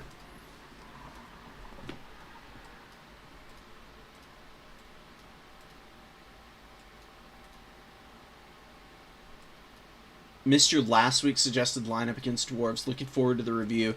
Hell yeah, I'm getting there shortly, man. I'll hit you up on it. The accounts almost always bring the Karstein Lord. So, the Karstein Lord honestly isn't really even their best Lord option. It's really good. The Strigoi Ghoul King is strong. The Blood Dragon Vampire Lord's really strong. Manfred is really strong as well. Honestly, all of the Vampire Counts Lords are pretty meta, except for Vlad, but even he has a couple of matchups where he's alright. The Von Karstein Lord is just really good into matchups where you know your opponent is going to be bringing a flyer of some type. Because Storm of the Night is just really powerful. I mean, it's a bound ability. It doesn't cost that much. It does a ton of damage to single entity flyers. You can really cause mayhem for your opponent utilizing it. So the way you counter it is if you've got a good flyer lord and like a bunch of like furies and stuff like that. The best way to counter the Von Karstein Lord, just like swatting you, is to just not bring the flyers and just go for grounded stuff, because the Von Karstein Lord is a little bit weaker in melee combat than the other variants. He's more of a support character. He's got like Flock of Doom and some other like good spells that he can use and like kind of harry you. If you deny him as much value as possible from Storm of the Night, he tends to be pretty mediocre once he's out of magic. Just because he's got pretty poor combat stats. And Dragons are really strong, but if you just dedicate a little bit of shooting to them, they can really start to struggle. Hell Cannon, big damage on the Hurgig Jaeger Corps. Picking themselves up, dusting off. This guy coming back to, you know, mourn his dead friend here. Gonna be moving in a moment. And a disgusting burning head, dude. Oh my god. Random Cuban with the burning heads has just been filthy. Archer's going down hard. This other archer unit pretty much on death's door, and the Hell Cannon gets another really good shot on the Hurgig Jaeger Corps and breaks their leadership, actually. These guys cost more than 1,000 gold, don't they? They're like a 1,300 gold unit, and they're gonna be dead and gone before they really even get into combat.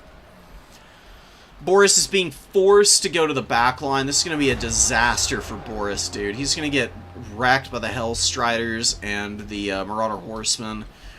They don't care about Terror Route since they're ITP. There's just nothing that Boris is going to be able to do to save the Empire here. The Hell Cannon alone has kind of hard countered these dudes. A-Cold's chilling on the middle objective. I don't think he really needs to. He should just go in. Leave the Chaos Warrior here. or a Marauder and send the Chaos Warriors in. Marauder Horsemen get around the flank. Doesn't really matter all that much because Archaon's just taking this Empire army apart with the Burning Heads right now. Another beautiful one, roasting the other Hochland Long Rifle here. Half the HP off of the Swordsman, and now the Hellstriders putting a charge down on these guys. Should finish them off. They cost fear too.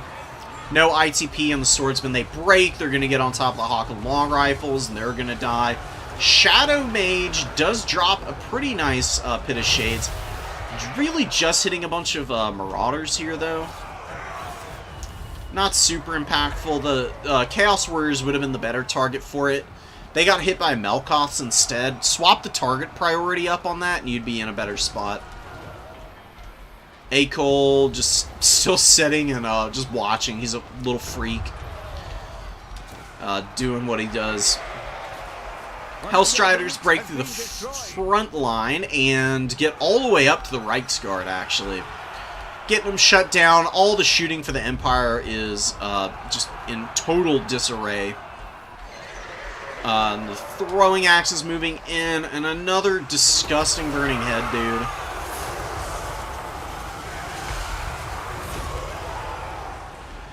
I'm just at a loss for words. It's almost not even fair. Like, there are so many factions that just get hard countered by Archaon and his abilities, dude. He is so nasty. He's just such a jerk, man. He's like one of the biggest bullies in Warhammer 3. A lot of people recommend bringing a healer in reserve to keep him topped up. I don't think you really need to do that. Like, his magic is already powerful. You just take fights whenever Slayer of Kings is active, and he will just absolutely destroy enemy characters. And Felix, I love Felix. He's one of my favorite canonical fuckboys in all of history, but he just is not beating Archaon. You can see he's had enough of this. He's like, I'm done, dude. I'm taking my fancy sword and my cool-ass cape, and I'm going the fuck home. I need Gotrek for this one. I knew it. Unending. Dominant win for Random Cuban there. Empire needs a cannon. You have to account for the Hell Cannons, dude. If you don't have a counter for the Hell Cannons, you're gonna lose every single time. They're too powerful. They shut down all the ranged play. That's like, you know, mid... anything mid-distance, like Hochlands and, what are they? Giselles, Crane Gunners, stuff like that, just are gonna get wrecked by Hell Cannons consistently. You have to have, like, an actual Hammer of the Witches or something like that to kill this thing. If you can kill it, then you can get yourself in a nice little advantaged state against the Warriors of Chaos, oftentimes.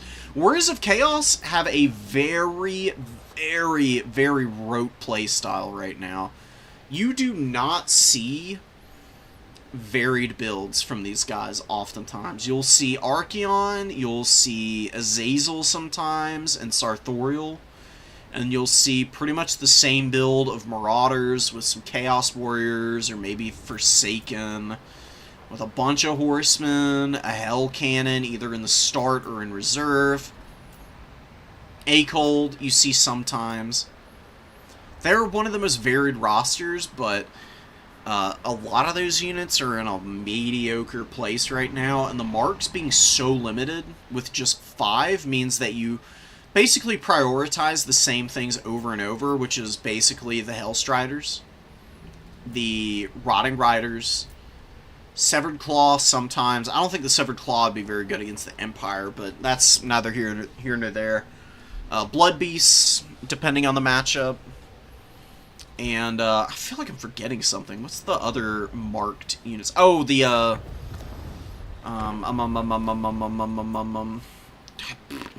what the fuck are they called? The Knights of Immolation on occasion.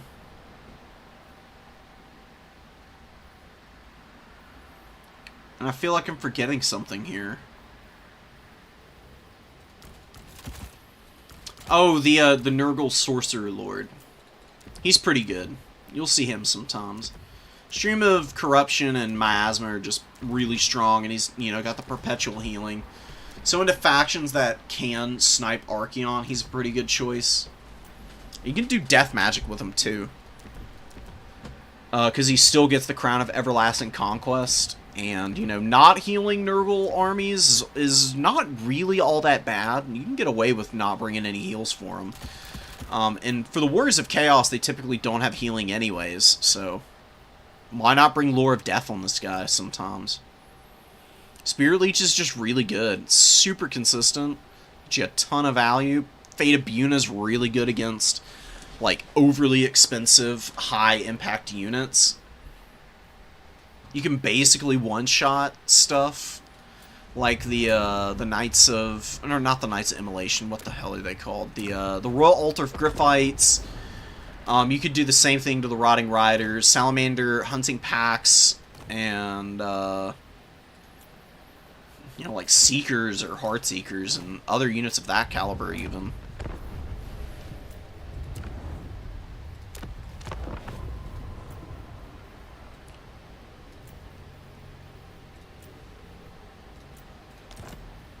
Usually it's just Archaon, though, and he's going to come in and he's going to just kick you around and rub your face in the dirt and call you a giant dork, you know. All of the nightmarish things that could possibly happen to you, right? Acold Hellbrass rocking up in here with the Changeling. We're going to see what transformation we get. Yeah, Archaon being the big daddy for sure, man. Large and in charge for sure. Jaden's rocking in with the very wide Greenskins build. Not super surprising, very meta. Goblin Wolf Riders, they're not an amazing skirmish cav, but they're pretty respectable. There's definitely matchups where they can really, like, dominate the early objective game. Wow, no shot. We get double Acold. Do we have a caster? We have a This is madness. Keep it from the foe. He's got Thorn's aura, so he's got the damage reflection on both of them. Windblade is available for not the Changeling. Very curious. How the hell does this work? We're obviously witnessing greatness here, though. Mr. Fly is just going for it, man. Oh, a Cultist with Burning Head. Is that the summon for magic? Banking up a little bit here, taking number 3, and the Horsemen doing a really good job of skirmishing right now. They do take some bowfire, but they don't lose any models. They're just going to back up and replenish the shields now. Wolf Riders could continue to get aggressive, and yeah, there we go. Burning Head Cultist is the call-in. I figured it had to be something like that. Yeah, there's so much chaff, why wouldn't you bring it? It's going to be very painful for the Greenskins. They've just got so many freaking units. It's going to be impossible to dodge Burning Head, basically. The enemy has He needs to be careful, though, because Snagla could snare this guy and get in here with the Goblin War Boss and really bully him. I don't know what kind of summons we'll see out of here in a moment. But Javelin's kind of whiffing there. Not doing a whole lot of damage, unfortunately. Cultist is running, taking some bow fire. Shield is still up, though. We do get the Zangors moving in with the Sour Guts, providing a little bit of fire support against the Goblins there. I'm honestly a little surprised we didn't see the, oh, it's only 50 meters, that's right. They were within 50 and 75 meters, though, right? What you do is you pop the Fermented Fungi, rampage the Cultist in. As the rampage is wearing off, then you use the Spiderweed Web. And keep them trapped in so you can just obliterate them. The Acolds need to move up to the middle point. And I would honestly just leave one Blue Horror here and move everything else to the middle. To start poking away at the Goblins on the flank here. Beautiful Burning Head, by the way. Big damage going down on the Goblin Wolf Riders. Nothing truly devastating, but they've got pretty poor leadership. A little bit more skirmish fire from the Marauder Horsemen. And they probably will break here and be dead and gone. Zangor's grinding in the front line. Just such a solid unit, man. They're super tanky. Deceptively annoying and cost-effective. A lot of it is because of the Primal Fury. But, you know, they also do get Arcane Charge, which increases their melee or weapon strength as you use your magic. Cultist of Tzeentch chilling here, does get hit by the fermented fungi, and I think there was also the snare used. Yeah, the Spiderweave Web did get thrown out. Oh my god, the Cultist, man. Cultist gets annihilated, drops one burning head before getting totally finished off. Not really where I would have cast it. You're probably, like, you know, super panicked trying to get it out, though, so I do totally understand. Just, like, throwing it out through here would be a little bit better. Killing the archers, and maybe, like, angling it a little bit. Because it is a random path. You know, friendly fire is something you gotta be careful of. You roast the orc spears, but the orc boarboy biggins just don't take any damage because they've got 85 armor.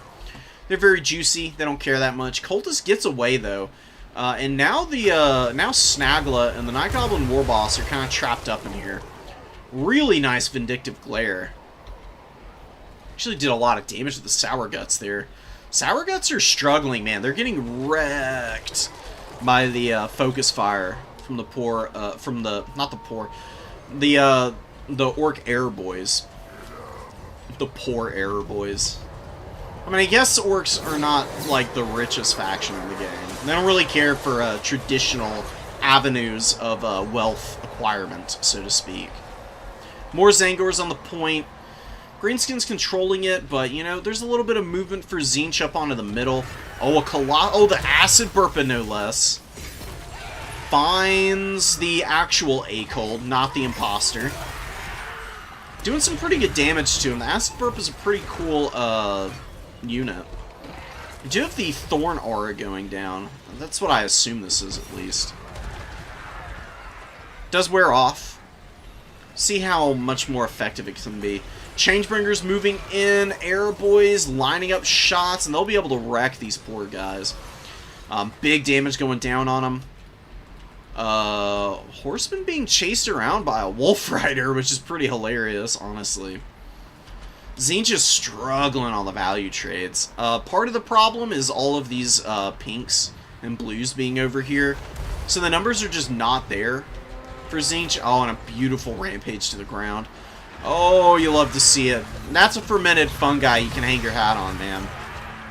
Acid Burpa and the Air Boys. Gonna finish off this 1,500 gold unit before they even get to 300 value, so that's about as bad as it can be. I like the double Acold summon. It's really cool, and I think that maybe you can do this if you keep them together and you're a little bit more aggressive getting up on the points. Keep the Cultist a little bit better protected as well. It does look like he died. Snagla must have found him again, man. Snagla is such a menace, honestly. And Jaden does a really good job of utilizing him. I've been very impressed with the micro on him. Without the burning heads, there's just no way to get rid of, like, the majority of the Air Boys. You know, they've used a lot of their ammo, but they've still got a decent amount. Fury is looking to land in here. They do get hit by the Gorpal Fix-It. Nevertheless, they get onto the ground, doing some big damage. Acid Burpa goes right back to bullying the Changeling Acold this time. What is it doing? Hello? It's rampaging and just not attacking. There we go. Now it's starting to swing in there. It's gonna wreck the Changeling, dude. As good as Acold is, that perpetual healing does leave him a little vulnerable to big single entities like the Acid Burpa. who just do massive chunking damage to the HP once the shield goes down. Imagine getting thrown up on by one of these things. That is absolutely revolting. Good fire from the blue Hars going down on the Colossal Squig now. Doing some decent damage. They've gotten okay value, honestly. The Wolf Riders do have the Wa active. Greenskin's getting a good isolation on the pink Hars over here. Forsaken going down. I think you you know what?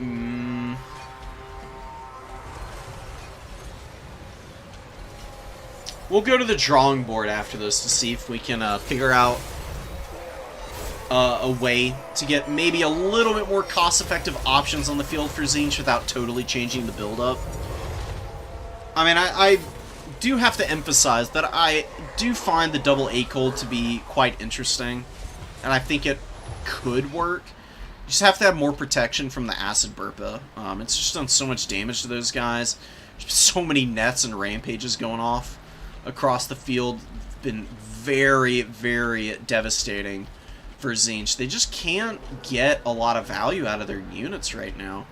I think playing the objectives so far apart is part of the problem. If you're bringing limited numbers against a really wide faction, you want to limit the area of contact. Use the Burning Heads to roast out the archers, and leave yourself a little bit more room to be able to maneuver around the field. We do get a Tzeentch army ability. It does delete a Boarboy Biggin, which is okay, but not enough to grind out the rest of this game.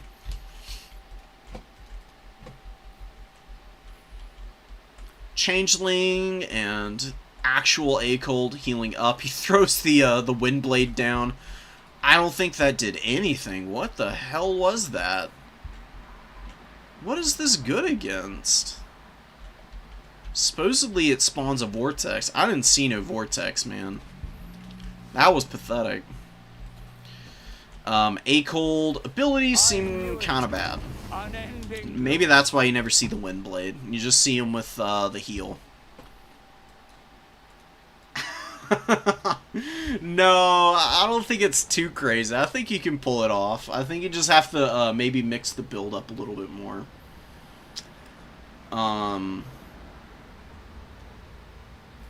think you just gotta like narrow down your engagements more.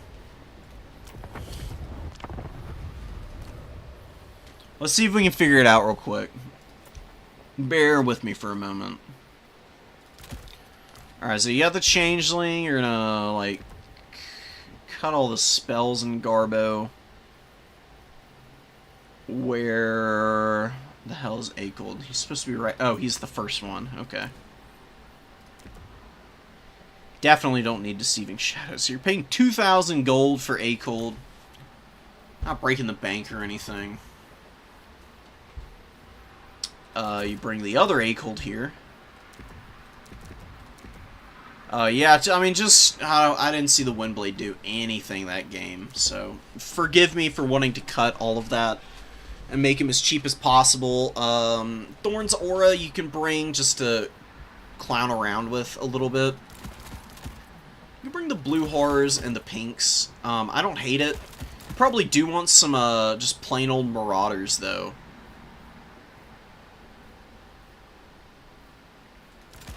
Maybe one spear. 2 spears. Oh, now they're gonna be really squishy to the bows. Got 1,000 gold here. What do you want for 1,000 gold? Probably not these guys. Just max blue horrors with a couple marauders. This is kind of wild, but why not? And Herein lies the advantage of this. You don't have any rampageable targets, right? Like, what is Snagla gonna do with his snares? What is the Night Goblin Warboss gonna do with his rampage? Is he really gonna use it on A-Cold or the Changeling?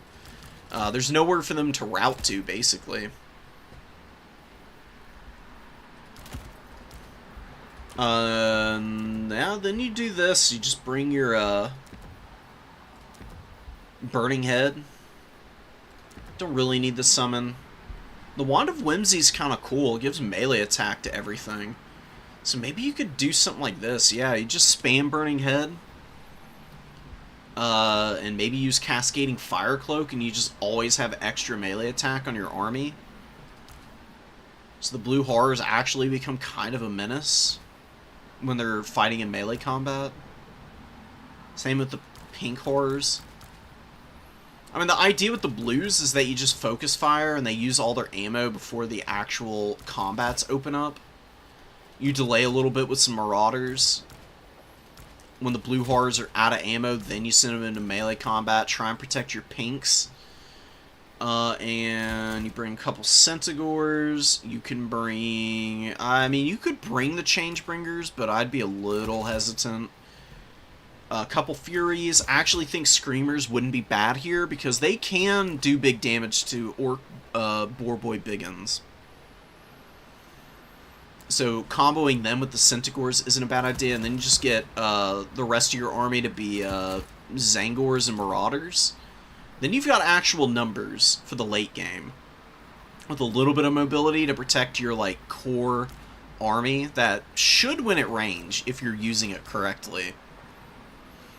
Just make sure that your cultist can get into the main formation safely, and you should be fine. Like I said, it's going to be really hard to rampage these guys, and the Acid Burpa is going to be pretty disruptive, but you should have enough firepower to be able to poke it down, and then maybe use some Screamers to finish it off. I think the Changebringers is just too risky, because any, like, really sweaty Greenskins player is going to have the Rampages, and they're going to bully your Changebringers with the uses of it.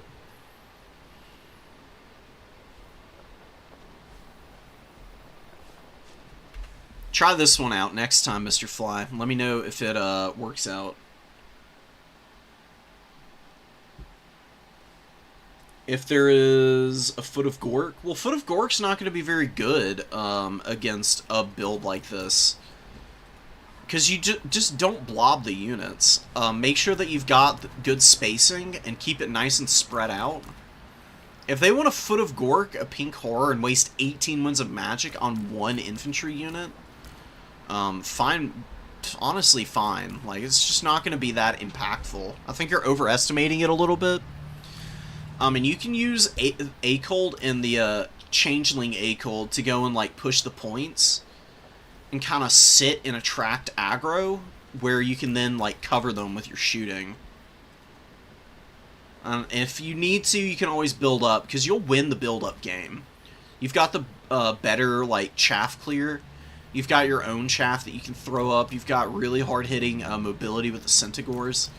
Some anti-large with the Screamers, who are actually pretty respectable. Don't diss these guys. They're a lot better than people give them credit for. And, you know, the Furies, they can just be annoying and disruptive, as they always are. Any Screamer variant is good. You know, Corn Furies tend to be the best. The Zinch Fury is the weakest of the non-Slanesh variant, which is honestly kind of bad. Slanesh Furies can be pretty terrible.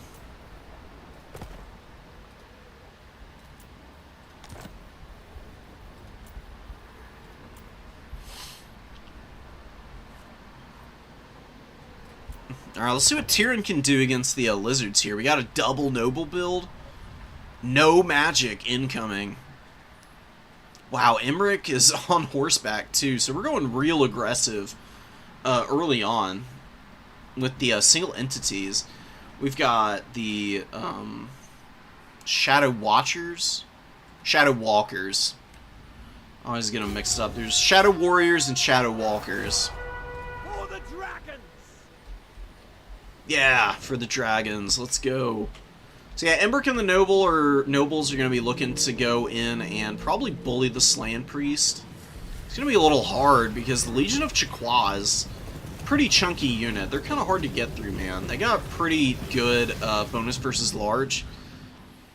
And, you know, nobles have good stats, but they can definitely get into some trouble with their limited HP pool. I got Deadly Onslaught. Interesting. Lord of Dragons. So no Dragon Horn available. Shadow Walker's taking some damage from the Umbral Tide, and the Ancient Salamander going to be pulling back. Oh, and a Rev Crystal from Rika. I like it. I really enjoy Rev Crystals. They're honestly pretty useful. They're not amazing, but I do think that they can be used fairly effectively. The nice thing about the Rev Crystals is that they bring models back to life. They resurrect dead combatants, which is pretty awesome. Oh, Ancient Salamander needs to keep going, man. You gotta, so if your opponent has a goon squad like this, and you need to protect a single entity, go run it up into the spears, or the infantry you've got on the field. Because your opponent's just not going to be able to touch them at that point. Red Crested Skinks grabbing the number 3. Lizards kind of up on the number 1 as well. They should just take the... Oh, these are Silver and Guard. Silverins are actually kind of tough to kill. They'll hold for ages, man. And they are braced as the Saurus get in here. And they do have Charge Reflection on their Charge Defense Against All, which is pretty nice. A little bit of magic going down here. Oh, Blood Statuette of Spite being used on the Silverins. I would save Blood Statuette of Spite. You really want to use that on Cavalry more than anything. It's not super good against Infantry, and Silverins also have spell resistance, so Blood Statuette loses some effectiveness there. I do believe it technically... It's kind of weird. Some abilities that do, like, magic damage don't count as a spell, but I'm pretty sure Blood Statuette of Spite does count as an actual spell cast. So, not getting a lot of work done there. Phoenix Guard doing some pretty good work against the Saurus Warriors here, and the Silverins are holding really nicely. Shadow Walkers taking some pretty serious damage from the Umbral Tide here, who I think should really be their primary target right now. Although it does look like they want to finish off the Ancient Salamander back here. They're pretty accurate. They should be able to take it down with like one more really solid volley. Lots of arrows coming in, taking out some HP, working them down. The Umbral Tide pulling back a long way, leaving the Shadow Walkers totally uncontested back here. These guys are so good. Actually love Shadow Walkers. Silver and Guard just continuing to grind here. We got some Silver Helms. Get a good charge onto the Red Crested Skink's flank. They do need to pull back and then get back in. That's a good target for the Blood Statuette. Oh, and a beautiful banishment coming down. Oh, canceled by the shield. Yeah, the nobles in Emmerich are doing a lot of work. They've killed the Ancient Salamander. Gonna be fighting the Colossadon Hunters now, though. Emmerich might be in trouble here. It's a little scary. I'm not loving this position for the nobles in Emmerich right now. Yeah, the Umbral Tide, very accurate, getting some really good damage on this noble exposed out on the flank. The Colossadon Hunters are losing models right now. I just don't know if the Highe Elf Lords and Heroes are going to be able to do enough damage before they are just totally inoperable after this fight. Yeah, Emmerich is just getting roasted right now. And we do get the Rev Crystal on the Colossadon Hunters. Man, oh man. I like the double noble builds. If you want to do a double noble build, though, I would recommend just bringing an Archmage of Life. Either on horseback or on the dragon. And then you can use them pretty freely because you'll have Earthbloods and Regrowths for them. They can be really powerful. I mean, they are not bad by any means. I just think it's a little much to ask old Emmerich to be alone, trying to carry the game here. The High Elf problem of being too expensive rears its ugly head once more, it seems. Ripperdactyl's getting charged down right now. There's a little bit of a lead for Tyrande. And they are killing the Rev Crystal right now. Rev Crystals can't heal themselves. Where's the Umbral Tide going? Oh, they're trying to shoot the nobles still. Oh, they're obstructed, so they ran closer. Oh, beautiful shots there. Big damage on them. Yeah, Emmerich and the other noble running away. Shadow Walkers have paid for themselves, just about, and they can just run up into melee combat now. They're actually pretty good in melee. They've got good stats. They can definitely contribute nicely. Everqueen's Court Guard come in, and the Slan Mage Priest taking some big damage. The enemy has slain our lord. But we do lose Emmerich. Lyrian Reaver Archers routing. Ripper Dactyl pulling back up into the air. It is pretty low on HP, but there's plenty of healing available. The Rev Crystal's still alive, too. And look at the cohort of Sotek still going, man. They get the Rev Crystal heal. They pop Refuse to Die. You know, regenerating that HP and finishing off the Phoenix Guard, who just didn't pay for themselves. Silverhelm's over here. Doing okay for the most part. Silverins... One of them's paid for itself. The other two, not so much. But they've just been so solid, man. I mean, they pay for themselves more consistently than regular High Elf Spearmen do. So, they're my preference for a frontliner, if you really want to bring one. High Elves have some really funky strategies they can do, where they just go, like, no frontline and just, like, all kite, and that does seem to be a pretty effective strategy for them. Typically, Techless or just like Tyrion and a light mage are the way to go about that, though.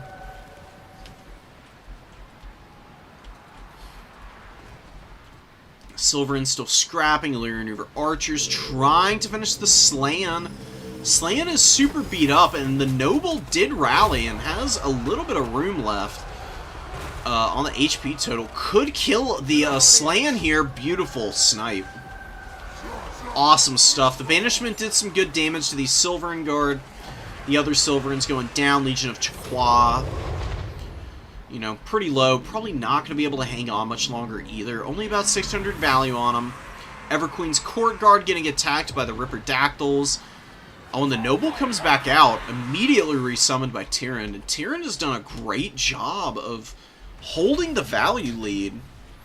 Very narrow, but did kill the caster, and I think there's a lot of WOM left in the bank for the Lizards, honestly. And the High Elves do have the ticket lead. They've done a really good job of jumping around the objectives, man.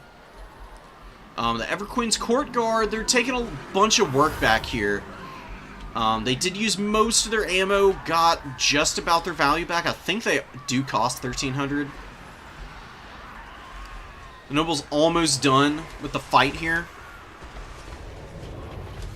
Shouldn't be too much longer before the High Elves are able to bring out like a wave of infantry and maybe lock down the number 2. They don't have any way to get rid of the Umbral Tide, though. Who are really starting to rack up some serious damage on the Illyrian Reaver Archer Cav. Getting back in here and killing those guys would be massive right now. Croxagor's out on the field. Rev Crystals still should have like 2 or 3 uses left. The Everqueen's Court Guard dead. Noble doing his best, not really making it happen, though. On the Fireborn being summoned in. If they get a rear charge on the Ripper Dactyls, be really nice. Yeah, Tyrion's lost the lead here. Running out of infantry and taking a bunch of unnecessary damage from the Umbral Tide on the Skirmish Cab here, who could just be out controlling the number 3 objective right now. Nothing to clear the number 1. No magic to fall back on. The Fireborn don't get their charge onto the Ripper Dactyls. Wherever they go, they're going to be in danger of getting isolated is the big problem. The Umbral Tide should just use their last volley to nail these guys. No, don't stop here. Yeah, Umbral Tide get a really nice volley off. Luckily, these guys do have the fire resistance and Fizz Res. That could have been a lot more painful than it was. I mean, only about 200 damage.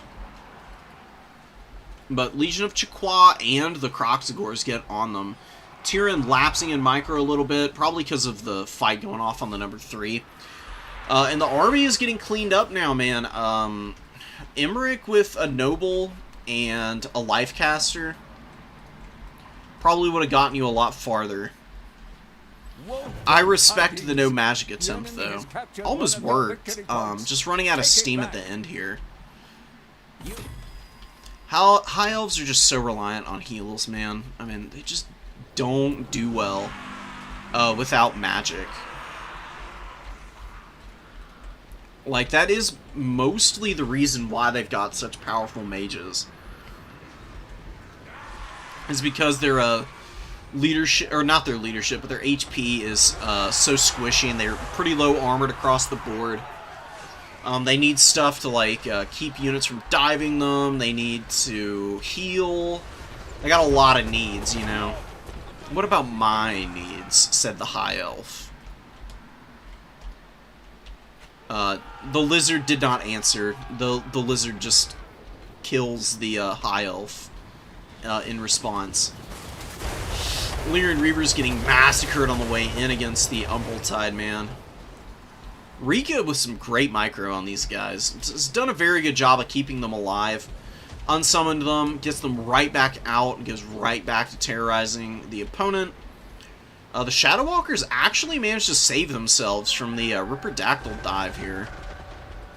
And shooting them as they make their way out of combat right now, getting some pretty good value. This is why I swear by Shadow Walkers, man. They got poison, they got great melee attack and good melee defense. Their HP is like the only thing about them that's a little sketchy. Looking elsewhere, it's pretty safe to say that the High Elves just don't have the juice here. They bring up a couple Silverin Guard, but Kroxigor should be able to beat them down with help from the Red-Crested Skinks. They're kind of going in alone, and yeah, Silverins may not have a lot of AP, but they're doing respectable damage here, but rear charge from the Red-Crested Skinks and the Silverins not going to be hanging in much longer. They do clean up this Kroxigor over here. Get on these other ones. Oh, they take the point back, but it's a little too late. The Lizards just held on to the triple cap a little too long. Damn. Maybe instead of the Noble coming back out, it should have just been waiting before summoning in like a huge wave of reinforcements and keeping the Illyrian Reaver Cav over on the number 3, holding up any lizard forces moving up over there. Maybe that would have worked out really nicely.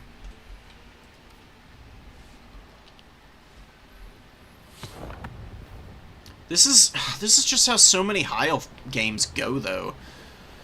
It's like, wow, I did so well until I just ran out of units because everything is too expensive and I just don't have enough money. Ow. And the High Elves just not having any good chaff is the biggest issue. And I'm so sorry, but Rangers really are kind of bad in most matchups. I never see them do well. I tried using them a ton when I was playing the High Elves yesterday.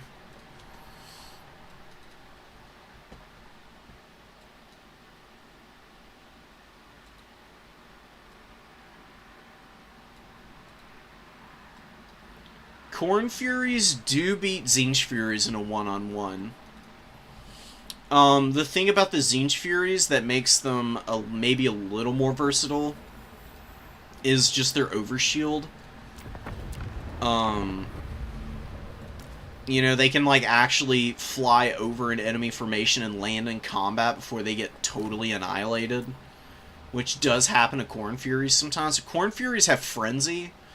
The leadership on Furies being 50 now is like good enough that they can actually use the Frenzy more often than not. They do an obscene amount of damage with the extra weapon strength and melee attack. And I mean, they've also got magic damage. I'm not sure if that's what you were like really meaning or not, though. The reason Tzeentch usually wins in the air against Corn typically is just because Corn Furies in the Tzeentch matchup can't get great engages. because Tzeentch has, you know, Doom Knights, and they've got lots of magic damage elsewhere on the roster. So, like, Marauder Horsemen of Tzeentch can do a pretty good job of peppering Furies on the way in. Blue Fire is also pretty good against Furies, believe it or not. It can weaken them enough so that when your Furies go in, they get in, they win on the charge. By the time the shield goes down, the Corn Furies are so depleted they start crumbling out. And then you can kind of snowball from there. But in just a pure head-on, one-on-one, last time I checked, Corn Furies win that. I can check it later, though.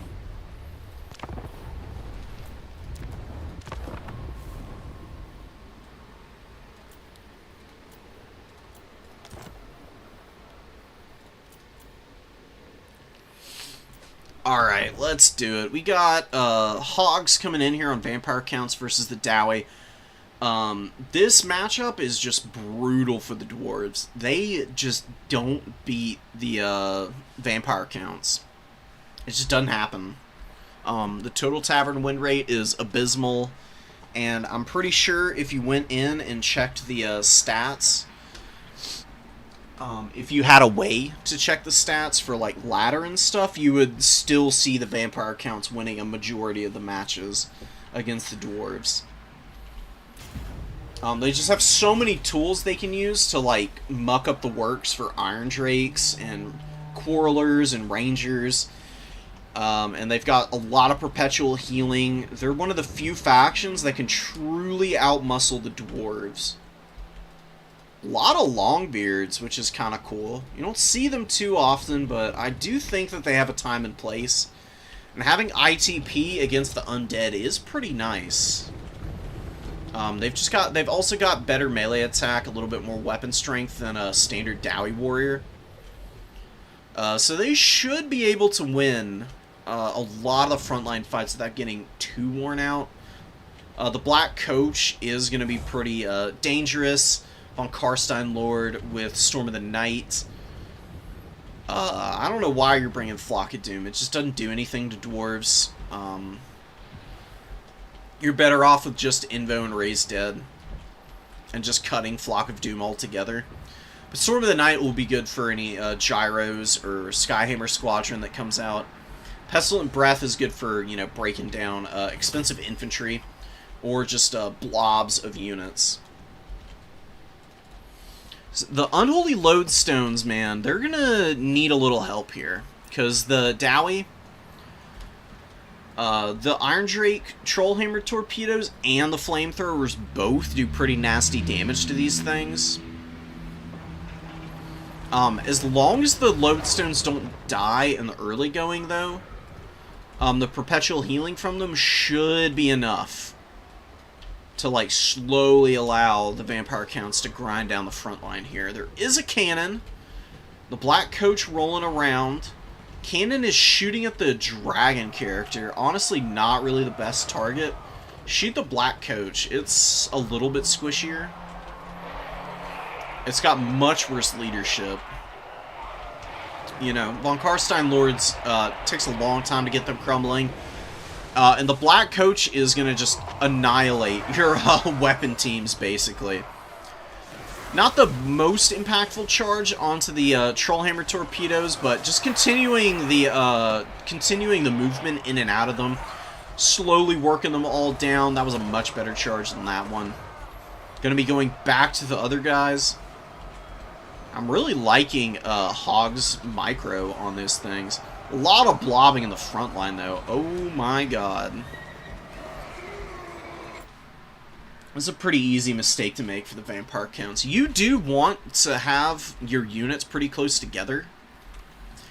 But the Sternsmen need to get out of here, and the Skeleton Warriors need to get out of here, and the Zombies can stay. The Skeleton Warriors hang back a little bit, and the Sternsmen look to flank around the edge of the formation here. Because the Dowie units are all occupied, right?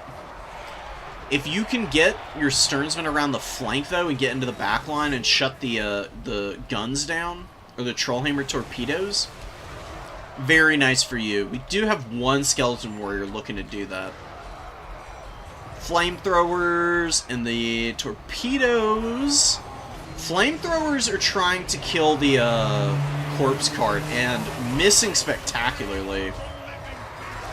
Wow, was that just all friendly fire from the flamethrowers? You've got to be kidding me. Wow, they're killing their allies. Dude, come on. Frickin' Iron Drakes. Why would you do this? Fools. They could be shooting the Mortis engine. And probably have more success shooting the Mortis engine now that I think about it. Now, they did get a good volley off there on that corpse cart. Zombies kind of pushed through the front lines since, you know, so many of the Longbeards got killed by their own dudes. Von Karstein Lord hovering overhead. Love to see some pestilent breaths. Be very nice for clearing out some of these Longbeards. Oh, the Iron Drakes try to walk around the flank here to get some shots on the zombies, but accidentally blunder their way into the Königstein Stalkers. Fellbats land in here. They're not going to get free anytime soon. One Iron Drake flamethrower is free and gets a great volley off on the Mortis engine, which does get through the front line. On top of the Dwarf Warriors. Needs to keep going and get on top of those Iron Drakes. But a beautiful zombie summon. Gonna lock those guys down pretty nicely. Mortis engine pushes through. It might be able to continue. That shutdown. One Trollhammer torpedo being occupied by the Von Karstein Lord. Flock of Doom goes down. Not terrible. I mean, it hit enough units for it to be worth it. You know, if you're hitting like 4 units, I guess it doesn't really matter if it's not that effective against the dwarves because they're magic resist, but I do still think that the invocations would be a little bit better for you. You do have a lot of really beat up units that could use a little pick-me-up, so the Unholy Lodestone and the Mortis Engine healing can keep them topped up. White King, I mean, took a ton of damage fighting the Slayers, but he's still alive, dude. I mean, these guys have great leadership. And he's basically soloed this entire Slayer unit, which is kind of wild to me. We got 43 kills, which is gnarly. Really impressive performance from him. More Flocks of Doom going down, continuing to hit multiple Dowie units, and actually ending up being fairly impactful, but Von Karstein Lords just haven't gotten a lot of value for how expensive he is. This is a matchup where I think the dragons can be a little bit of a trap. I actually think the Hellsteeds are more than enough. Especially if you want to bring this guy in particular. Because the Hellsteed is faster than the dragon, can really harry gyrocopters and still do good damage to them. Bleh. The other really nice thing about the Hellsteed is it's really small and hard to hit. And this guy does have a shield, so he mitigates a little bit of missile fire while he's flying around. Mortis Engine, big value on it. It's probably going to carry this game. You can't afford to leave Mortis Engines online for any extended period of time. Even though Highe has a value lead, I don't think it's a very true one. Mostly because the Trollhammer torpedoes are on the way out. And I don't think the cannon's going to be able to kill the Mortis Engine. It took a bunch of work from the Iron Drakes earlier, but it's mostly healed up all that damage. And it's still got a long way to go on its heal cap. You know, it starts off with 7,200 HP, right? So, functionally, if it heal caps, it's functionally got about 11,000 HP. Which is just a ton to get through. One breath attack finally going down. Not the best one in the world, but, you know, it takes a few of the Brotherhood of Grimnir out. Unholy Lodestone zombies and the Tithe going up to the points. Vampire counts with the 2 objectives. They have the ticket lead. Black Coach is going down. It's been very disruptive, though. Losing it, not the end of the world right now. It basically paid for itself.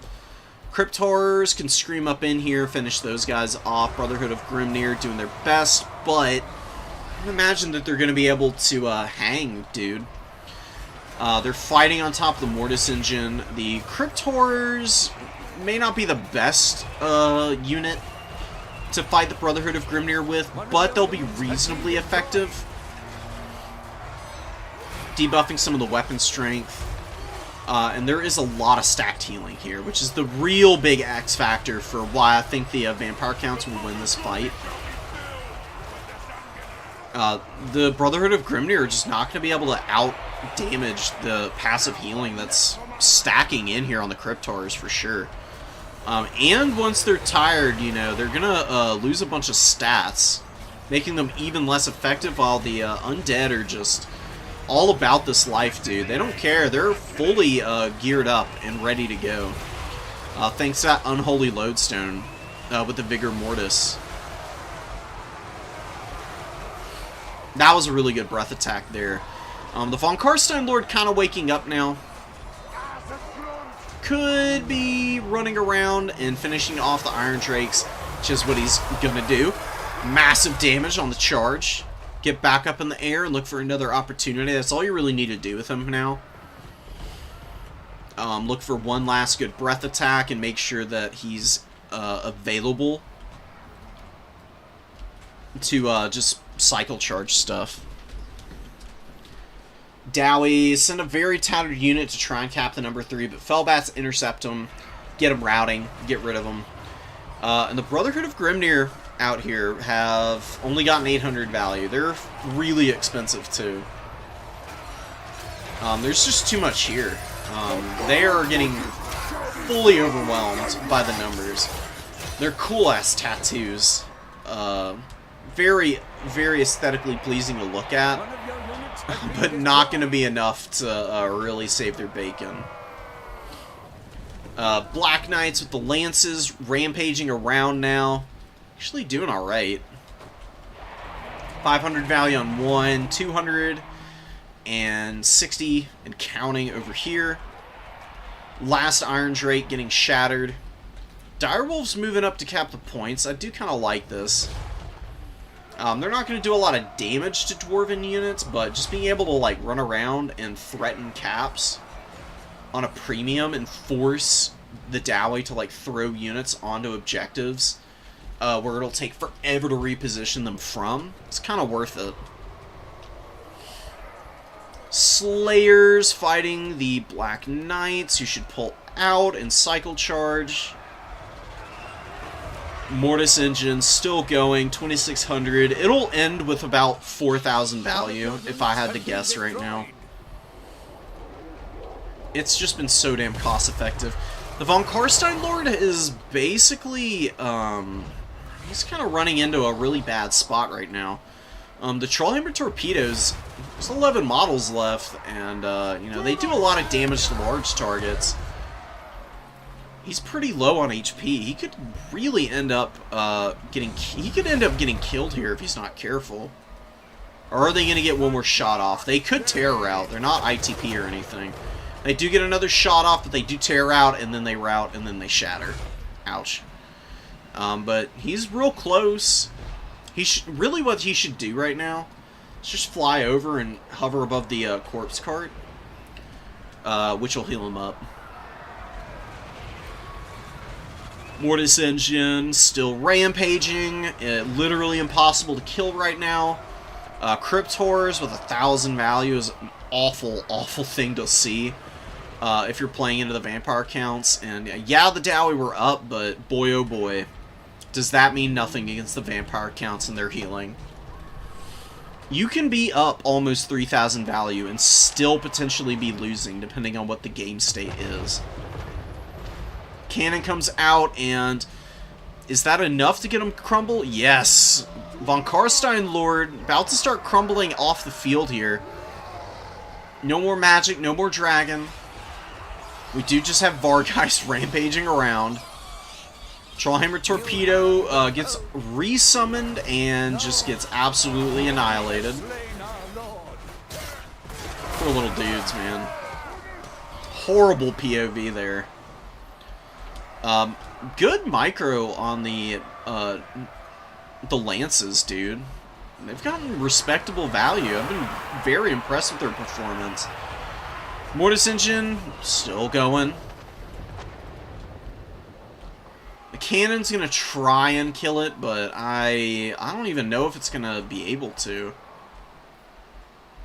By the time they fire another volley off, unless every cannonball hits, by the time they fire another volley off, it'll probably have healed most of the damage that it's done. You do need quite a bit of concentrated fire to take down Mortis Engines. They've fallen out of favor a little bit, but I think in the right matchups and circumstances, they can still be just as oppressive as they were back in the day. Almost healing Cats. Got 1,000 left in the bank. 3,100 HP, grinding down these poor Slayers. Dowie just can't get up to the points, dude. Triple cap. White King's chilling here. Goading the Dowie. The Dwarf Lord, you know, super cheap. Pretty cost efficient.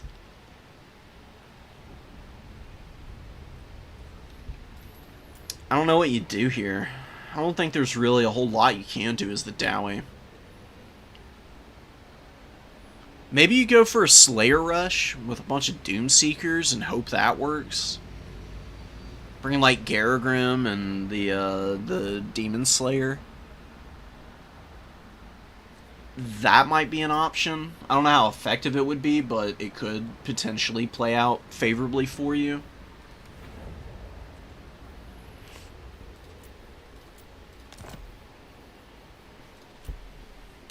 Give me 1 sec, guys.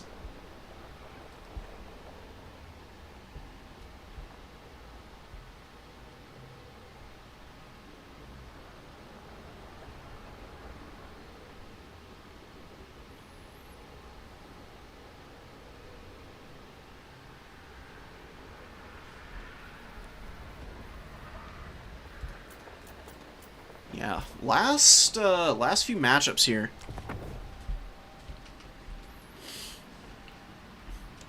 Hell yes. Dark Elves into the Greenskins here. We got some Dread Spears. We got a bunch of Blackguard of Nagaron, of all things. Uh-huh. And Fire Sorceress. And a K-Knight Assassin as well, which is kind of a cool pick. They've got some interesting abilities. They can do some reasonable damage with their little crossbows, but I don't typically see them do that well.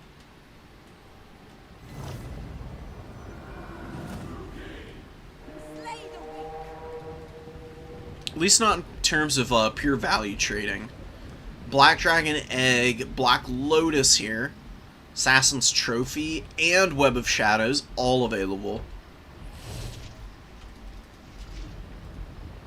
Oh, and a Dark Sorceress. Soul Stealer, Blade Wind, Power of Darkness. Alright, cool stuff, man.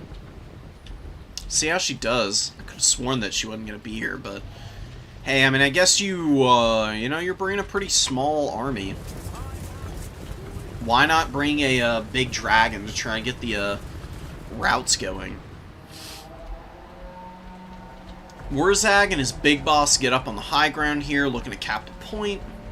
I really like Black Orc big bosses on the pigs. They're really not that expensive when you pare them down. Rabble Rouse is really useful. Excuse me. Oh my god. And they've got really good stats. They're pretty decent in melee combat. Even in a sustained fight. They just get in there, they've got a big charge bonus, they hammer home early, and then they usually just outlast other units. Supreme Sorceress is a little different, you know, massive HP pool with Soul Stealer that can really punish the greenskin characters. You do need to be a little bit more careful because of that. How do the greenskins tackle all this? I mean, honestly, you just hold on the points of their infantry since you have the triple cap right now. You don't need to engage in melee combat. Just pull back and let the air boys poke away at these guys. These guys may have 100 armor, but, I mean, AP is AP, right? Orc air boys will take them down eventually. It's actually way more inefficient to be firing at the Dark Shards right now. Ooh, nice Blade Wind. Wow, huge damage Blade Wind. Cleared those guys out pretty nicely. I'm honestly pretty impressed. How much power reserve do you get from Darkness? You get like 26 winds of magic from using that. Which is pretty nice. I mean, that's like a whole extra Soul Stealer or a couple Blade Winds. Which is what I would be using it for. Soul Stealers here just if the Supreme Sorceress gets a little low, or sees an opportunity to punish Wurzag and the big boss. Which honestly you could do right now, since they're running together. Be a pretty good proc currently. And then you can leave her in melee combat against them for a sec. She does get back up in the air. Probably looking to support some of the allies that are around the field. The Cold One Knights in a horrible fight right now. Way overextended. There's too many greenskin units over here. Another Blade Wind goes down. This is also doing some pretty respectable damage. I'm kind of impressed by its damage output, all things considered. It may not be the best spell in the game, but it's getting a lot more work done than I would have initially expected it to. Blackguard break through the Orc boys, just rally to the point and try and surround these Snotling pump wagons. Dark Riders pushing back the Goblin Wolf Rider archers. Man, the Dark Elves I think are just a little too thin though, in terms of numbers. It's a really cool elite build. There's typically ways to go about bringing elite stuff without leaving yourself too thin on numbers. Bringing a big Dragon Lord with all this though is not really the way for that. Another really good Blade Wind. It's doing a pretty good job of evening out some of the problems that the Dark Elves are running into, but there's just going to be waves and waves of Boar Boy Biggins. And the shock damage they do will be enough to break down the Blackguard of Nagaron, as long as these guys are, like, vaguely occupied by some melee infantry. They won't be that hard to take down. They've got 117 kills and 197 value right now, which is pretty abysmal. Off over here, these guys, they've got 800 value. We do get a fight with the Supreme Sorceress right now. Boar Boy Biggins getting a augment here. Looks like here we go. Yeah, here we go. So Wurzag turning into a pretty serious duelist, all things considered now. Maybe not in terms of his weapon strength, but melee attack for sure. Chipping in very reliably against the Sorceress right now. Soul Stealer goes down. Wurzag gets out of the effect radius, and the big boss moves in, so he'll be taking the majority of the damage from that. Web of Shadows also hitting him. Oh wait, no, that wasn't a Soul Stealer. Oh, that was the Black Lotus, I think. That's so odd. How does this work? What the hell does this even mean? The enemy has slain our lord. Duration cooldown. It doesn't have effect range. It doesn't even have, like, distance you can cast it from. A little bit baffling. I think that was also one of the Black Dragon eggs there.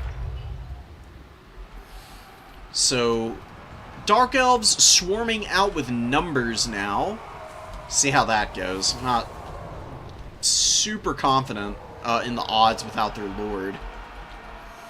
Because, yeah, Bleak Swords have, like, better leadership than Orc units, generally speaking, but that does fade out pretty quickly when your lord goes down.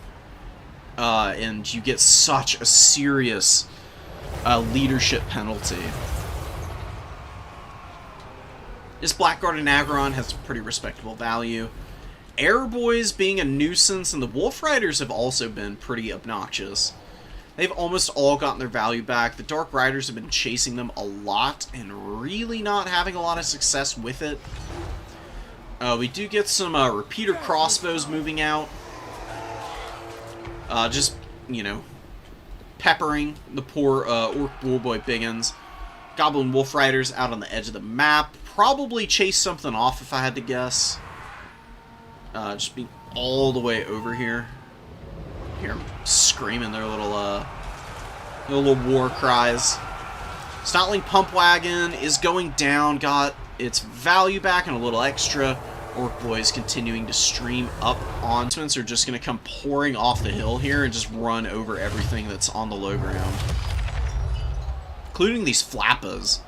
Oh, and they get a Fist of Gork to give them the melee defense, which is kind of cool. Look at them flattening those Dread Spears, man. There is only defeat. I love Snotling Pump Wagons, dude. They're so cheesy. Really fun unit. Very frustrating to play against because they're so cheap. And they can be frighteningly hard to shut down.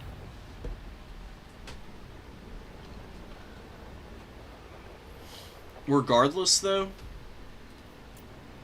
Dark Elves scrapped in pretty good. Considering they were going for, you know, pretty expensive elite build, they did pretty well. The Supreme Sorceress, you know, her getting killed on the ground was really unfortunate. The Canine Assassin got some good value, actually. I'd love to see Pont replay this game, and just try and play a little bit safer. Like, keep the Cold One Knights back, bunker up on your first objective. I don't know if you really need the K-Knight Assassin early. I would cut the Dark Shard and the K-Knight Assassin and bring more Bleak Swords. Because that should be pretty doable, right? Let's remake this build. Yeah, Darkness, Blade Wind, and Soul Stealer. On the Dragon, Opal Amulet. I don't remember if Spiteful Conjuration was here or not. Yeah, you should keep them. Sure. Canine Assassin in reserve. Had pretty much everything. Get rid of Dark Venom. I don't understand what this does. I'm getting rid of it. Assassin's Trophy is pretty strong.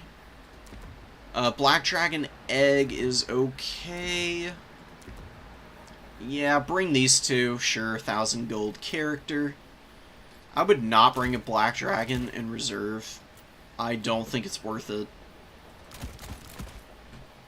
Oh, what are we doing? 3 of those in reserve.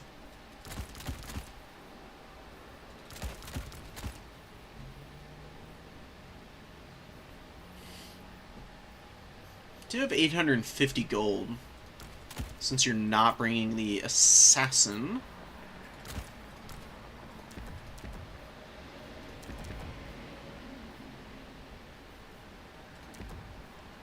Huh. 867, such an awkward amount. Can't get 2 more units in here. Bolt Thanes, nah. We're cutting Spiteful Conjuration.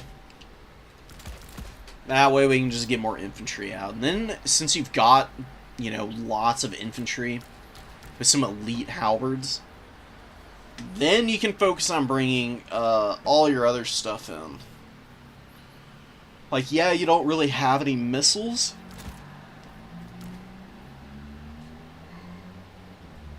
Excuse me.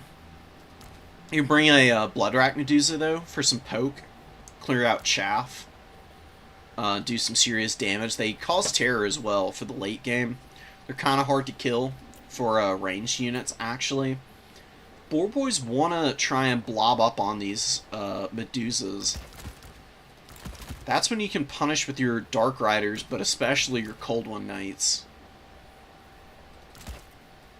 Maybe bring fewer of those guys. And just mess around with the rest of the money. Just something like that would be kind of interesting. It doesn't change the build that much, but I do think it would help out. I like the K-Knight Assassin in theory, but I think he's better used in reserve instead of as a as one of your main units in your army. Because he just doesn't have anything that impressive. Like I said, his little hand bow is kind of nice, but it's low on AP. It's really only going to be good at, like, poking down a Colossal Squig or something. It's not super good against anything else. I guess you could poke Wurzag some, but it's super short range, which is the other issue.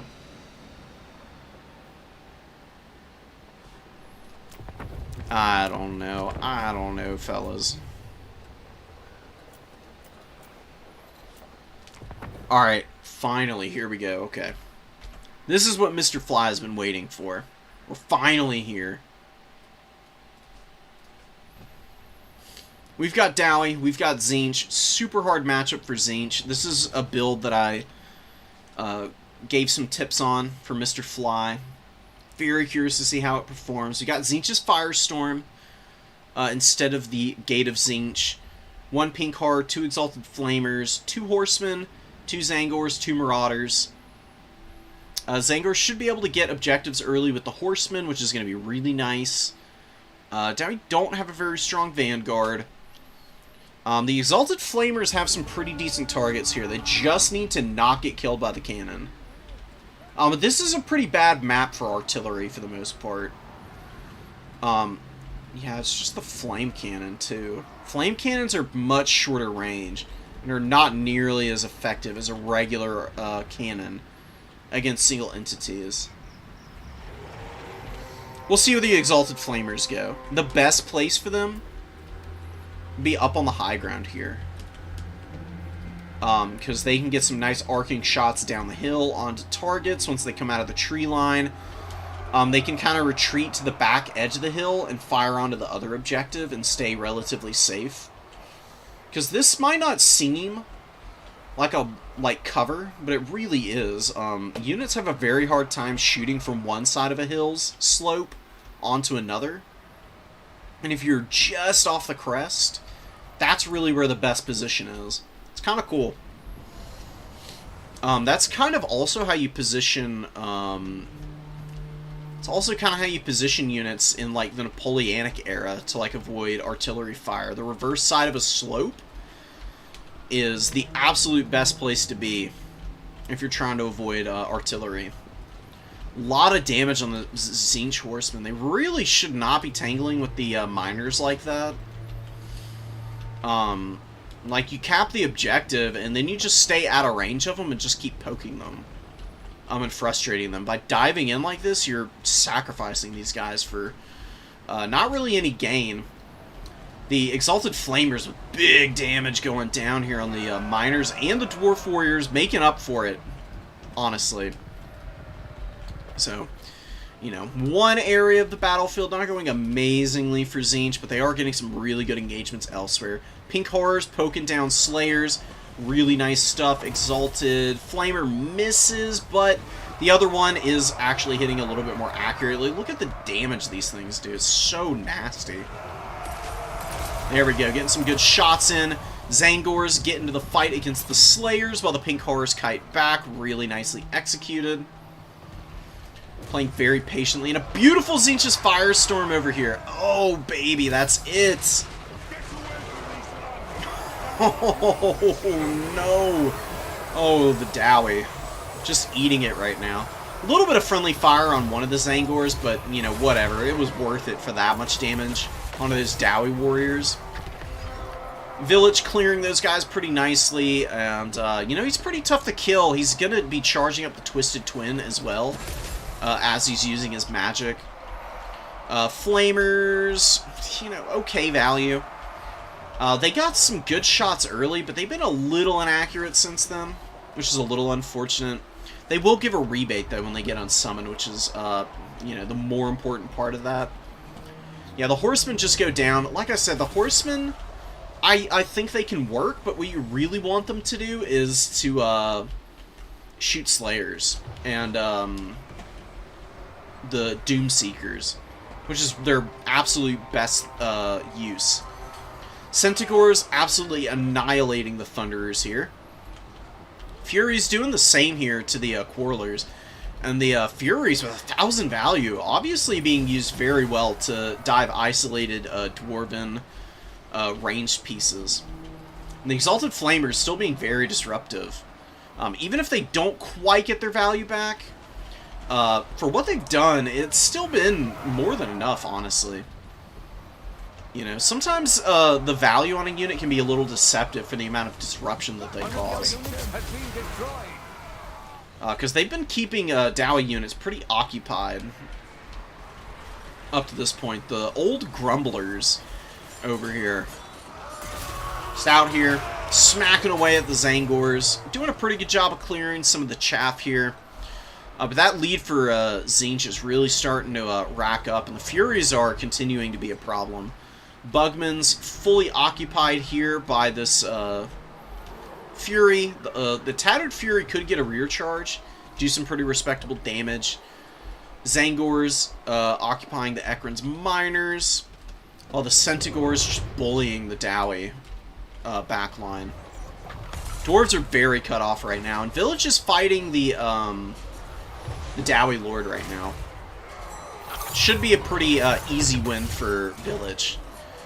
You know, he's just got better stats. You know, the Dowie Lord is pretty mediocre. Although he doesn't really... I mean, I guess he doesn't have, like, a full charge on Twisted Twin yet.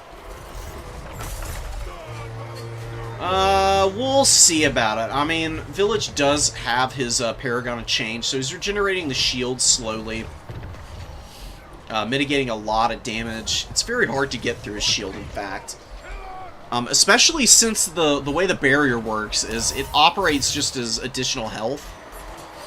So in melee combat, if you're not hitting your opponent, you're not getting rid of the barrier, and he'll be regenerating it in the interim period. So he's going after the Lord, getting some more attacks in. We get another beautiful Tzeentch's Firestorm here. Bye-bye Dowie Warriors, probably. It's just the 3 vortexes that's so devastating, because even if one of the vortexes miss, the other 2 are still doing a lot of damage, man. Look how quickly it's clearing these guys out. Dowie will cap the point, but not without some serious casualties incoming. Village with 1,100, getting some more charge on the Twisted Twin. Furies just continuing to hamper the Dwarves. Dowie very heavily pushed back on this objective. Exalted Flamer with 1,100. Back out. Did it come back out on the field, or is it just using the last couple of shots here? Either way, it's going pretty nicely. Mr. Fly's got a lot of supplies in reserve, so even though it looks pretty thin on the field, probably just, you know, banking it to then bring out a bunch of units. Since, you know, a lot of stuff is kind of beat up for Tzeentch, they've been very good about keeping things alive. Probably just waiting for units to replenish in reserve before coming back in. Yeah, they do flip the objective back. They've got the middle still. Somehow able to hold on to it thanks to the Zangors and Village. Dwarf Lord on his last leg. Zangors holding back the tide of Miners. And Quarrelers, although Bugman's Rangers, not Quarrelers. There's some more Miners and some Slayers. Moving up, they'll probably cap the number 1, but Tzeentch with a rock-solid triple cap right now. The Exalted Flamers are not amazing in melee combat, but they've got pretty good weapon strength. So if they just happen to get a couple hits in, they can clear out the Grumbling Guard fine. You can see it kind of like... shoots these little, like, bursts of fire out of their hands, which is kind of funny. Really interesting animations on it. Yeah, Village doing his thing. Zangor's just, circle beaten. The poor, Dowie Lord. It's down to 2,400 HP. He's been holding really nicely, but, he just can't damage Village. Village is, you know, fine. He is not having a bad day at all. And he'll continue to be a big issue. Changebringer's finally coming out, and this is actually a pretty good spot for them. They do need to pull back away from the Bugmans, replenish the shield, and then they'll be able to come back in and just kill whatever else is on the field here. The Centigores have been used very well. Excellent, excellent value out of them. Same with the Pink Horrors, 700 value on them. They're stuffing back a lot of dwarves. Still hanging on to this objective, man. The Flamer also doing nicely.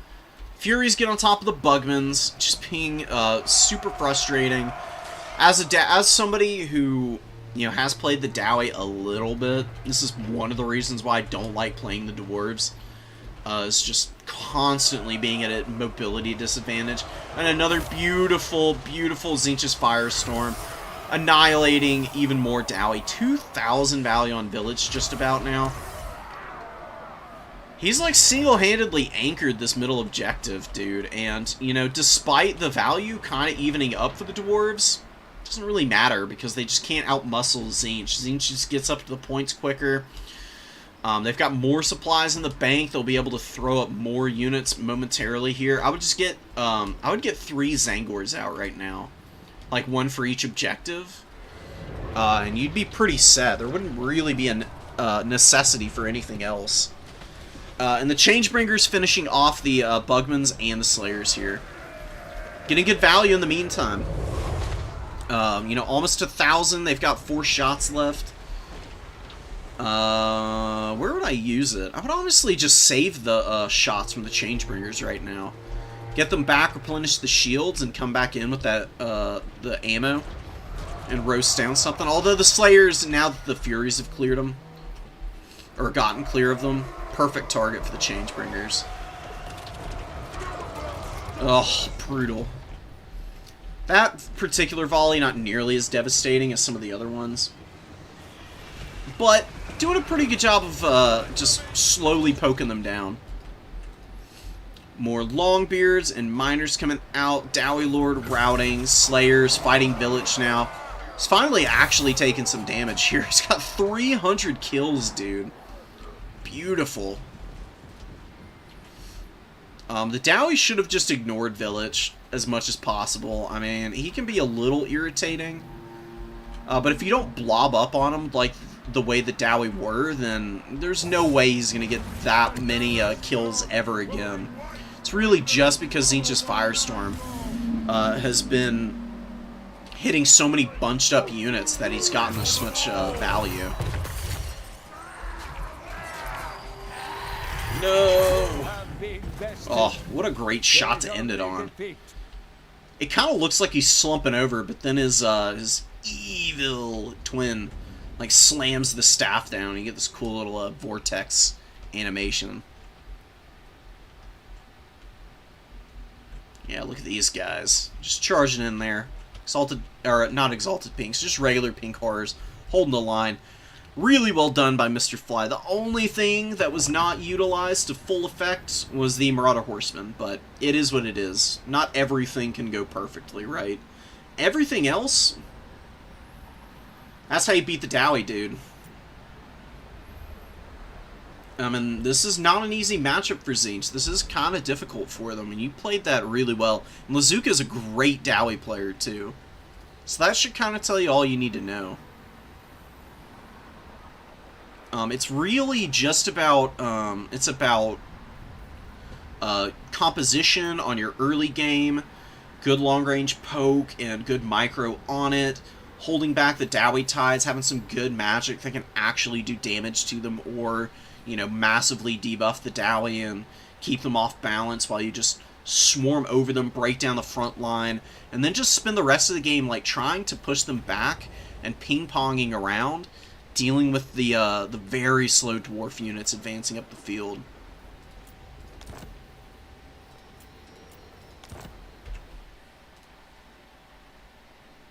So, good job, Fly. You absolutely crushed it. Did we watch this one? Perhaps? Actually, I don't think so. Anyways, Dome Dimmadug on Kassar's Cursed Oasis against the Empire. This is my 38th game. Playing in his 39th game, ironically enough, I'm sure. Nah, I don't actually know. Fairly new, though. Boris, Life Wizard, some great swords, handguns, Hellstorm Rocket Battery. I'm not gonna lie, this is not really my cup of tea for an Empire build into the Dwarves. The Rocket Battery's nice. It will do good damage. It's got a lot of ammunition. But over the course of the game, it should get some really good value. I will say, though, really, you don't really want to bring a bunch of State Troopers. You don't even want to bring a bunch of Great Swords. Great Swords are alright.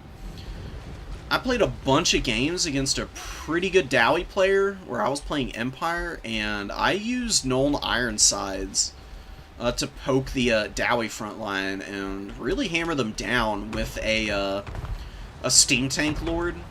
So the Dowies just don't have the goods to take care of the Steam Tanks, man. And the Master Engineer is an absolute beast at rolling through infantry. He's got Pigeon Bombs, which do just crazy damage to anything that's bunched up. So you can really hammer them down. Blasting Charge is getting in range. Even though they've taken a decent amount of damage, they're going to do a lot of work against the Spearmen here. Although they really should hit the handguns. Dowie, just throw them at the Spearmen. That's fine. It's okay. Flame Cannon actually doing a lot of damage right now. Boris lands in the back line, looking to finish one of them off. Slayer's coming out, looking to, you know, keep him honest. We do get some pretty good focus fire going down onto him. Thunderers do some nasty work to Flyers. I mentioned it before. I mean, they just got good long-range poke. And they're very accurate, and they fire relatively quick at 13 seconds. I guess it's on par with most of the other handgun units when I think about it. But their accuracy is their big selling point. Flame Cannon continuing to fire in. Just big damage on the archers. Empire is starting to kind of run across the field. Yeah, their fights are not going well at all. Gyrocopters being fairly disruptive also. Not a lot of value from them, but definitely not suffering too badly. What happened to this guy? There's one dead Empire Knight back here. Maybe he got... I think he may have gotten shot by one of the Hellstorm rockets as it was launching out of the tube. Which is kind of hilarious if you think about it. Still trying to dive all this artillery in the back line. 38th does have a small value lead, and you know what, honestly, I guess the Dowie front line really isn't all that stalwart. They did spend a lot on artillery and the Iron Drakes and Thunderers. They're having a really hard time screening the Empire out. So, while, okay, maybe some of the early engagements weren't as cleanly handled as they could have been, but the Hellstorm and the pressure from the Empire Knights is actually paying off pretty well right now. Yeah, 553 value. By the time it's used up all its ammo, it'll probably have about 1,500. As long as it isn't, like, horrendously inaccurate in the late game. What's it firing at now? You gotta be very careful not to friendly fire your own dudes, though. What's its range? What it should be shooting at right now is trying to hit this Longbeard that's on its way in, or shooting at the Thunderers. Because of the high arc on the rockets, you can actually fire over trees pretty easily. Should be able to work their way in to do some pretty good damage to these guys. Empire Knights do get pushed back, and the Dowie Flame Cannon's back online. If they keep clearing out a bunch of State Troopers, that's where it does start to get a little bit scary for the Empire. They're still holding the middle point. And the number 3. Dowie have the number 1. Trying to pull their Iron Drakes back. The Greatsword's big value on this Greatsword unit. Wow, oh wow. I mean, they've just been fighting miners and some Dwarf Warriors, so I guess it makes sense. They haven't really been focused by any flamethrowers or anything. These flamethrower Iron Drakes, by the way, have been absolutely horrible. They just keep getting LOS'd and obstructed by terrain. Probably going to do more friendly fire damage than is worth for killing a Greatsword that's on its way out. If they can get some shots off on the Pistoliers and the Sigmar Sons here, that's where they can get some value back. On a Rallying Empire Knight, kills the Flame Cannon. Oh, no. Ouch. And this Flame Cannon's basically dead. Hellstorm Rocket Battery. Been a little inaccurate. Hasn't really been hitting anything at the last couple volleys, it seems. Continuing to fire in. Empire holding the line. Boris in the sky. Just pummeling the Brimstone guns. Who keep coming out and trying to find opportunities to fire their flamethrowers off, but having not really any success to speak of. This is part of the reason why you want to bring a Flying Lord, but if you have enough shooting, oftentimes you don't even need to have a flyer to attack the Brimstone guns. So if you just focus fire gyros, with some AP missiles, especially like handgunners or Nuln Ironsides, these dudes go down so quickly because they have no HP. They get massacred by missiles. On the Iron Drakes, finally getting some value. I mean, this is all you need, just a couple of volleys. And they have annihilated the Tattersouls, man. Where are the Sigmar Sons? Wow, they killed the Sigmar Sons that quickly? Oh my god, they really did. These guys were at half health last time we looked, and now they're down to nothing. So the Iron Drake's grinding back their value. Dimmadug is actually pulling this one back right now. Oh, Boris lands on a bunch of Slayers. I don't know what possessed him to do this. But there's Quarrelers opening up on him. Pretty good value out of them. Ungrim moving up the middle objective. The Slayers have gotten some pretty good damage. We're going to get a regrowth on them. Really? No, that's a huge waste of magic, man. You bring Boris because you want to use other magic. Like, he's so easy to use because of the Midland Runefang. He basically never dies, unless he heal caps, you know? You have to really fumble him to lose him before he ends up, like, healing for the full amount that he can get in a game. Tattersouls going who even knows where. Leaving the Dowie to hold this cap for a little bit longer. Are they going to get anything up here to stop it? No, the Empire gets it back. Number 3 objective has nothing on it right now. You got a bunch of archers coming in. Hawkland Long Rifles opening up on the Slayers. Boris, what? Look, I'm not saying Boris is a bad pick, but there have been some very questionable fights being taken with him here. So you need to be a little bit more careful with that. The Hellstorm Rocket Battery has also just not been great for the last few minutes. It's just firing into this pillar. You gotta be microing your artillery. People think that artillery is fire and forget, but there's a lot of nuance with using artillery pieces. Still got 3 volleys. It could still pay for itself. Couple of good shots in here for sure.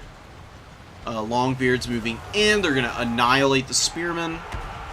Friendly fire from the Hellstorm. Hawkland's still poking away. They really should be shooting the Brimstone guns, not the Slayers. Slayers, kind of a waste. You can use your archers to shoot the Slayers. And, yeah, the target priority is a little bit off-center here. Hawklands for gyro clear, archers for Slayer clear, not the other way around. Boris is inactive. He's not going to be able to do anything. And he costs a decent amount of money.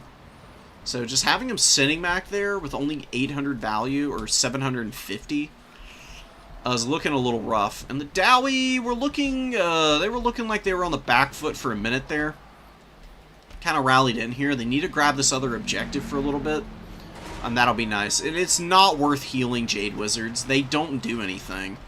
They're literally there to heal bot. If they get damaged and they are routing and they rally and they've got no health left, just unsummon them and bring them back in if you really need to.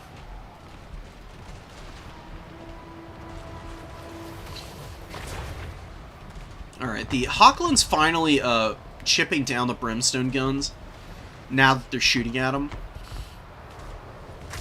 You can see how quickly they take the models out on these guys. Another few shots coming in here. These gyros are going to be routing. I don't imagine they'll rally either. Very low. Another couple taking some catastrophic fire, collapsing to the ground. It's kind of funny, dude, that you can see the... are they unmanned? Look at this dwarf dude. He looks like a robot. Oh my god. Are the did the Dowie invent UAVs in the Warhammer Fantasy universe? Absolutely nuts, dude. We need to investigate this. Questions I have, for sure. Knights of the Blazing Sun getting roasted right now by the Flame Cannon, which is absolutely atrocious for the Empire. There's been a lot of over-haste from the Empire player, I would say. They've been pressing a lot of very risky attacks. You just can't, you aren't gonna body the dwarves. It's not gonna happen. You beat the Dowie by playing the attrition game better than they can, and you play the attrition game better than they can by being faster than them, and by also having really high DPS range tools that can keep them honest while you use your mobility to destroy their artillery. And then you reinforce the points with units that can either outcap the dwarves for a cheaper amount, or that can capture the objectives and then just kill the Dowie warriors rocking up to them. And cavalry are not really going to be able to do that in most important of jobs right now. Just throwing cavalry out, you can force like one objective, but Dowie did get the number 3. They're going to hold that for a while. The middle is looking just impossible. There are so many dwarves here. There are 2 Longbeards, Ungrim, some Tattered Thunderers, and a very healthy Quarreler with no ammo. Quarrelers should just run into combat. They'll kill the archers. Archers are awful in combat. Worse than the Quarrelers are. You know, the Dowie ranged pieces, the reason that they're alright is because they just have slightly better stats. It's enough to keep them safe for a little while. They don't really win fights, but they hold until the other Dowie can clear for them. I'm just stunned. I have no idea how Dome Dimmadug is at a value deficit, but honestly winning this pretty decisively right now. The dwarves do need to be careful. They don't want to overpress trying to get the number 1 back. They should just keep these Thunderers over here right off the point to just keep shooting Knights as long as they're out here and in the field of fire.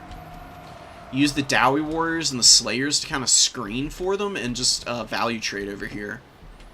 Because the Empire can't really afford to leave this number 1 objective right now. They don't have very good holding power. And, you know, the Empire Knights, they won't do a whole lot of work against the Longbeards. This is so rough for the Empire, man. They are just pinned back right now. Hochland's continuing to trade. They got 1100, which is nice. The problem is that Hochland long rifles don't have missiles that pierce through shields. So silver shields kind of shut them down, like, really hard, too. Which is pretty brutal. Hellstorm Rocket Battery comes back out, firing in here, missing spectacularly right now. And another Hawkland coming out of reserve. It's a lot of long-range shooting. For a late-game situation where you have to get the points, Boris is in trouble. He should not be hovering in the middle distance like this. Yeah, now I have the number 2, number 3. They'll eclipse the Empire here really shortly. They just need to maintain the number 2 and 3. They don't need to get over eager for the number 1 objective here. I mean, they're doing all right getting up on it. They probably will be able to take it thanks to Ungrim and the Brimstone guns, who are clearing out some of the chaff. The Slayers are also going to be nice to have. Dowie Warrior gets up here. Thunder here. This Warrior here. I mean, you know what? Whatever. You know, you're leaving the number 2 very thin. You got the advantage, though. Just take it. The world is yours. Press the advantage. Just stuff with these Longbeards and make sure the Spearmen don't get up here. Kind of like how these Longbeards are holding back the Sigmar Sons. You want to do the same on the other side. That is what Dimmadug is going to be going for, which is really nice. Iron Drakes, the longest flank in history, paying off big time as they just ruin this Hawkland Long Rifle. And yeah, this unit might be out of ammo, but they're not going to get unsummoned and give any supplies back to the Empire now. And then they'll be able to just follow that up by getting the other Hawkland and maybe these handgunners. These guys need to turn their attention over here now. They're shooting into kind of the wrong engagements right now. Save yourself and then others. You know, it's pretty cold-blooded and calculated, but that's kind of how you have to play it with some of your units. Iron Drakes can push up now and get those flamethrowers online, either against the Pistoliers, but preferably the Hawklands and the handguns. Dowie roasting the Sigmar Sons over here with the Brimstone guns, Slayers, and the Longbeards, who are going down, but have just done so well for the Dwarves. Another Flame Cannon comes up. More Brimstone guns for the Dowie. More Longbeards. Dwarf Warriors and Miners holding the number 3. Yeah, get it. Alright, the Empire is at least kiting back, but nice volley. Pretty big damage on the handguns. Brimstone's also following up. With the 2v2, the Dowie should win this. This other Brimstone gun gets in here. Then I would safely say that the Dowie, if they weren't already winning on the tickets, they could table the Empire here in short order. There's like nothing left for the Empire. Dowie Resilience wins out, man. And the Iron Drakes had some stops and starts in there, but they really closed it out nicely. And the Thunderers, dude, 2,500 value Thunderer. Wowee. That's pretty amazing. Yeah, lots of Longbeards doing some pretty good work there. Artillery was solid. The Empire's build is just not very well tuned for fighting the Dwarves. This is too much cavalry. You don't need Pistoliers either. I'm a firm believer that Hawkland Long Rifles are actually kind of bad in this matchup. The issue is that they get outranged by cannons so badly, and they take so much damage from artillery that they're not really worth it. I really do prefer Nuln Ironsides. It sounds wild, like Nuln Ironsides you might think would be a bad unit, but the games that I played against Grey from Clan Rat really made me kind of fall in love with those guys for this matchup, because, you know, they're fairly expensive, but they have Black Powder Discipline, which makes them insanely accurate, and they get reload skill. They've got okay melee stats, so Dowie actually have a hard time killing these guys by throwing like a Dwarf Warrior onto them. And they already fire really quickly, every 7 seconds, and their missile hits pretty hard. Good range. And you just fill the rest of the roster out with like swordsmen, some spears, and maybe like a couple of great swords. And you're like sitting pretty, dude. I'm telling you. It's pretty nice bringing all this stuff in as is. You can definitely bully the Dowie. You don't really need the you don't really need spears. Just want swords for some damage. Bring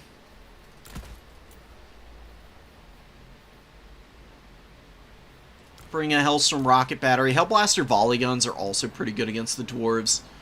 But you probably just want Hammer of the Witches. Or just a regular old Great Cannon.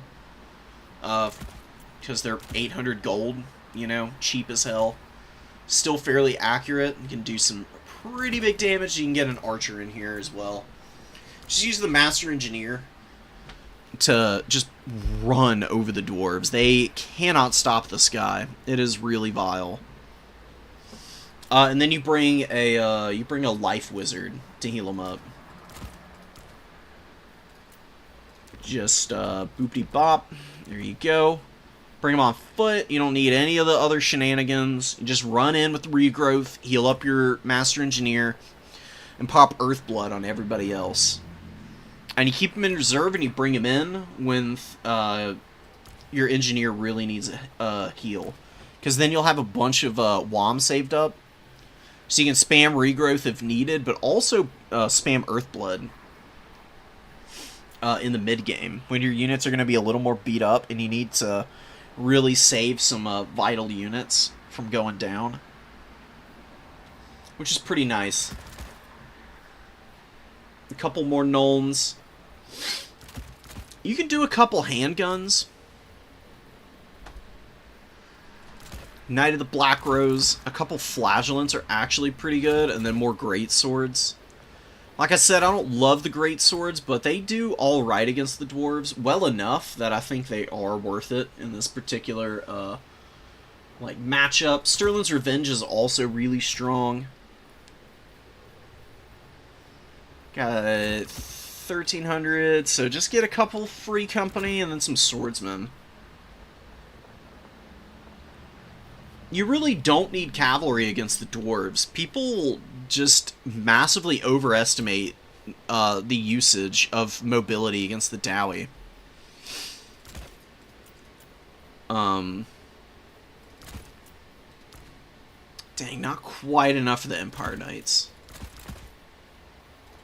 Alright, there you go.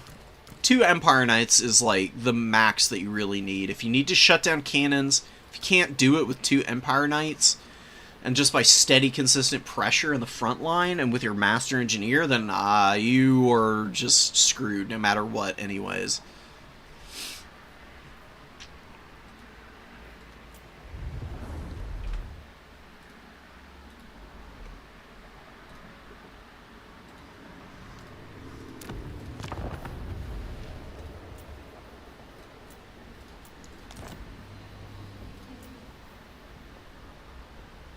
Oh wow, Nurgle mirror match incoming. So we got a Chaos Sorcerer Lord for Broccoli Fangirl, Chaos Sorcerer of Nurgle, and a Chaos Lord of Nurgle, just with the Father of Blades. Double Soul Grinder of Nurgle. Lots of Horsemen. God, dude, this is like the absolute state of every single Chaos Monogod mirror match. It's max Horsemen with, you know, either like single entities backing them up or just like the big expensive lords to grind out value. Like 9 times out of 10, that's what you see. Like for the Khorne mirror match, you see max Marauder Horsemen of Khorne with Scarbrand, sometimes Karanak, usually not, and just like Marauders for cap weight. And then Bloodletters in reserve, some Khorngors, maybe, a few Fleshhounds, and then like Minotaurs with great weapons. Angels are going to be really good against the Noxbringer and the Nurgle Soul Grinder. We'll see how Broccoli is able to take the fights. You know, Joni is at a small numbers disadvantage, just like 1 less unit. It's not that big of a deal, though. Yeah, Hestigor's moving in. The Chaos Lord should honestly be moving forward. Oh, and the Noxbringer opening up. Very fortunate that the Horseman here for Joni did kind of get out of the way. Avoided most of the damage. Incoming return fire from the other Soul Grinders.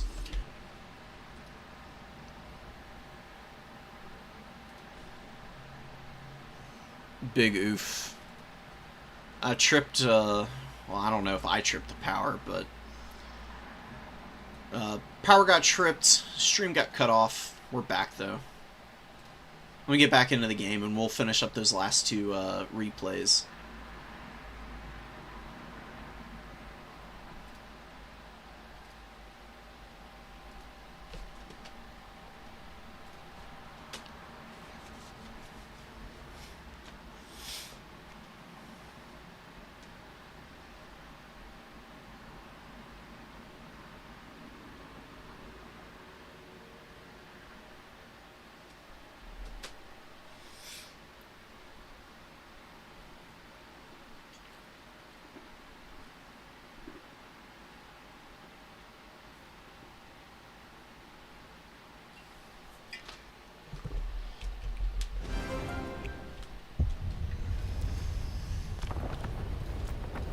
Alright. Here we go. We'll get back in here and we'll round it out real quick.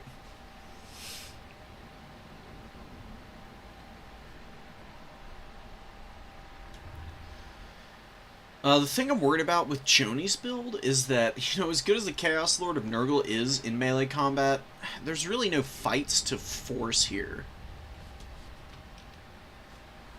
Broccoli can just kite away all game against this guy and deny him value.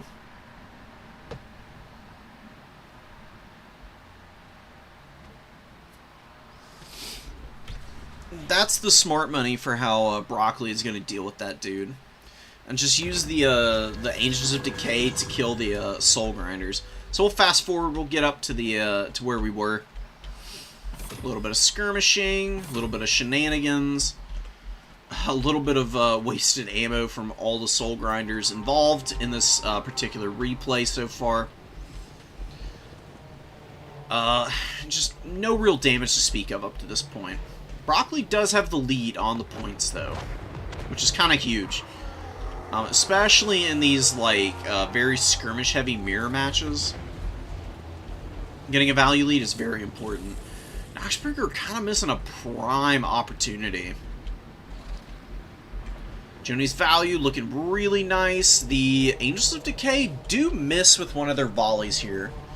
Just a little unfortunate. Maybe they could shoot the Chaos Sorcerer real quick. Oh, he's in a really awful spot. Oh, that Rancid Visitations goes down on the Chaos Sorcerer Lord. I mean, it's going to do decent damage to him, but he's just going to heal it right back up because of the crown. We've got an upgraded Rancid Visitations of the Chaos Lord.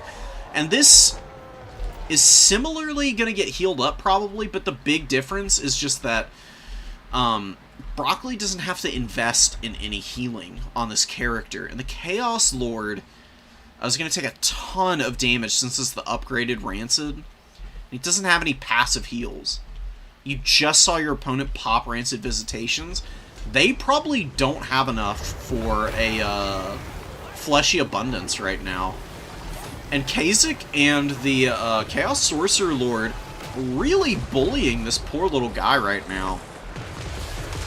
Plague Drones up in the sky. They are fighting off these Nurgle Furies. Nurgle Furies just don't have good enough melee attack to hit these guys right now.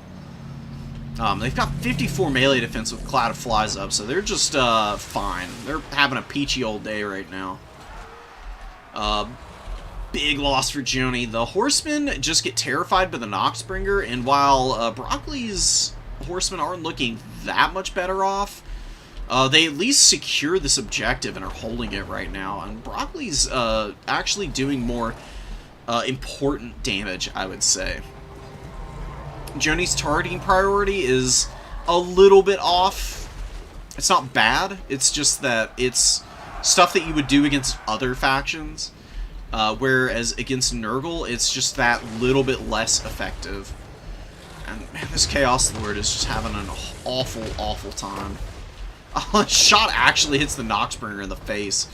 Those shots landing in Vortex, doing some decent damage.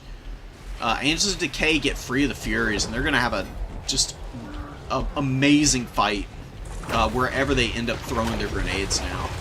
Down goes the Chaos Lord. Another Rancid Visitations on the Chaos Sorcerer Lord, but again, he's just healing passively this whole time. He's alright. I mean, he's just going to run away now, and you can keep him out of the fight until he's, like, back up to, you know, a little bit more than half HP, and then bring him back into combo with Kha'Zix, and we get the Rotting Riders coming in, flattening the Pestigors, terror-routing them. Noxbringer and the other Soul Grinder in prime position to be annihilated here. Yeah, Broccoli is just clinical right now. These Pestigors going down to the Noxbringer. Taking a lot of damage on it, but, you know, not really that big of a deal. You can get it a heal in no time flat if you really want to. I mean, you've really only used one upgraded Rancid Visitations. I'm pretty sure that Broccoli should have the magic for an upgraded Fleshy Abundance, which would honestly be pretty nice to use right now. Just heal the Rotting Riders and the Angels of Decay back up to full. Your Sorcerer Lord will go back up. He'll be a little wasted on Kha'Zix. Maybe you can get the Noxbringer over here and do that. It would basically heal up all the other, like, relevant damage that you've taken this battle. No Horsemen are remaining for Broccoli, but similarly, Jonies are, you know, in full retreat. They're not any more present. So I would say that the edge just goes to the person who's got their Lord alive, as well as the higher damage units, which is the Rotting Riders, Kha'Zix. And your own Noxbringer's pretty decent here. And this Soul Grinder's getting obliterated by the Angels. You have 3,500 value now. Not having an answer for them is just not an option, dude. They are so powerful. They're amazing against single entities. And they have 4 volleys left. They could throw them in somewhere else around here. Instead, they're going to land in combat. They're going to help out the Plague Ogres in finishing up the Forsaken. The anti-infantry Plague Ogres are pretty fun, dude. They're an interesting unit. They got a lot of melee defense. And their melee, their bonus versus infantry is 26. Not a lot of infantry units have melee defense that's going to be high enough to survive the 59 melee attack that the Plague Ogres would be hitting them with. And with that weapon strength, dude, it's just game over for the Forsaken. They get absolutely run over. The Rotting Riders are in here also, and Kha'Zix and the Sorcerer are sniping out the poor Chaos Sorcerer of Nurgle for Joni. Wow, survives on 27 HP, but does shatter, is gone. Plague Ogre's coming in, they're gonna die too. Nurgling's crumbling. It's gonna be a total table here, I think. Oh my goodness. 3 horsemen coming out. Joni trying to make something happen, but the Plague Ogres again bullying the Forsaken. Nurgling's pulling back. Yeah, that's just gonna be game. Absolutely clinical takedown in the mirror match right here. I mean, ouch. Big freaking ouch.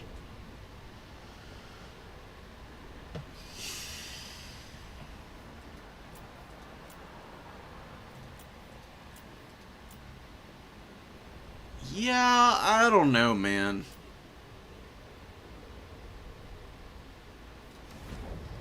Definitely back to the drawing board after that one for Joni. Alright, let's get this last game out of the... Oh, wait, this is a... Oh, this is a duplicate. Well, damn, I guess we're done. Honestly, kind of perfect timing for me. I'll exit out of this one. We know what happens. You know, the greenskins just rock in. They got too many bows. The build for Pont is cool, but a little too expensive. Like I said, I think there's a way that you could optimize this a little bit and make it a little bit easier on yourself. You just bring like all of your infantry on the starting army. You use your dragon to like drop blade winds, and you avoid arrow fire until you build up some missiles and harass your own, and then you go in.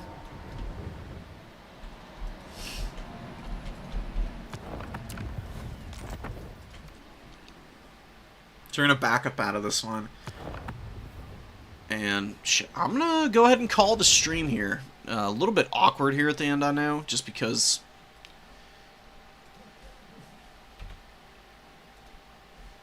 You know, we did have a crash. Wait, is it still blanked out? Oh, no, it's back. Okay. We did have I did crash out, unfortunately, but we got back in. We got the replay over and done with. And I do want everybody who is here to know that I'm hosting an intermediate tournament tomorrow. Let me pull that up real quick and show it off. Because y'all need to show up for it. It's going to be a really fun time.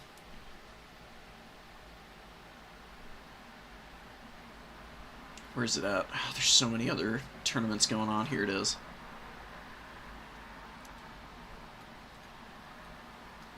Don't have a lot of signups for it right now. Only got one person. Damn. Nobody is interested. Big sad. Well, if we don't host that tournament tomorrow, I'll push it back and we'll have it another day.